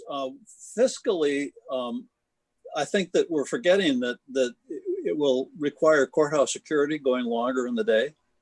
And there has to be a fiscal impact on that. No question about it. So I'd like to see the data about that. And then the next question I have is we're currently getting paid $50 for a meeting. If we condense the meetings into generally, as I understand it, at least half the meetings meet twice a month, and the others meet once a month. We have basically 14 days if you eliminate Fridays and the county board meeting days in order to have all of those meetings. So it could be likely that one meeting would start at 4:30. The next meeting would start, and of course, meetings don't have a set ending time, and so there might be another meeting that would take place that same night. If a person goes to the courthouse and has two meetings at the same, one after the other, do they get paid $50 for each meeting? Or do they get paid $50, or if it goes more than 4 hours, $75? Okay, so Rich, did you want to take a stab at Josh on the security issue? I think Josh and I might be both trying to look up the same. Well, the security issue, I guess I would defer to others on. I mean, it certainly is true that if we have the courthouse open and open to the public, security will need to be working in the front security station. And so if we're having more meetings in the evening, certainly probably be expected to work additional hours than what we've already contracted them for, or I guess it's not contracted anymore than we have shifted in sheriff's deputies for. The other question on per diems. So there is a board rule that limits the availability of per diems when you have two meetings stacked within a certain time period. And I know it applies to a meeting that occurs immediately before the county board, so that you can only get one per diem if you, for say, have finance committee immediately prior to county board and then county board immediately after. You would only get one per diem in that circumstance, not two. I think it also would apply to this situation, but I am not finding the rule right now, and so I can't. It's 4J. Okay. Thank you. So yeah, just to answer Supervisor Yeomans and augment what Rich said, yes, there certainly would be a cost to extracorporeal security depending on the number of meetings that occur, how late they occur. And again, I guess we could run some numbers on that. It would probably fall into the category of, as Sherry said, some cost, maybe marginal. Not that we want to diminish any cost, but it's ultimately be a matter of policy for the board as to whether that additional cost is worth the flexibilities that you're looking for in meeting times. And then I do see that Sherry has her hand raised. So Sherry, did you want to just chime in on that real quick? Yeah, hi. So if a meeting, happens before the county board, they're within an hour before the county board. So if it happens at 5 o'clock or later, there is not an extra per diem. But if I remember correctly, a question of if there's, 2 meetings in a row that does not involve the county board, I believe this has come up before. I believe they do get 2 per diems. That's correct. So the rule specifically says, in order to qualify for per meeting allowance and expense, a committee meeting must adjourn a minimum of 1 hour prior to the call to order of a county board meeting. And it does identify county board meetings specifically. And so that rule, that limitation on per diems would not apply to 2 consecutive committee meetings that someone attended. Right, and I think in order to get though the $70, that one meeting has to be over 4 hours.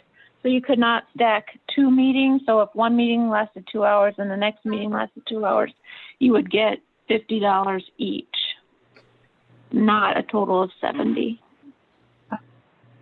Well, if we're going to condense our meeting time so that we have more back-to-back meetings, what do we do to change that?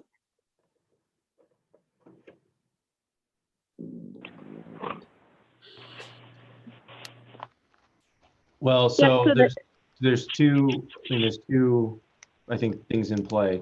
One, I can't definitively tell anyone that we are going to have more back-to-back meetings. So there are not, there are, a number of county board or a number of committee meetings every single month, some of which already occur in the evening, some of which already occur during the day. It may be that we have more back-to-back meetings, but it may not. It may be that there's enough room in the calendar to not stack meetings back-to-back and that they're on successive days and not on the same day. If that is a concern of the board, the rules certainly can be altered to modify Rule J to not just apply that rule to county board meetings, but to apply that to any meeting of a committee of the county board in the same way that we're modifying this rule to apply to the committees of the county board. Thank you. Next, I see Supervisor Fox has his hand raised. Thank you, Madam Chair. Real quick question. There's a small number of committees that have appointed members of the committee in addition to elected members of the committee. Whose votes count? Question. It is the majority of the committee members. So citizen committee members are full-fledged privileged members of that committee, and their vote counts just as much as a supervisor's vote. And so they would be entitled to vote on the time of the committee. Thank you, sir. Madam Chair, if you have a moment. Yes, just one moment. Supervisor Bostwick, I have Supervisor Richard who has his hand raised, and then I will go to you. Thank you. Thank you, Madam Chair. I have a question to follow up on unintended consequences. First, I want to ask something on Rich's comments. The amendment that he read out was for supervisors. If any supervisor had a problem with that meeting time, that it would be moved to 4:30. The amendment was meant to accommodate supervisors being elected and running for office and so on, not public committee members. But in the meantime, I want to mention, follow up on once again, Supervisor Yeomans brings up, questions that we haven't thought about. We're hearing new issues come up here once again that no one's thought about just in our short time. The question was raised our last discussion on this. It just seems like there's so many unknowns, and instead of possibly struggling through a change where we haven't thought of everything, why not find out what other counties are doing this 4 or 3 year later policy, and just make sure we have everything in place before we implement this. Has there been any sort of analysis done during the last discussion in our last organizational meeting up until now to find out that question? Thank you. So I just want to chime in just really quickly on this, because it is something that as the chair, I was concerned, we might have some change here. So how would that look for the county board? Of course, I can't speak to the financial implications, but in looking through the schedule of meetings and just shifting meetings that occur during the day on that day to that evening, we shouldn't have any issues with overlap of committees.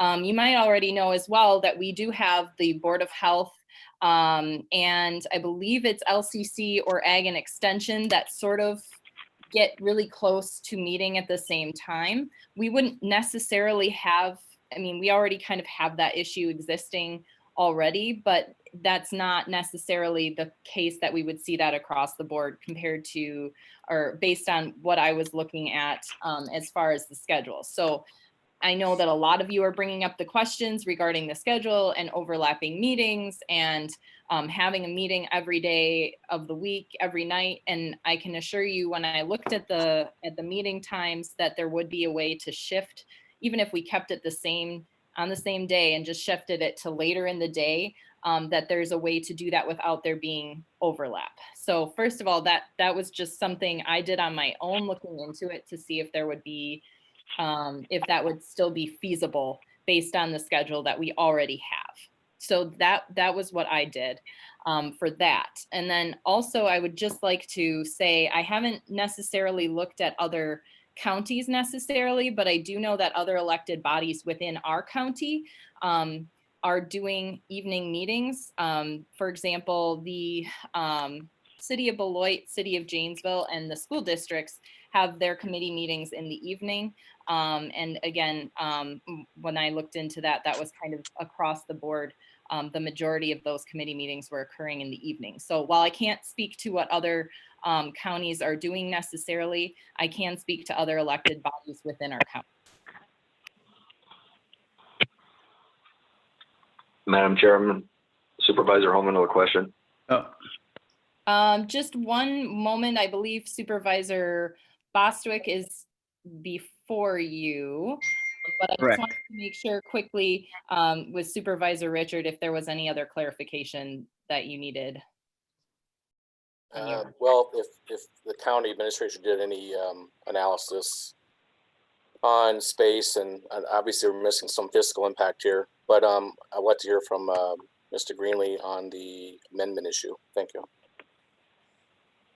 So when and this is part of the not problem, but I think challenge of doing amendments on the fly, I wrote down committee members on my sheet as I was noting things, and I honestly cannot recollect when I read it back, what I read back to the board. I guess I would defer to Clerk Tollefson as well, since she's the official minute taker about what was constituted in that amendment. But of course, the purpose is to reflect the intent of the mover and the second. And so I want to make sure that we're accurately reflecting that intent. The notes that I have say committee members, all committee members.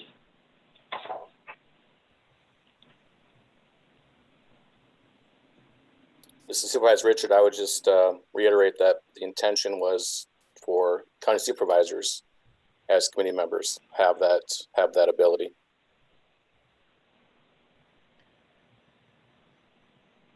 No. Rich.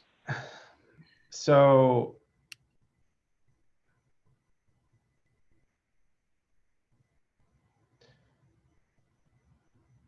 I need to think about this for a second. I'm just trying to think about the proper procedure for doing this, because I think that if both Clerk Tollefson and my understanding was not clear. My guess is that many supervisors who voted on the amendment understanding was also not clear. And so I think a motion to reconsider would probably be in order, but that motion would need to pass in order for the question to be reconsidered.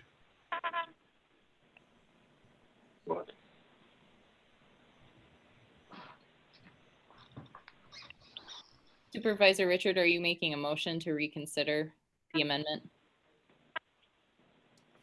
Yes, based on my clearly hearing Mr. Greenlee state supervisors and the committee members, I would insist that we run it again. Okay. Dave, second. Seconded by Davis. All right, so we have a motion and a second to revisit the amendment of the rule. And then, so Rich, could you just read back to us then what we would be voting on then?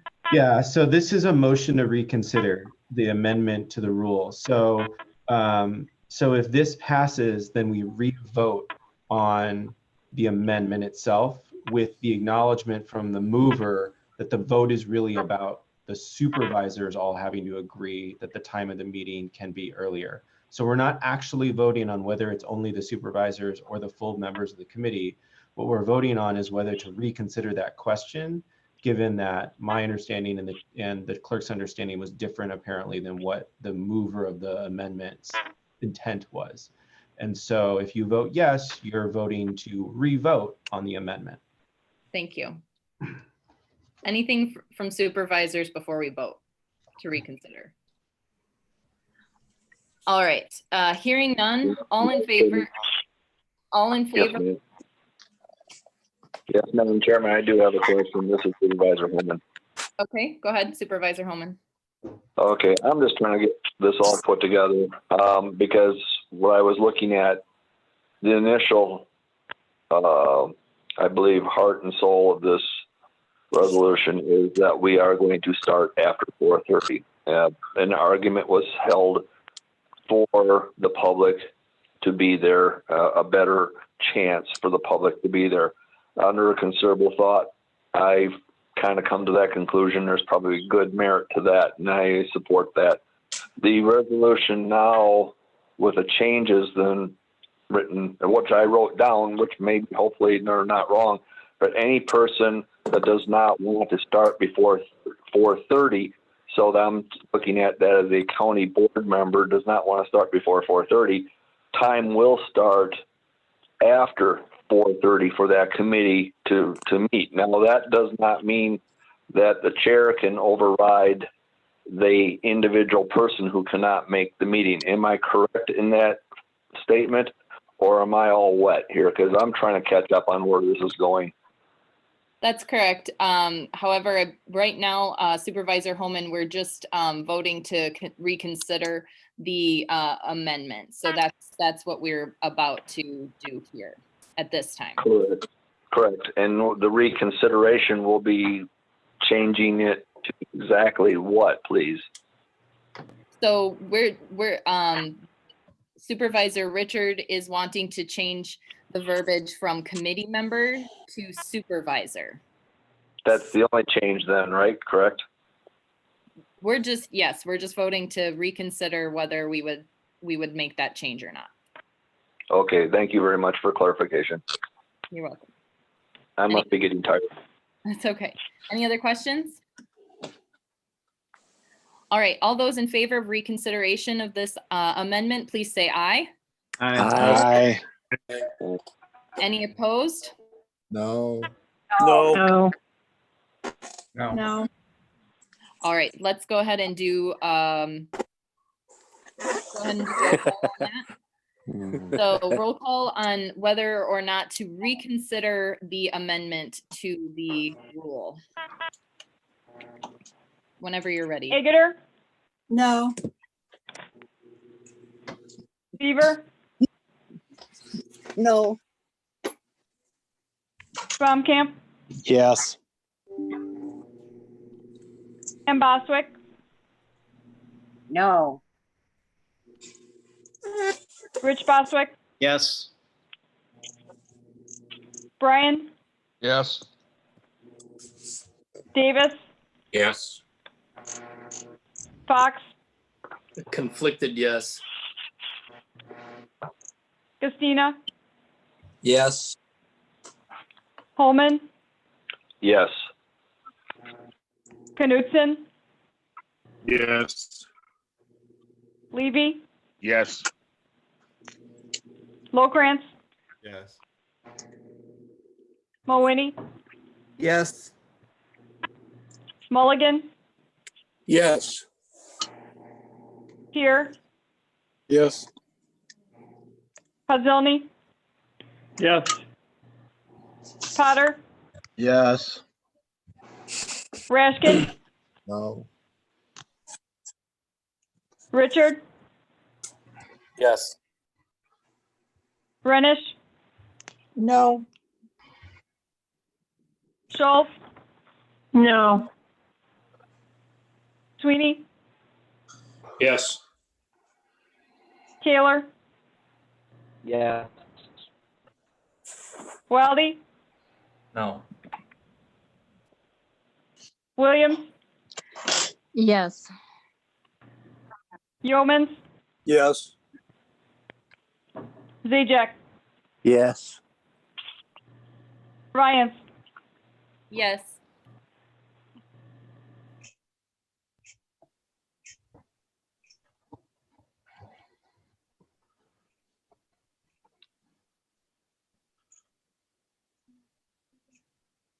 Twenty-seven yes, 7 no, Okay. 0 absent. Thank you. So the motion passes.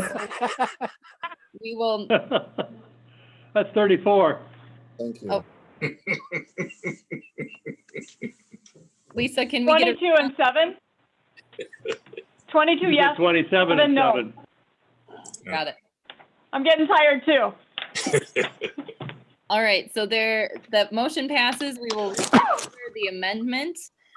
Supervisor Richard, would you like to make a motion at this time?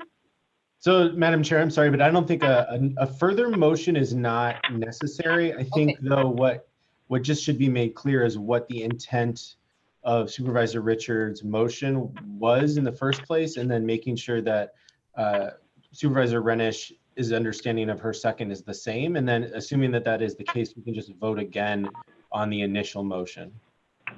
Sounds good. So On the initial motion or the initial amendment? Amendment, initial motion to amend. Okay. So Supervisor Richard, just so that we're all on the same page here, do you just want to reiterate for us what it is that you're hoping to accomplish with your amendment? That at the time of the meeting scheduling, that all supervisors on the committee agree to a time. If one disagrees that if the time is before 4:30, that the committee that the meeting moved till 4:30 or later. Thank you. Supervisor Renish?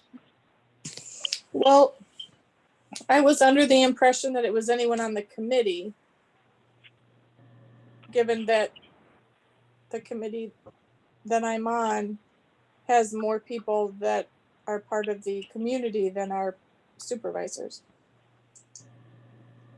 So Supervisor Renish, you're within your rights to withdraw your second if that's what you want to do. Yeah, I'll do that, I guess. Just because I didn't fully. Supervisor Sweeney, you will go ahead. Thank you. It is very clear that at least half of the board does not understand this issue or the motion or the seconded motion. And we just tabled an item for the explanation of emergency. Therefore, I will move to table this item until the next meeting, and Rich Greenlee can get this straightened out and bring something that we all understand. Davis, second. So Rich, what's the procedure here on this tabling? Yeah, so I think we need to discover whether there's a second or not first. Because the motion's been duly made, and so in order to even consider the motion, we need a second, and we can't table anything until we have a second. I'll second it. So now that I'll give that's been seconds. made, I think Supervisor Sweeney's motion to table or postpone, I will rephrase it as postpone. And Supervisor Sweeney, is that to postpone to a date certain or to postpone indefinitely? Yeah, the next county board meeting. And Supervisor Sweeney, that's to postpone the entirety of the main motion, correct? That's correct. Okay, and so then that's subject to a second as well. Got a question. I'll second it. Yeoman, Supervisor Yeoman.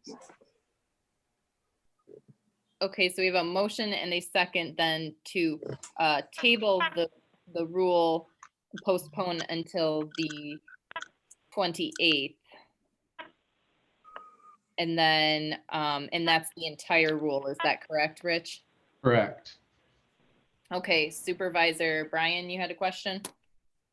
Yes, what happens to any committee meetings that are supposed to be scheduled between now and then? The rules as they currently exist exist. So if a committee meets prior to the 28th and sets their meeting time, then that meeting time would be the meeting time of that committee. Supervisor Baumkamp? If this gets tabled, can we have somebody do like a schedule and get that sent on ahead of time of what evenings would look like if the meeting stayed on the same date, but just went after 4:30? That'd give everybody a better idea too, the questions, if whether they overlap or the same committee you're on meets on the same night. Would that be feasible? As long as it wouldn't be inappropriate, I would not mind coming up with a recommended schedule under this new rule. So That is assuming that the committee decides to meet on the same day. They might choose to meet on a different day.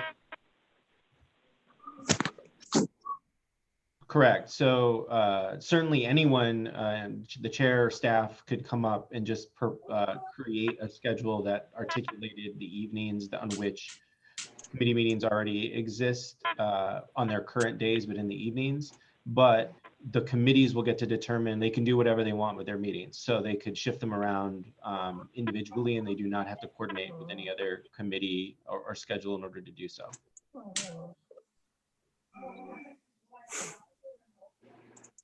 Any other questions? Madam Chair? Yes. I have a question about how does this affect public hearings? They always have to be the same as the committee meeting? Rich, did you? Yeah, not necessarily. It depends on the nature of the public hearing. You know, obviously at board meetings, we have a designated public hearing that we have at every single county board meeting. A committee that needs to have a public hearing for some reason can always notice it as a part of their regular meeting, or they could schedule a special meeting that was just for that public hearing. I believe that, and somebody can please correct me if I'm wrong, because it's definitely getting late, but I believe that the Human Services Board has a public hearing just for the budget that they schedule as a special meeting. So they do that every year. This is Shirley Williams. Go ahead. Just one moment. Okay. No, I'm answering his question. I'm on the Human Services Board. Okay. And that's incorrect.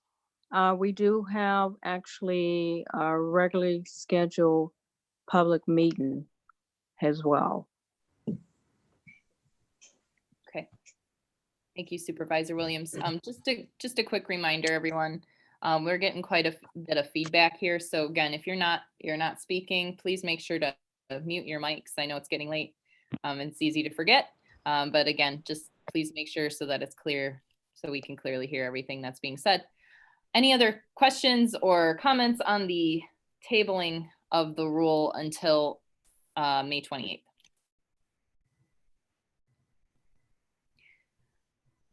All right. Seeing none, let's go ahead and go roll call on this. vote. Sorry, Madam Chair, but Supervisor Agater is attempting to gain your attention. Okay, sorry. Go ahead, Supervisor Agater. Thank you, Madam Chair. So did I hear correctly that any committees that meet, that if we table this, any committees that meet between now and our next meeting are going by the old rule? Yes, that's correct. Thank you. I just wanted clarification. Anyone else? Supervisor Richard, I do see that you have your hand raised. I don't know if that was an error or if you have something you'd like to. All right. Oh, it's an error. Okay, thank you. All right, so let's go ahead with the roll call to postpone the rule change until 5:28.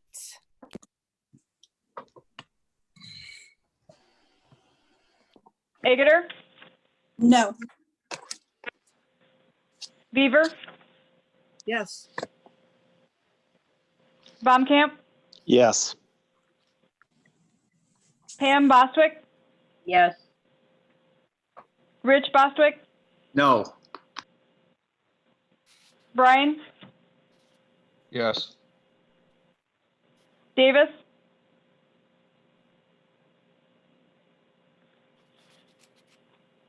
Davis,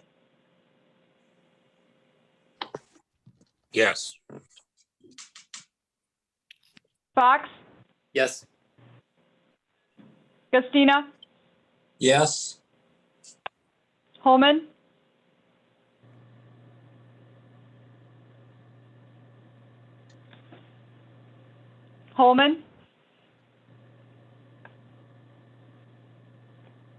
Knutson, Yes. Yes. Levy, Yes. Lowkrantz, No. Mowini, Yes. Mulligan, Yes. Tier, Yes. Podzilny, No. Potter, No. Rashkin, No. Richard, Yes. Renish, No. Schultz, No. Sweeney, Yes. Taylor, No. Wildy, No. Williams, No. Yeomans, Yes. Zajac, Yes. Purviance. No.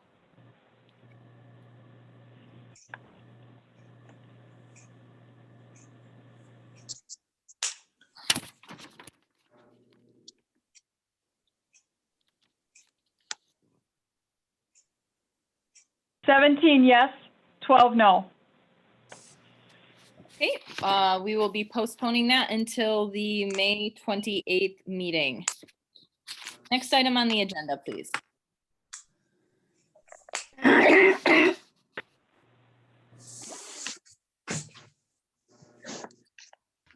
Next item, item 12I, amending Rule II of the Rock County Board Rules of Procedure, establishing required procedures for amendment to board rules. Get a motion? Moved by Sweeney. Second. Here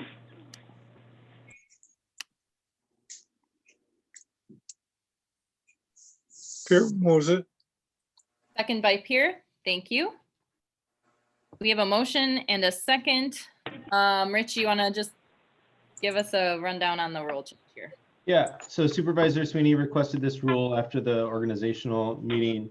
The rule inserts a provision that requires that any proposed amendment, or it actually says all proposed amendments to these rules must be submitted to the board chair, county clerk, or corporation counsel in writing at least 48 hours prior to any meeting at which such amendment may be considered. So one thing that immediately comes to mind as I'm thinking about this right now is that this rule would not address amendments from the floor. So for instance, Supervisor Richards' amendment, it would not prohibit amendments in that manner to a duly proposed rule. So if a rule change comes before the board and it has been submitted in writing 48 hours ahead of time, it is still subject to amendment under consideration on the floor. It's just that the rule change can't be considered at all unless it's submitted in writing at least 48 hours ahead of time. Thank you. Supervisor Sweeney, did you want to weigh in as well? Yes, thank you, Madam Chair. This would at least help with the situation we've been through in the past hour. And it would actually help amendments to any rule change because they would be well thought out and we wouldn't have to reconsider them. It's just a simple heads up advance to any rule coming to the board, either at reorganization or at its yearly reorg meeting.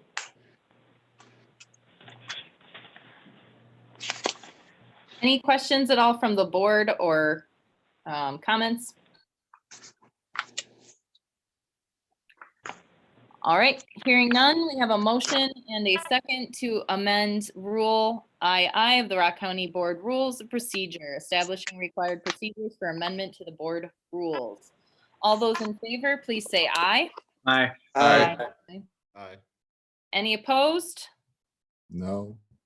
No. Okay, I have a no from Supervisor Fox and a no from Supervisor Rashkin. No, from Gustina I have a too. question. Mm-hmm. If we're amending a board rule, do we have to have 2/3 vote? Yes, according to, I can see Rich's mouth said yes. Sorry, yes, we do have to have 2/3. 2/3 can be declared by the board chair upon acclamation. That is in the opinion of the board chair. It's possible. Obviously, there are more definitive ways to discover 2/3. So based on what I'm hearing, I have 3 opposed, Supervisor Gustina, Supervisor Rashkin, and Supervisor Fox. If there aren't any more, I do believe that does pass with 2/3 majority vote.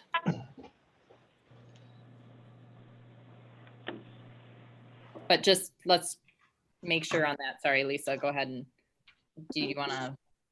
Roll call. Yeah. Or no, I'm sorry. I was wondering what the rundown then would be on the vote. Based on how many. So you need 20 to pass with 2/3. Okay, so that does give us 2/3 then. All right, Yeah. so that passes. So next item, please. Next item. Item 12J, authorizing a taxation district to waive interest and penalties on property tax payment installments due on or after April 1st, 2020. Moini move. Second. Moved by Moini, seconded by Rashkin. Josh, do you want to just tell us what this resolution is hoping to accomplish? I'll start, and then I would welcome Rich and Sherry as well to chime in. So we've had some discussions about this. Act 185 was act that was passed by the legislature in response to the COVID-19 crisis, as they were trying to consider ways to help residents of the state who may be struggling under the fiscal impacts of COVID. And so they passed this that would allow, I'm trying to get to summarize this quickly. It would allow counties to pass a resolution that, like the one is before you, and set conditions under which the local taxation districts, think of them as municipalities, local taxation districts can then pass a subsequent resolution that would allow their residents to not have to essentially pay their taxes until October 1st. So essentially waiving the penalty and interest on late taxes that are usually due earlier in the year. There are some other implications the two implications in particular to be aware of, I'll just highlight, and then if there's more detailed questions, I think Rich and Sherry can answer them. One is that the counties get to decide a couple things and set conditions for the municipalities if they choose to participate. One is, does the county allow a case-by-case hardship or a general hardship? A case-by-case hardship would require that each taxpayer who was feeling a hardship due to COVID-19 would have to prove it some way. A general hardship would imply that all taxpayers in that municipality are suffering a hardship, and therefore all would have their penalties and interest waived if they pay, as long as they pay by October 1st. So that's number one. Number two is the law allowed counties to decide to set a condition, its own choice about when those taxes are settled. So currently taxes are settled in August. This allows the settlement date, the partial settlement date, to be moved back to September. That creates some uncertainty for school districts in particular, who often are taking out some short-term cash flow borrowing, expecting to be paid entirely through the settlement in August.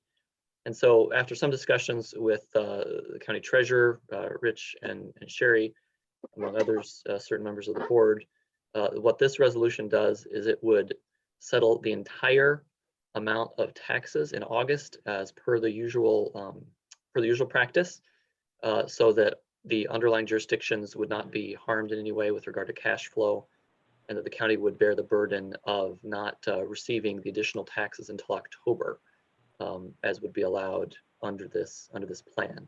Keep in mind that even if the county board passes it, there's no effect of it unless any jurisdiction, a taxation district, passes it as well. Sherry's fiscal note has some information in there about the effects of the settlement date, and certainly Sherry and Rich can provide more detail about the technical details of that.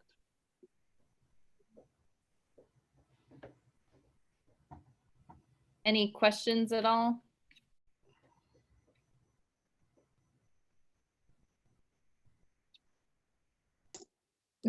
Supervisor. I have one. Okay, I'll go with Supervisor Fox next, and then wasn't sure who said that, but Mary. Okay, Supervisor Mawhinney, I'll come back to you. Thank you, Madam Chair. I think the intent of this is probably well warranted, considering the state of things right now. But we certainly have quite a few entities that are unaffected by this right now, and we're basically giving them a tax holiday. And I'm not sure how to deal with that. Yeah, that is correct. That is certainly something we talked about, and that's been talked about statewide. Certain counties are choosing not to do it because of that reason. In our local discussions, it seemed that administratively for staff and locals in trying to manage that, it would just be too much of a challenge to try to do a case by case. And the county association is not recommending that you do it case by case for those reasons. And so I think the choice likely is either don't do it at all or do it with the implications that Supervisor Fox raises.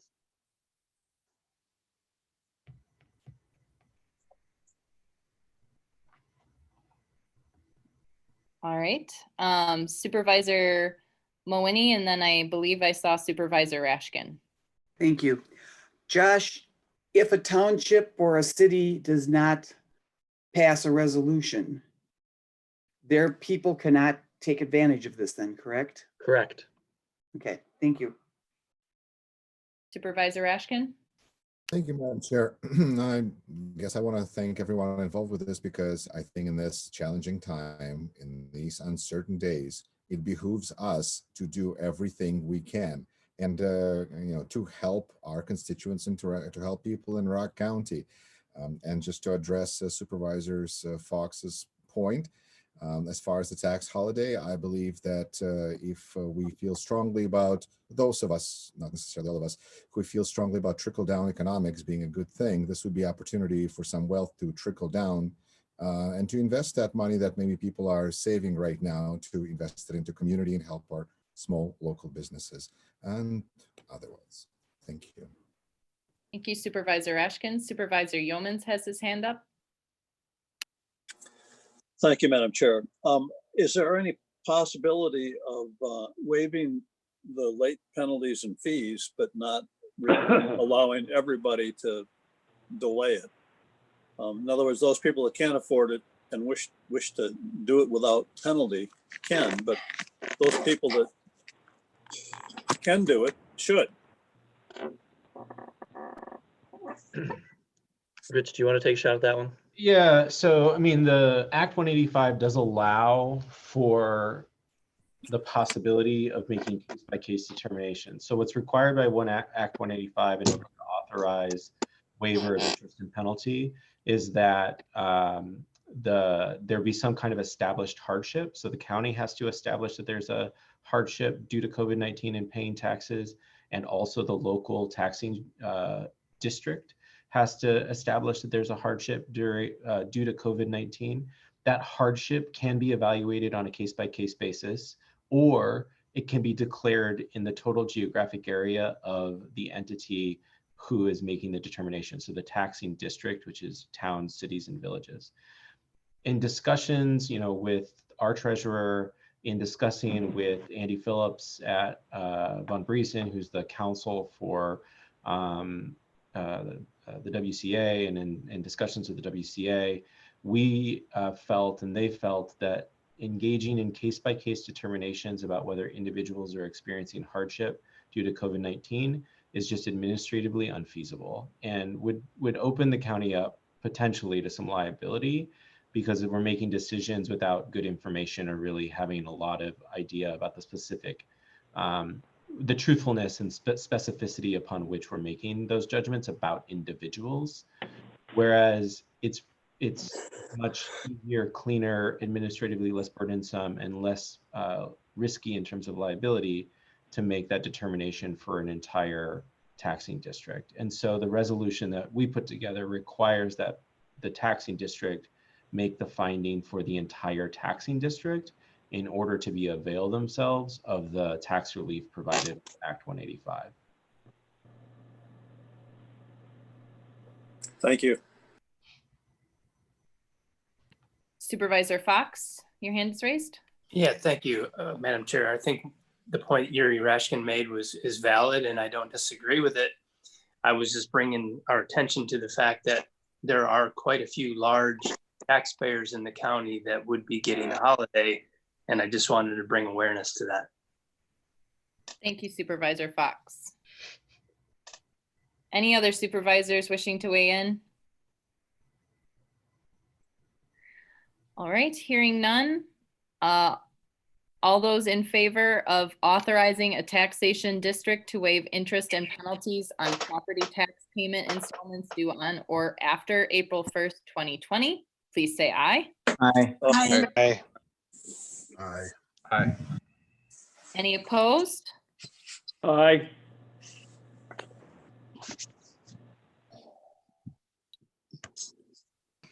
All right. Motion passes. Next item, please.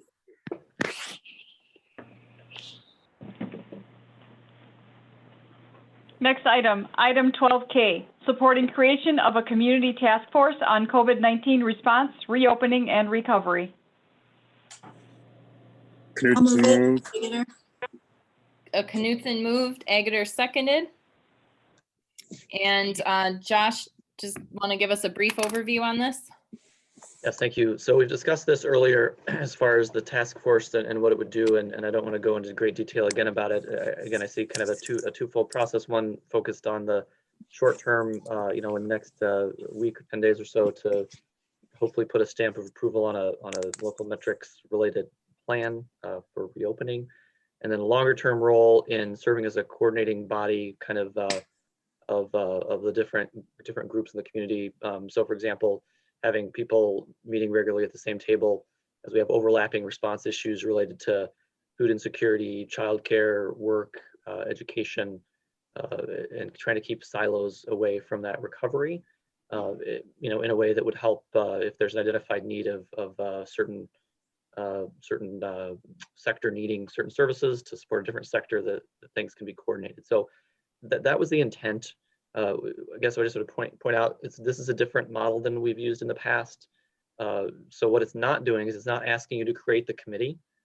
It's not asking you then to subsequently appoint members to the committee.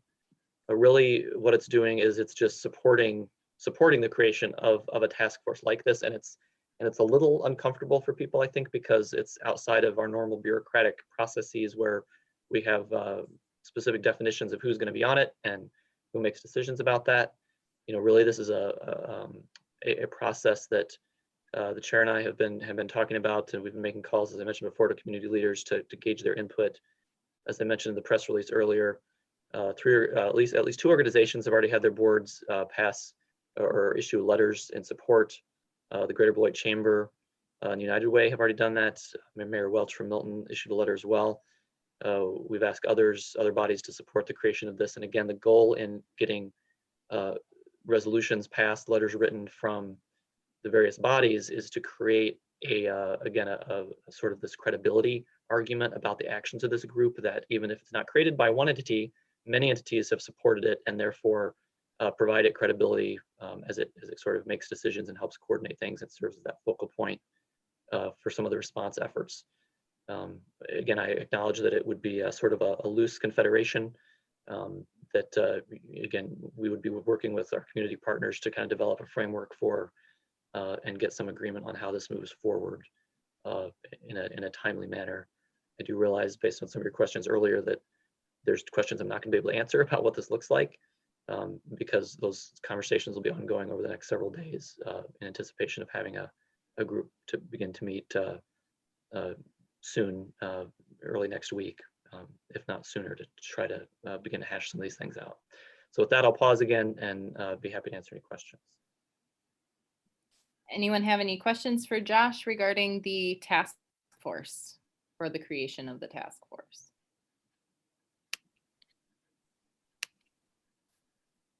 Supervisor Richard. Thank you, Madam Chair. I'm unclear from this discussion or Josh's current explanation and previous one, whether or not how this task force works with the public health official in her determination on how she's going to open up Rock County. Yeah, thank you for that question. So the official answer related to discussions we've had earlier is that, you know, there's nothing that this board or this task force or myself would do to change what is the statutory authority of the health officer to make statutorily authorized decisions, you know, such as issuance of certain orders. However, as you heard Noelle speak of earlier, she's in support of this concept.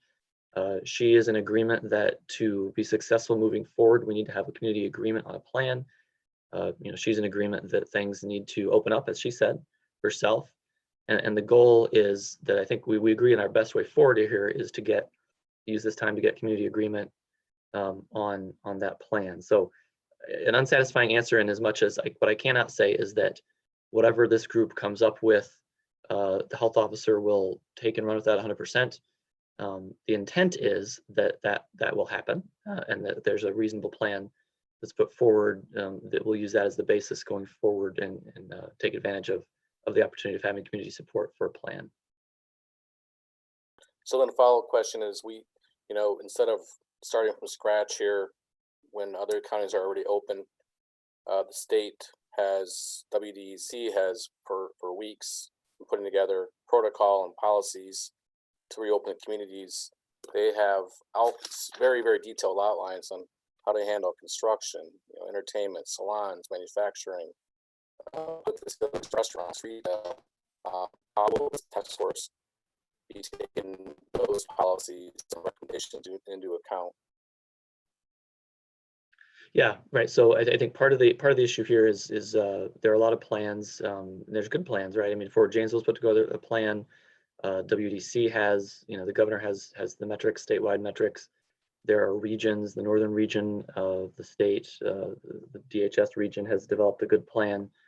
And there are others.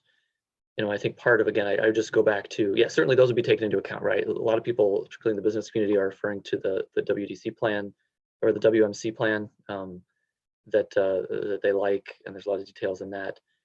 You know, again, part of the reason I think behind this was that there's so much, I think, looking for the right word here. There's a need, I think, to remove some of the perceptions of some of those plans based on their source as being good or bad in the environment that we're living in right now.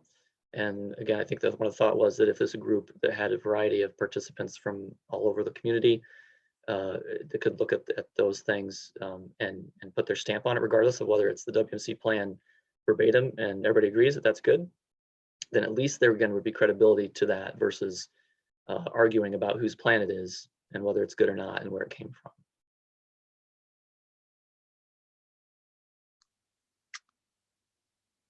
Anyone else with questions? Supervisor Yeomans? Thank you, Madam Chair. I've spoken with somebody in the construction industry, which is an essential business, and they're already working. And so they've developed a plan to operate under the conditions that are recommended by the CDC. I've spoken with somebody from a manufacturing company, Print, and they actually have a factory in China, which has a very extensive protocol for dealing with the COVID virus. And they just basically took that plan and implemented it here very early in this problem.